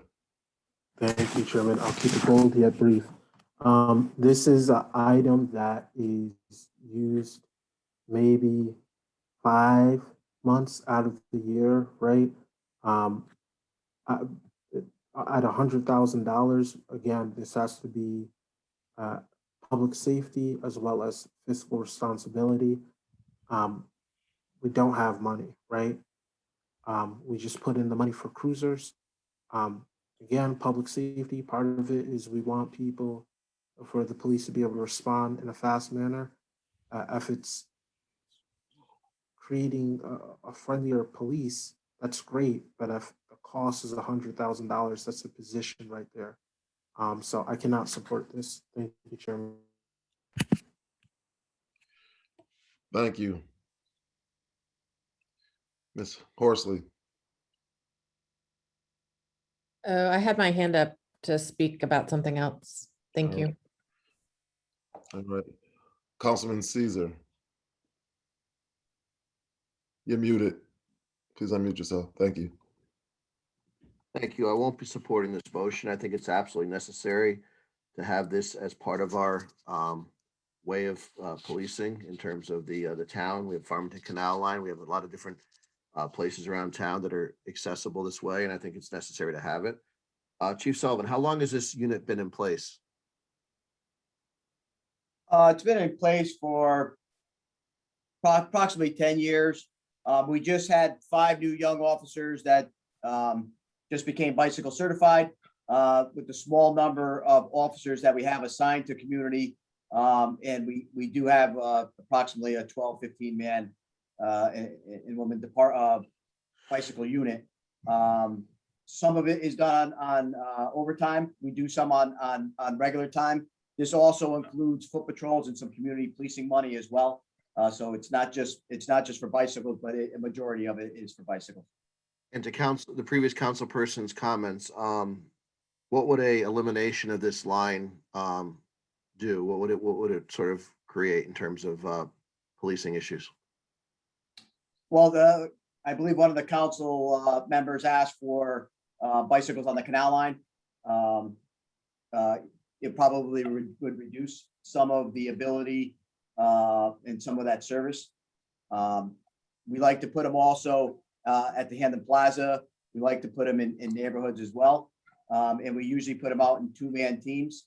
And with only a limited amount of people in community, putting out 2-man teams, we have to take from other divisions, usually the patrol division, to supplement that unit. I noticed the mayor put in 150, you put in 100. Can you walk me through your rationale for 100 versus his for 150? Well, with 100,000, I think we can adequately put out officers and provide the service. Obviously, with 150, we could provide more services. And that includes foot patrols as well as community events that we are involved with. The more money, the more possibilities, and the more service and more programs we can be involved with. Thank you very much. The motion on the floor is to zero this out, correct, Councilperson Farmer? As the seconder. Oh, I'm sorry. Yes. Okay, I apologize. Who made the motion? I apologize. Was it Mr. Councilman McDowell. Councilman McDowell, would you entertain a friendly amendment to lower this to $100,000 department request?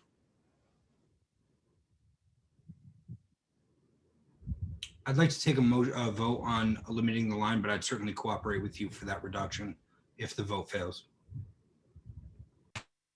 Thank you. So I'm going to make so you reject the friendly amendment, correct? Okay. That is correct. Thank you. Out of deference, President McGarry. Thank you, Councilor Weber. Chief, one of the things we've talked about this in the past is that it's the overtime nature of this that I think kind of rankles for some folks. Is there a way to have bicycle patrols, but that are not on overtime? It's tough at this point because the 2 officers in community, one of them is an SRO. So he has an assignment already at the schools.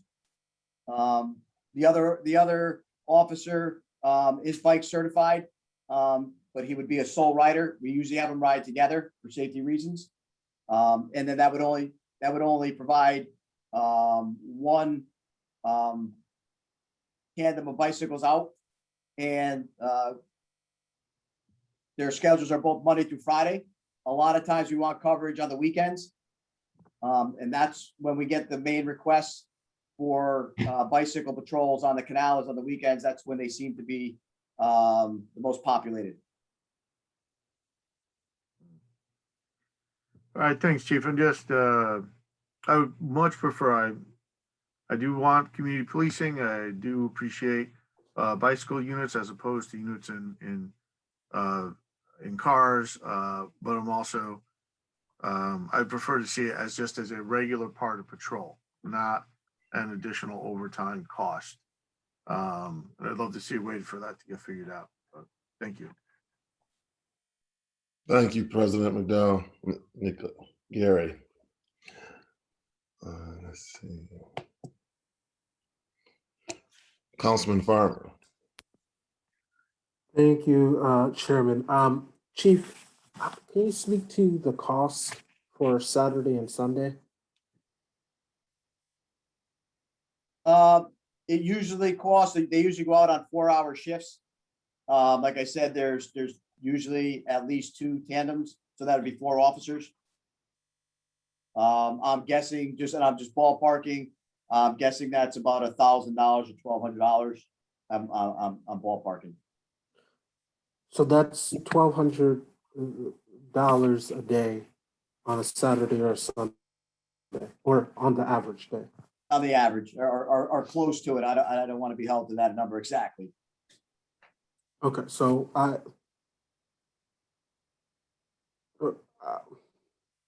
and again, this is something that is done in the summer and fall, potentially spring, but really summer, fall. We do it in the spring. They're already out there. They've been out. They've been out already in the spring. So it is spring, summer, and fall. Just the winter months they don't go out. Okay, so do you have an average of how many weeks they go out? I would say probably. Well, you had to have a 8 months. calculation. I would say 8 months out of the year that they have the ability to go out there. Yeah, no, but you had to have a calculation to come up with 100,000 number. So what's the breakdown of that? We send them out as needed as well. We put them out on the weekends. We get requests for them. If we have an area that's getting hit with crime, we'll send them out to do that. So there's not so do we have areas that are hit with crime? Yeah, for crime deterrent, we'll use them with our crime deterrent unit. Say in the plaza, we start getting robberies or an uptick of crime in the plaza area, we will send out the bicycles in that area. So we're cool. I feel that is the case. It'd be more pertinent to see a cruiser. I can't, as before, I can't support. I was about to say maybe we can do something on the weekends, but it doesn't seem like this is flushed out. And just a point of clarification, you kept saying community. So is this the 3 community policing officers that are in this pool that do bike police, or is this a different subdivision that you're speaking about when you say community? The majority of the officers that are in the bicycle unit are from patrol. There's only 2 officers who are in community right now. And one of them is the SRO. So we're paying extra money for patrol. They do not do patrol functions now. They're patrol officers who have other assignments. Okay, and they're doing 4-hour shifts. That's usually the standard. They usually do 4-hour shifts. Okay, so we know that we can have officers get out and walk around for 4 hours or bike around for 4 hours and not pay them anything different, but we are paying extra for them to be on bikes, and they're the normal patrol officers. No, I think you're misunderstanding. This is a separate assignment from their patrol assignment. So they're assigned to patrol. They have. No, I get that, Chief. I'm saying that again. This goes back to restructuring. They can go out on bikes, right? It is possible for them to go out on bikes. We're not doing that. We're hiring extra police over minimum manning for that they do bike police. I believe the collective bargaining agreement states that there's a cruiser and a car, and there has to be that's in the minimum manning language, I believe. But they can do up to 4 hours outside of the car, and what you just told us is that this shift is 4 hours. No, the the patrol officers are going on, they can go on foot patrols. Patrol officers are assigned to the bicycle unit, which is a separate, complete separate entity from their assignment in patrol. And So those there's- officers, based on seniority, are rotated to be hired for bicycle patrols. So what you're telling me is because of our contract, there's never a time that an officer is on a bicycle and isn't getting paid overtime. No, there's community officers who on their shift go out on regular time. Just point of order, Mr. Austin is in the audience again. Thanks, I just got. Thank you, Counselor.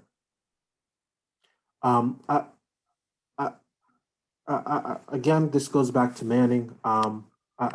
We shouldn't be paying to all the officers are supposed to be community police officers.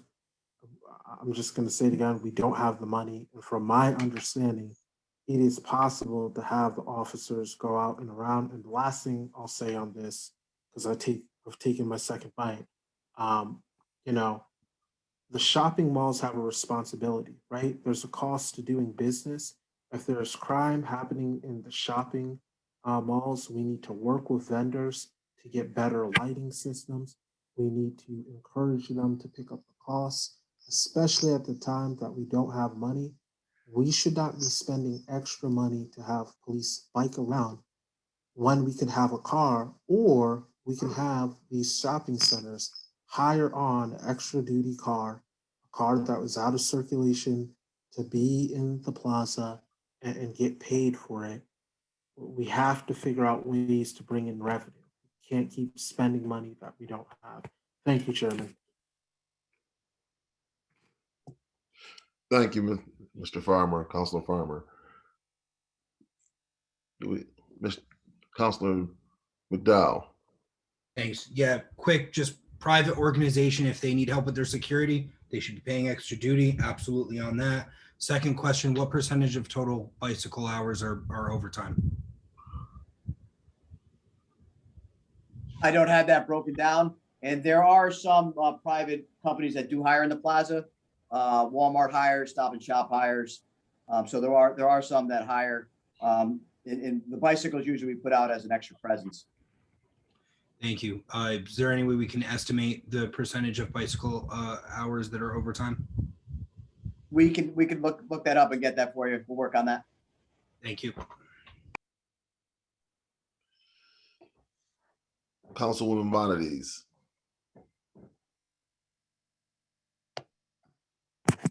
Thank you, Chair. I had a question about a different line item, so I'll wait. That's okay. Oh, and just Chair, do you have any idea how late we're going to be going tonight? I need a bedtime. I wish I could tell you, but I think we're under our order to finish tonight. So I'll try to speak up.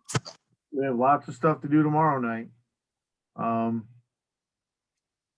If homework was done ahead of time, maybe we could do this faster, but we need. You said special meeting? So. All right. Like to call a vote. Any other discussion?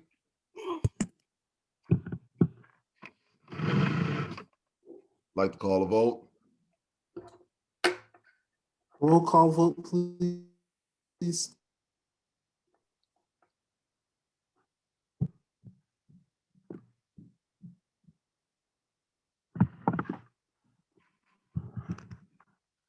I don't think we need to call the question. I think we can just vote and do a roll call. Councilman McDowell, is this to zero it out or eliminate the line? Eliminate the line completely.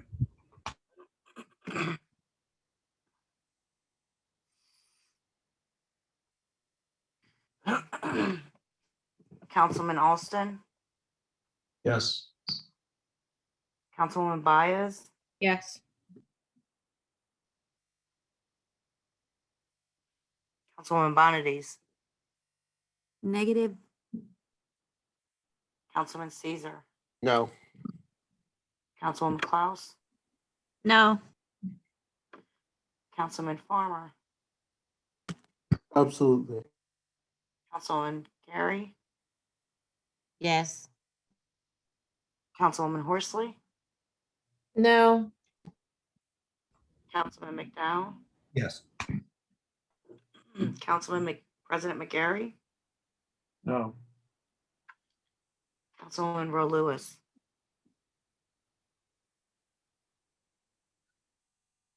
No. Councilwoman Shoemaker? No. Councilman Weber? Yes. Councilwoman Whitmore? No. 6 in favor. 8 opposed. Fails.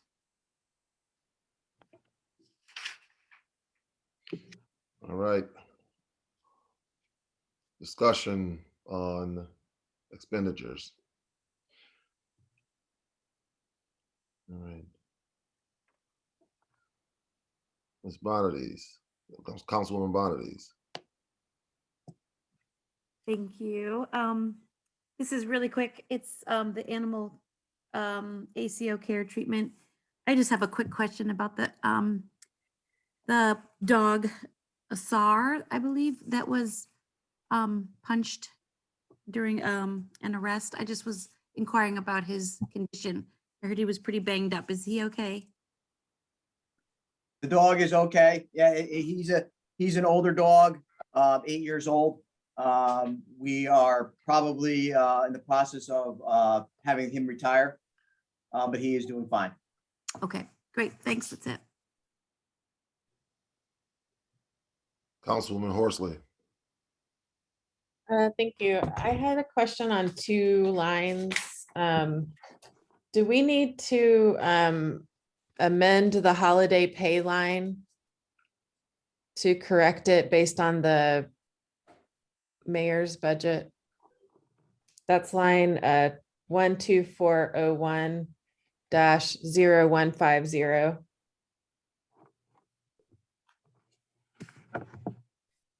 I had it in my book that it should be 158,000 instead of 320,000. Have we already changed that, or? I believe Mr. Jackson could probably speak to that, but I think you are correct. You making a motion? Yeah, based upon the action you took last week, I would say that's accurate, but I was not in executive session today, so Okay, I so, can't. yeah, so I'll make a motion to change that line to $158,000. Second. Discussion. Just point of clarification, the motion, The motion is to reduce holiday pay line 12401-0150 on page 147 from $320,000 to $158,000, which was recommended by finance the other day, I believe. Mhm. Discussion. All right. Councilman McDowell. All right, my hand was up for the prior motion, the whole budget. Thank Councilman Farmer. same. All right. Call a vote.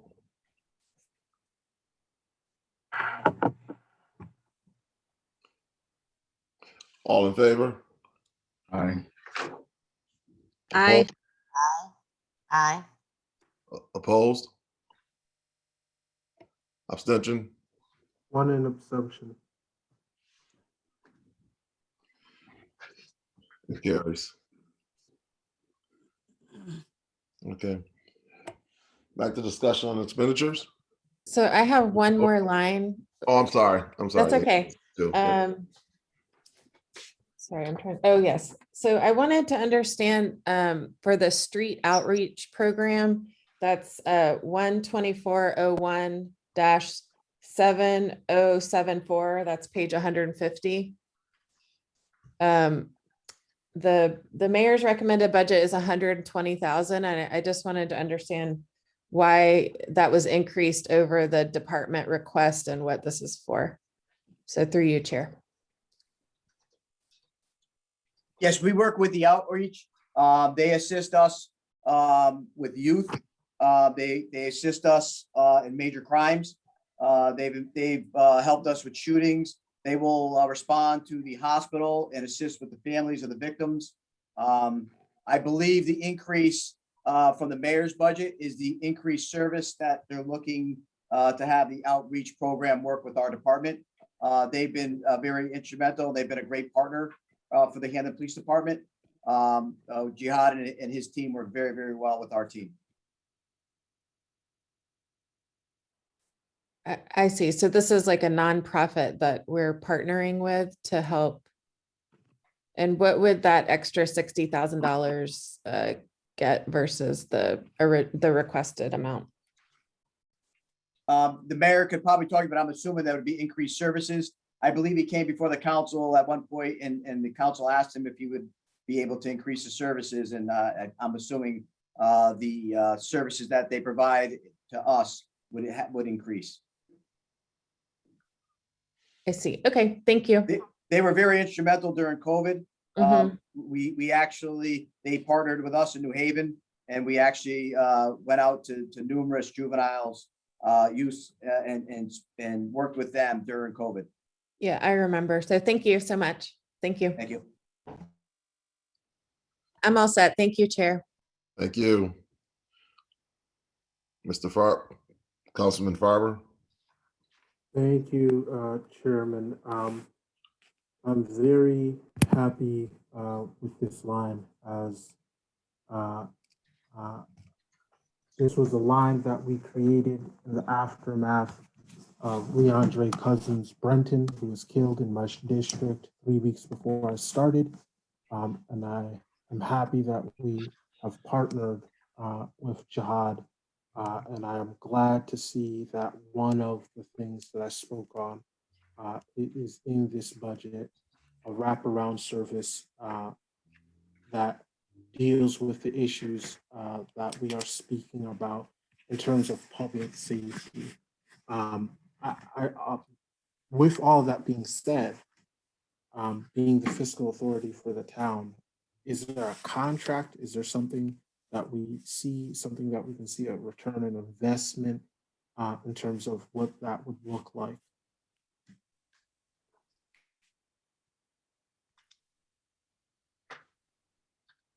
I believe they do contract with the town. Mr. Jackson may be able to confirm that. And he does, I believe he does report at least quarterly what him and his team have done. I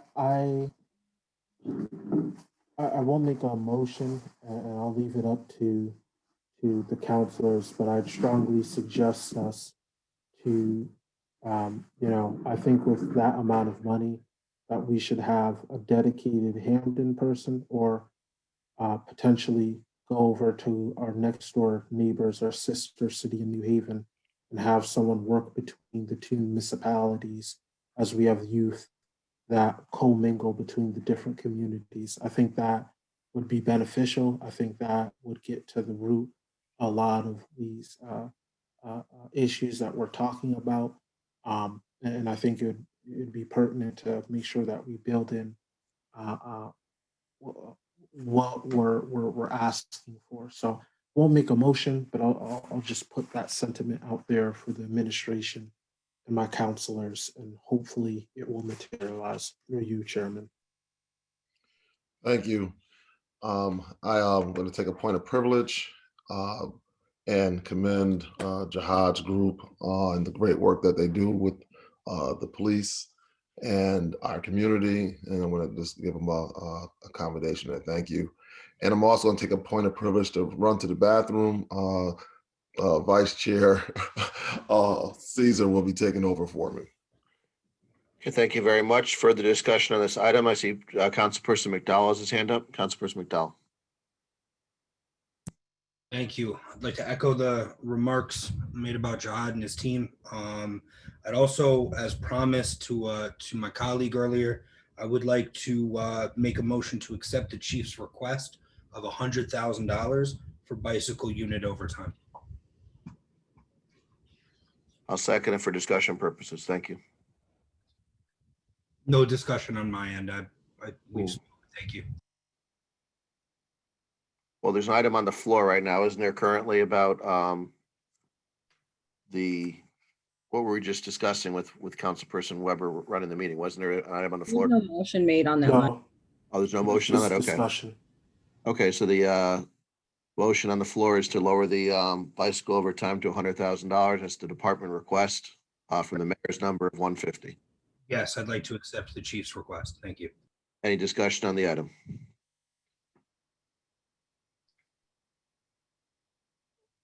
No discussion? Seeing none, I'll call for a vote. All those in favor of going to the $100,000 number, please signify by saying aye.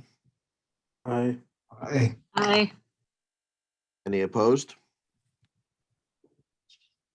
Any abstentions? Thank you very much.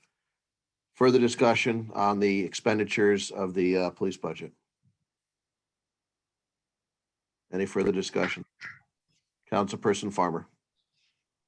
Thank you, Chairperson. Through you, seeing that we have Mr. Rodriguez here with us, I thought I would just ask, I'm trying to find the line.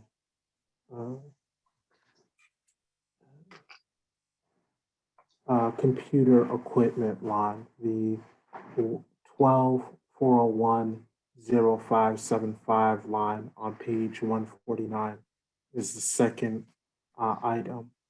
Mr. Rodriguez, if you can speak to us on your needs and concerns, I think that'd be helpful for us to get a better understanding through you, Chairman. Before the conversation happens, I'm going to pass my time back to Councilperson Weber to run the meeting. Thank you. Thank you so much.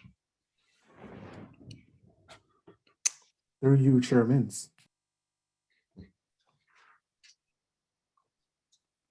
All right. Mr. Rodriguez, can you shed some light on the situation with the servers? Councilman Farmer, you're talking about sorry, I don't have the budget in front of me. You're talking about I think it's 70 something grand, right? Correct? Yeah. Yeah, so that's following what the chief did. Usually major equipment, I think in the past was, we go through capital. This time we're gonna try something different because we're gonna try leasing, honestly, because a lot of our equipment's aging, and basically the number that's gonna cost to replace all this stuff is one-time purchase is kind of it's gonna be a little hard. So I think in this case it makes more sense to lease. That's still negotiations with computer, computer stuff that we can always, the number's always changing. I'm going to try to bring it down a little bit. But again, it's just hoping that by having a smaller number every year, we can get this stuff fixed. No, I definitely agree with that sentiment. Having family in IT and understanding the disrepair where our servers are, I thank you for bringing this to our attention. I guess I have one question in terms of outsourcing our servers. Have we started any discussions with particular vendors?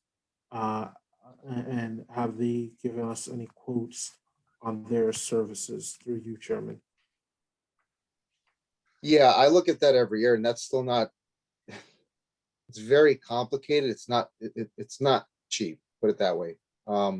If we just had data and it just sat there, then it would make sense. And I am looking at cloud backup, so that in that regard, it may make sense. But in terms of CPU cycles and data that's always turning over, it'd be horrific. Okay, I guess my only other question, does that number reflect everything that's pertinent, or is there other items that would be in a capital budget coming to us through you, Chairman? That would cover 3 major items. I'm not going to say it's going to cover everything. We kind of did something similar with the chief where there is a certain amount in capital. Again, because this is new and I don't know what's sort of the proper way to proceed. So it could come out, I guess, either of both, but yeah, if we would get it in operating, then capital would surely decrease. Okay, no, thank you. Again, we've had two breaches, technically three breaches, right? Of our web systems. So I think that this is something that we gotta support the police on. They've been jumping up and down for some time, asking for our assistance on this. I'm frustrated that this didn't come to us as a capital project, but I want to make sure Director Jackson makes sure that these numbers aren't duplicated in our capital budget. These were capital requests in the past, and by not passing a capital budget for the last 3 years, we, missed this maintenance. So I will be supporting keeping this line where it is. And I think Mr. Rodriguez not only sharing his expertise, but spending all night with us through you, Chairman. Thank you, Mr. Rodriguez, Mr. Farmer. Councilman McDowell. Thank you, Chief. Had a quick question about professional and technical. That 0590 on page 149, second one up. I see that we've been pretty consistently in the $400,000 range. Looks like the projection for this year is 470. That's where we budgeted. The year prior, we actually came in 50,000 under that. I'm just wondering what that $100,000 reflects. I didn't see anything in the comments of the justification for that $100,000 increase. First, I want to thank Mr. Rodriguez for staying on here all night and helping us. I'm gonna give that question to him. He could probably better answer that question, Councilman McDowell. Thank you. Yeah, there were a couple of changes. Trying to go through, remember, not all of that stuff is mine. Some of those, I think there's a lot of increases that added up. Some of those are for IT equipment, but not all. With going back to what we talked about leasing, I've included some items in there that are for equipment that we would lease. However, that's contingent upon whether we get the lease or not. If we get the lease, some of those costs would be removed from the ProTech account and would be included in, the cost in operating.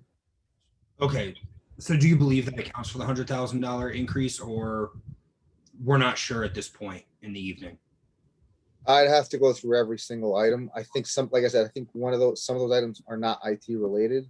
Cool. I would like to bookmark this for tomorrow's discussion. Perhaps Chief or Mr. Rodriguez, if one of you could just ping or email me, let me know what that shakes out to.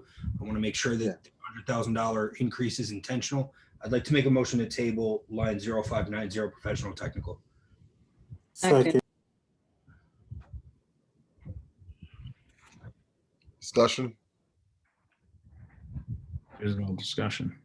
No discussion on motion to table. A motion to table. Right. All right. All in favor? Aye. Opposed? Nay.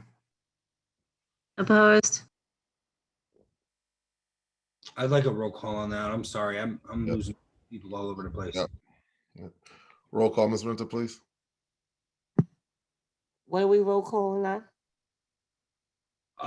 This ProTech line of $570,000.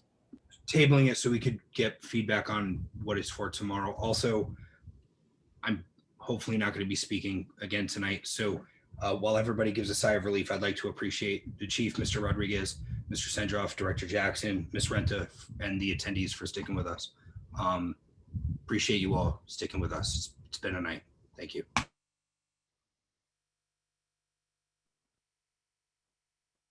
Okay, we're ready. Councilman Austin.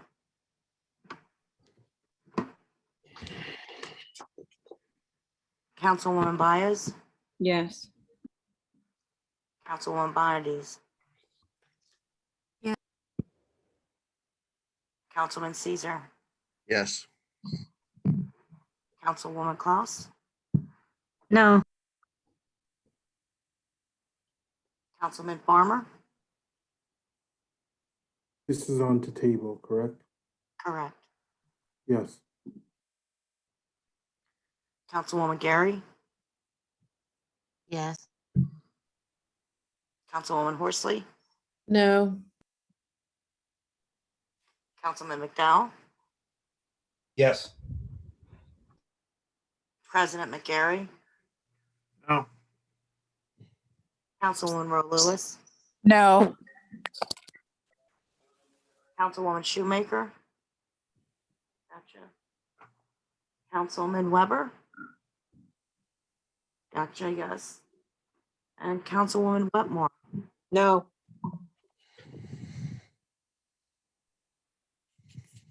8 in favor, 6 opposed, it passes. Thank you. Any other discussion on expenditures? Mr. McDowell, is that a previous hand? That was from before. Thank you. Yes, sir. Councilman Farmer? Yeah, Chief, are all the expenses for materials, because there's multiple material lines, are we all good on COVID supplies through you, Chairman? Yes, we're good on COVID supplies, and we do have some grant money as well. Okay. Maybe possibly with the assistance of Director Jackson, you can show us, send a document to us on grants and stuff that will cover lines so that we can be cognizant of that as well. Yeah, the grants for the COVID stuff. Yes, we can send that to you. All right, thank you. I guess, you know, I'll leave it there for now. Yeah, I'll leave it there for now. Thank you. Thank you, Councilman Farmer. Councilman Caesar. Thank you.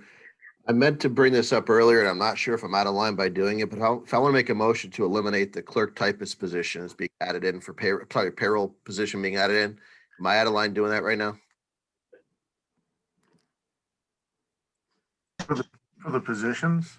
Yeah, for position of the payroll clerk, the addition part-time payroll clerk. If I want to make a motion to have that eliminated, is that the wrong time? Did I miss that? Yeah, I think we're We approved the positions as amended. Yeah. That's a new position, and I just caught it, and I want to make sure that I was not supportive of that. If that's the case, I guess I can let it go. If I'm out of line, I'm out of line. Thank you. It's the account clerk position. It's the account clerk position in the department. I just looked it up. But it's a new position. I mean, can we entertain it, or is it too late? Can't we do any motion at any time? Yeah, we can. So I second. Well, am I in line doing this? So I can do this or not? No, we can reopen anything until the final vote. I'd like to make a motion to remove the account clerk. Second.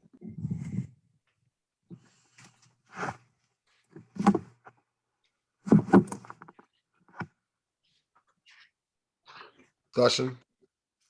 Ms. Bonadies, you wanted to speak about the previous, or you want to speak to this? I have a different motion that I'd like to make after this. Okay, discussion on Councilman Caesar's motion. Thank you. I'll speak to it. I believe we can make do without this. I think it's sort of redundant if you ask me, and I'm just wondering if the chief can speak to this, please, and explain why it's in the budget.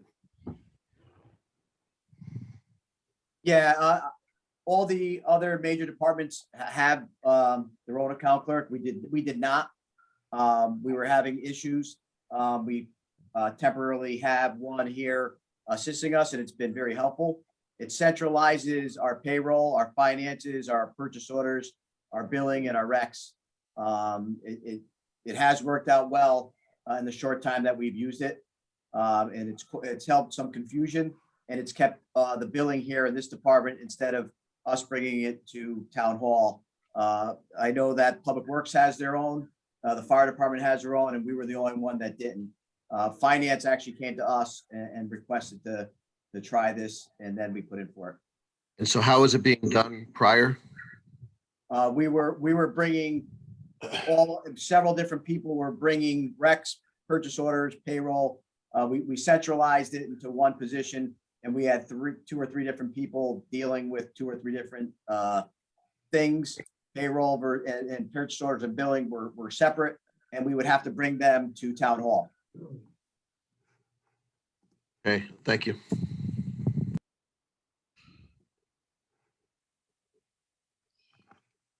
Councilwoman Shoemaker. Thank you. Through you, Chair, I'd like to direct this question to Mr. Jackson. I just heard the chief say that finance came to them about this. Mr. Jackson, could you speak to this, please, from the finance?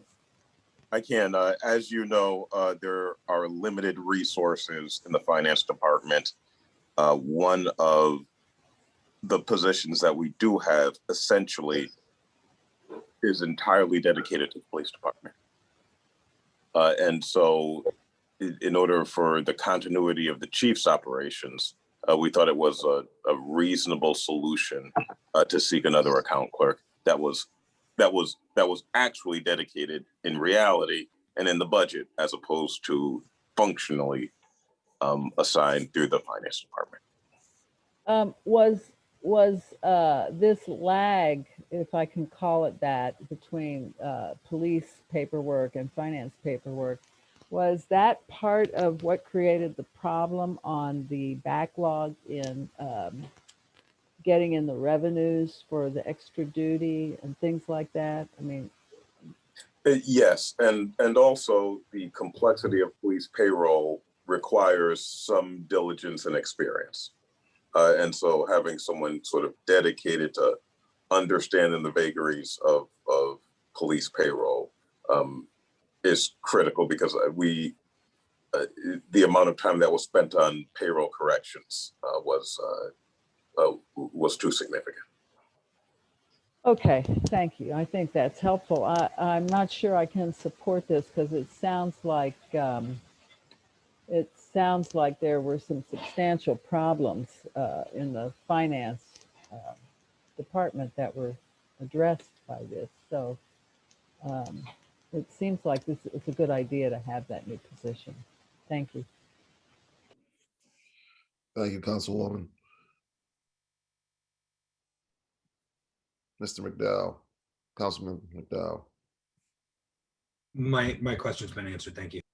Thank you. Councilwoman Bonadies.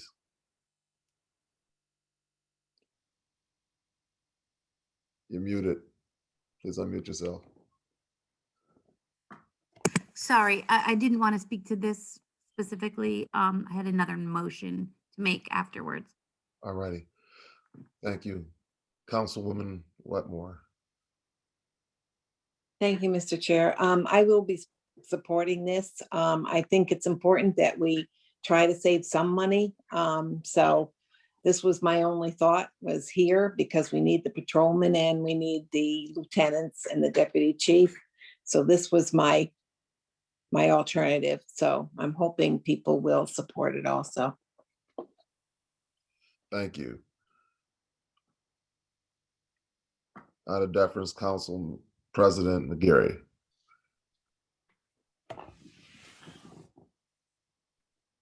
Thank you. I'm just going to echo what Ms. Shoemaker said. I believe there's some sense to this. So just concurring with Councilwoman Shoemaker. Thank you. Councilwoman Baez. I guess I need some more information on this. You said that there was a person who was committed to doing the police department payroll almost full time. Where is that position in the budget, and do we still have it? It is an account clerk in the finance department. Okay, so that person is going to be freed up and do something else now. Yes. Okay, in the police department, you also said that there were multiple people doing this work. What is going to happen to those people's workload now that they don't have this job to do? We had a position that was eliminated, I believe in last year's budget. And those responsibilities were delved out. Some of them are done on overtime. Other tasks that are done are parking tags and the alarm ordinance fees that come in. So there are other tasks that come along with this job as well. Okay. All right, thank you. Thank you. Councilwoman Roe Lewis. Thank you, Mr. Chair. May I direct my question to our finance chair, please? Please do. Our finance director, thanks. Mr. Jackson, you talked about this position is primarily responsible. Can you hear me? Yes, ma'am. Its primary responsibility is going to be payroll.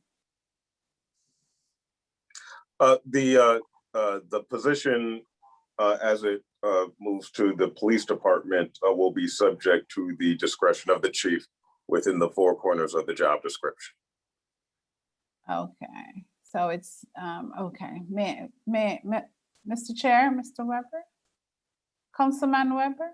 Yes. May I direct some questions to the chair, to the chief, please? Absolutely. Thanks. Good evening, Chief Sullivan. Good evening, Ms. Lewis. Councilwoman Lewis. Thank you.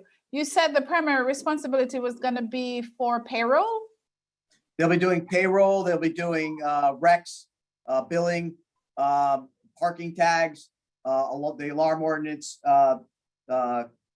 payments that come in as well. But the majority of the work is going to be payroll. Yes. Okay. The reason I ask that is this: in some of your other areas, you have a system called Chronos that handles payroll. So the complexity that exists with Chronos, with straight time, extra straight, and all the others that you do use, that's what that system is primarily for. So I want that's about $18,000 in the budget for that system per year. If that system is there and not being used correctly, we need to utilize that system how it's built to be used. And so if we have that system, the dedication of a person is not really necessarily needed, because we need to use that system correctly. Chronos is. I am very supportive of the police department, but when I see things like this that we can do without in order to get boots on the ground, I want to make sure I'm supportive of that and point those out to say, maybe those are things we can bring in that company that has Chronos for them to show you, or to kind of demonstrate how Chronos is supposed to be used effectively in order to manage staffing. Because Chronos can manage staffing from anywhere you are in the world. You can do Chronos, you can do your accounting, you can do all of that correctly. But so I'll end there. Thank you. So Chronos is our scheduling and staffing. And it does help with payroll, but that payroll needs to be managed by someone. And we are in the process of updating our Chronos system right now.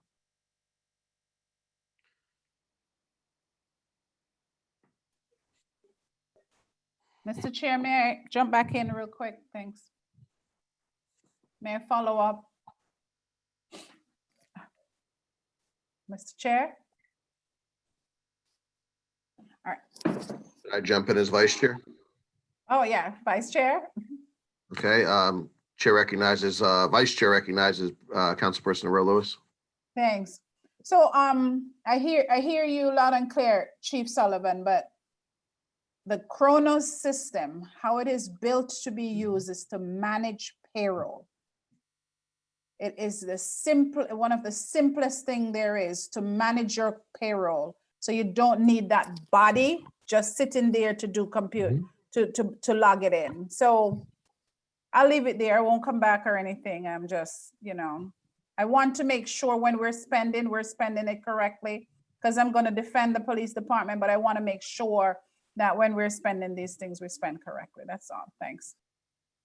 Thank you, Ms. Rolos. Councilwoman Rolos. Councilman Caesar. Thank you. I totally echo the comments made by Councilperson Roe Lewis. Totally support the statement.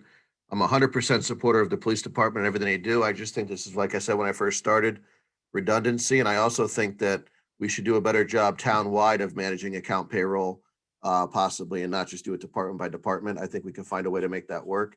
I know many districts do that in terms of having a centralized location for it versus department by department costing us all this money. So I made the motion to do it. I support it, and I do echo the comments exactly of what Councilperson Roe Lewis said. Thank you. Any other discussion? Call a vote, please.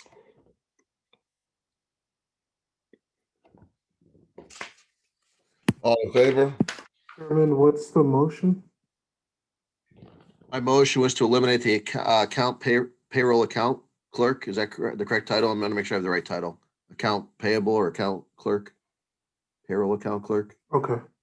It's accounts clerk. Accounts clerk. Thank you. I was looking for the wording for it. Thank you. I'm sorry, Ms. Councilor Bonner, did I skip you? Oh, you were voting. You were voting. Okay.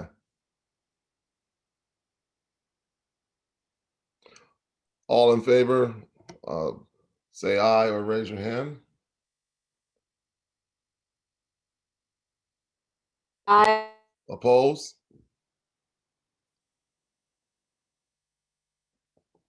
Abstention? Let the record reflect I was an aye. Okay. All right, it carries. All right. Additional discussion? Ms. Councilor Bonadies? Thank you. I would like to make a motion to amend the regular salaries line to 11,778,429 to reflect a $10,000 raise for Chief Sullivan.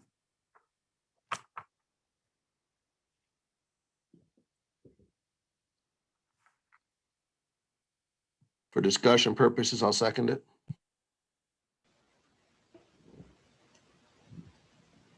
Discussion? Councilwoman Bias? Point of clarification then, if we raise this line $10,000, how many other salaries do we have to raise by $10,000? Does anyone have that answer? Well, as the maker of the motion, I'd like to speak to it. Please do. Thank you.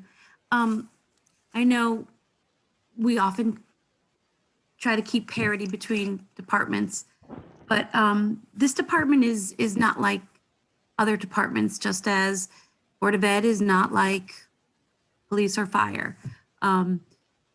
We heard all the departments and all the different bargaining units that Chief Sullivan is responsible for. The things he has done for this department.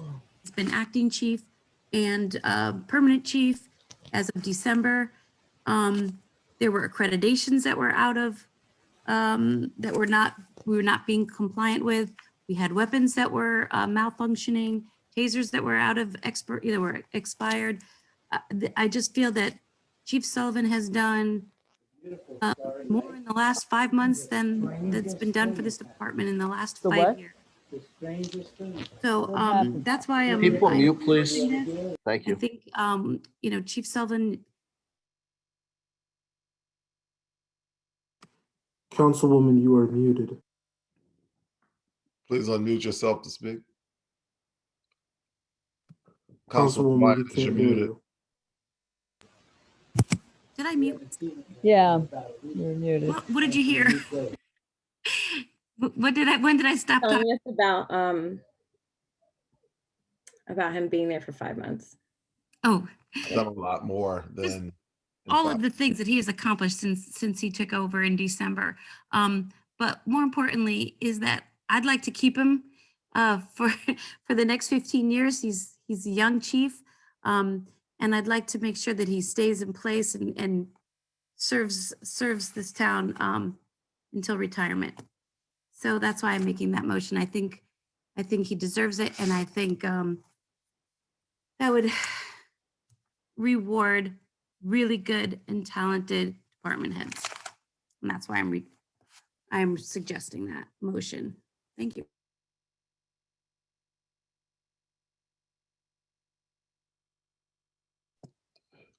The seconder of the motion, would you like to speak to it?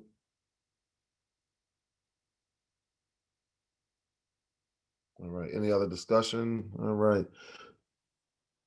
Ms. Bias, did you want to take a second bite at the apple?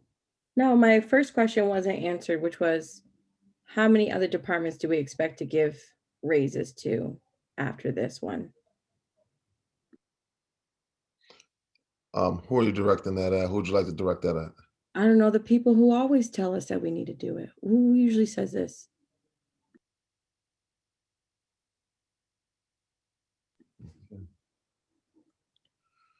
I guess I'll look at the spreadsheet and see who else needs to get to 145. Hang on. Oh, I guess you can go on with the questioning and then I'll come back with the information. All righty. Councilman Farmer? Thank you, Chairman. It is unfortunate. I asked for a caucus to discuss this very issue several times in order to save time. I also want to just point out, we talk about parity between other towns. Other towns do not have employees working 35 hours a week, have them working 40. So, we can talk about parity between other towns. We can talk about parity as a concept between departments, but it's not a thing. And I really think the administration needs to flush it out. You have individuals, we are different, right? We're different than other towns. We don't have the same finances as other towns. We don't have the same debt service as other towns. And we have to be cognizant of that. I wish I had the resources of Westport, right? Our police would be driving Teslas, right? They'd have great cars and energy efficient and being great for the environment, but that's not the case, right? But we are the town of Hamden, and we have to do what we can with the finances that we have, knowing that we are going into a financial crisis in the next consecutive budget. I hope that we, as we speak about different departments, that we are cognizant at the end of the day, we have to set a mill rate, right?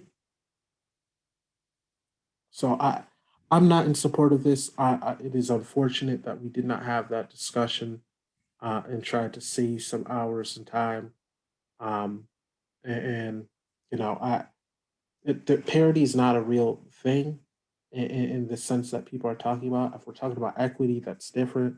And I'm concerned that we're going to end up creating a situation by continuing to say we need parity when it is not a thing. Through you, Chairman. Thank you, Councilor Farmer.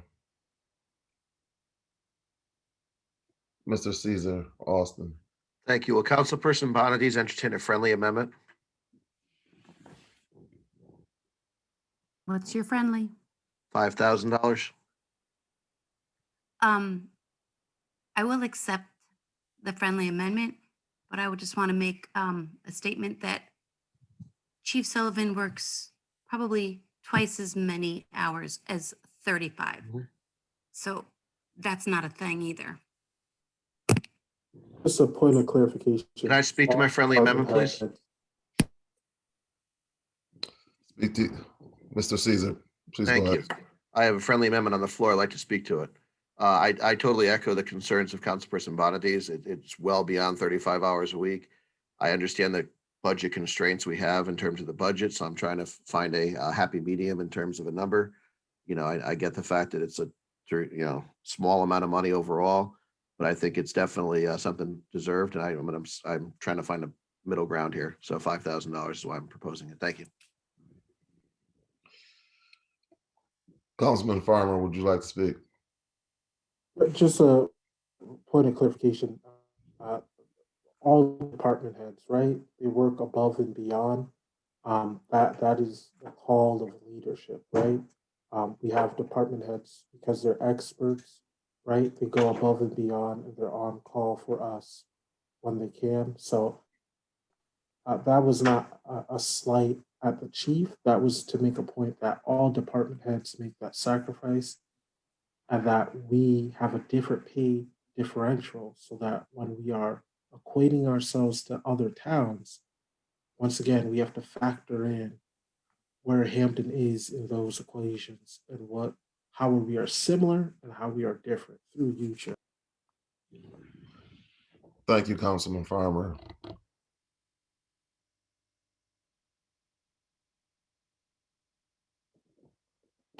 Councilwoman Bonadies.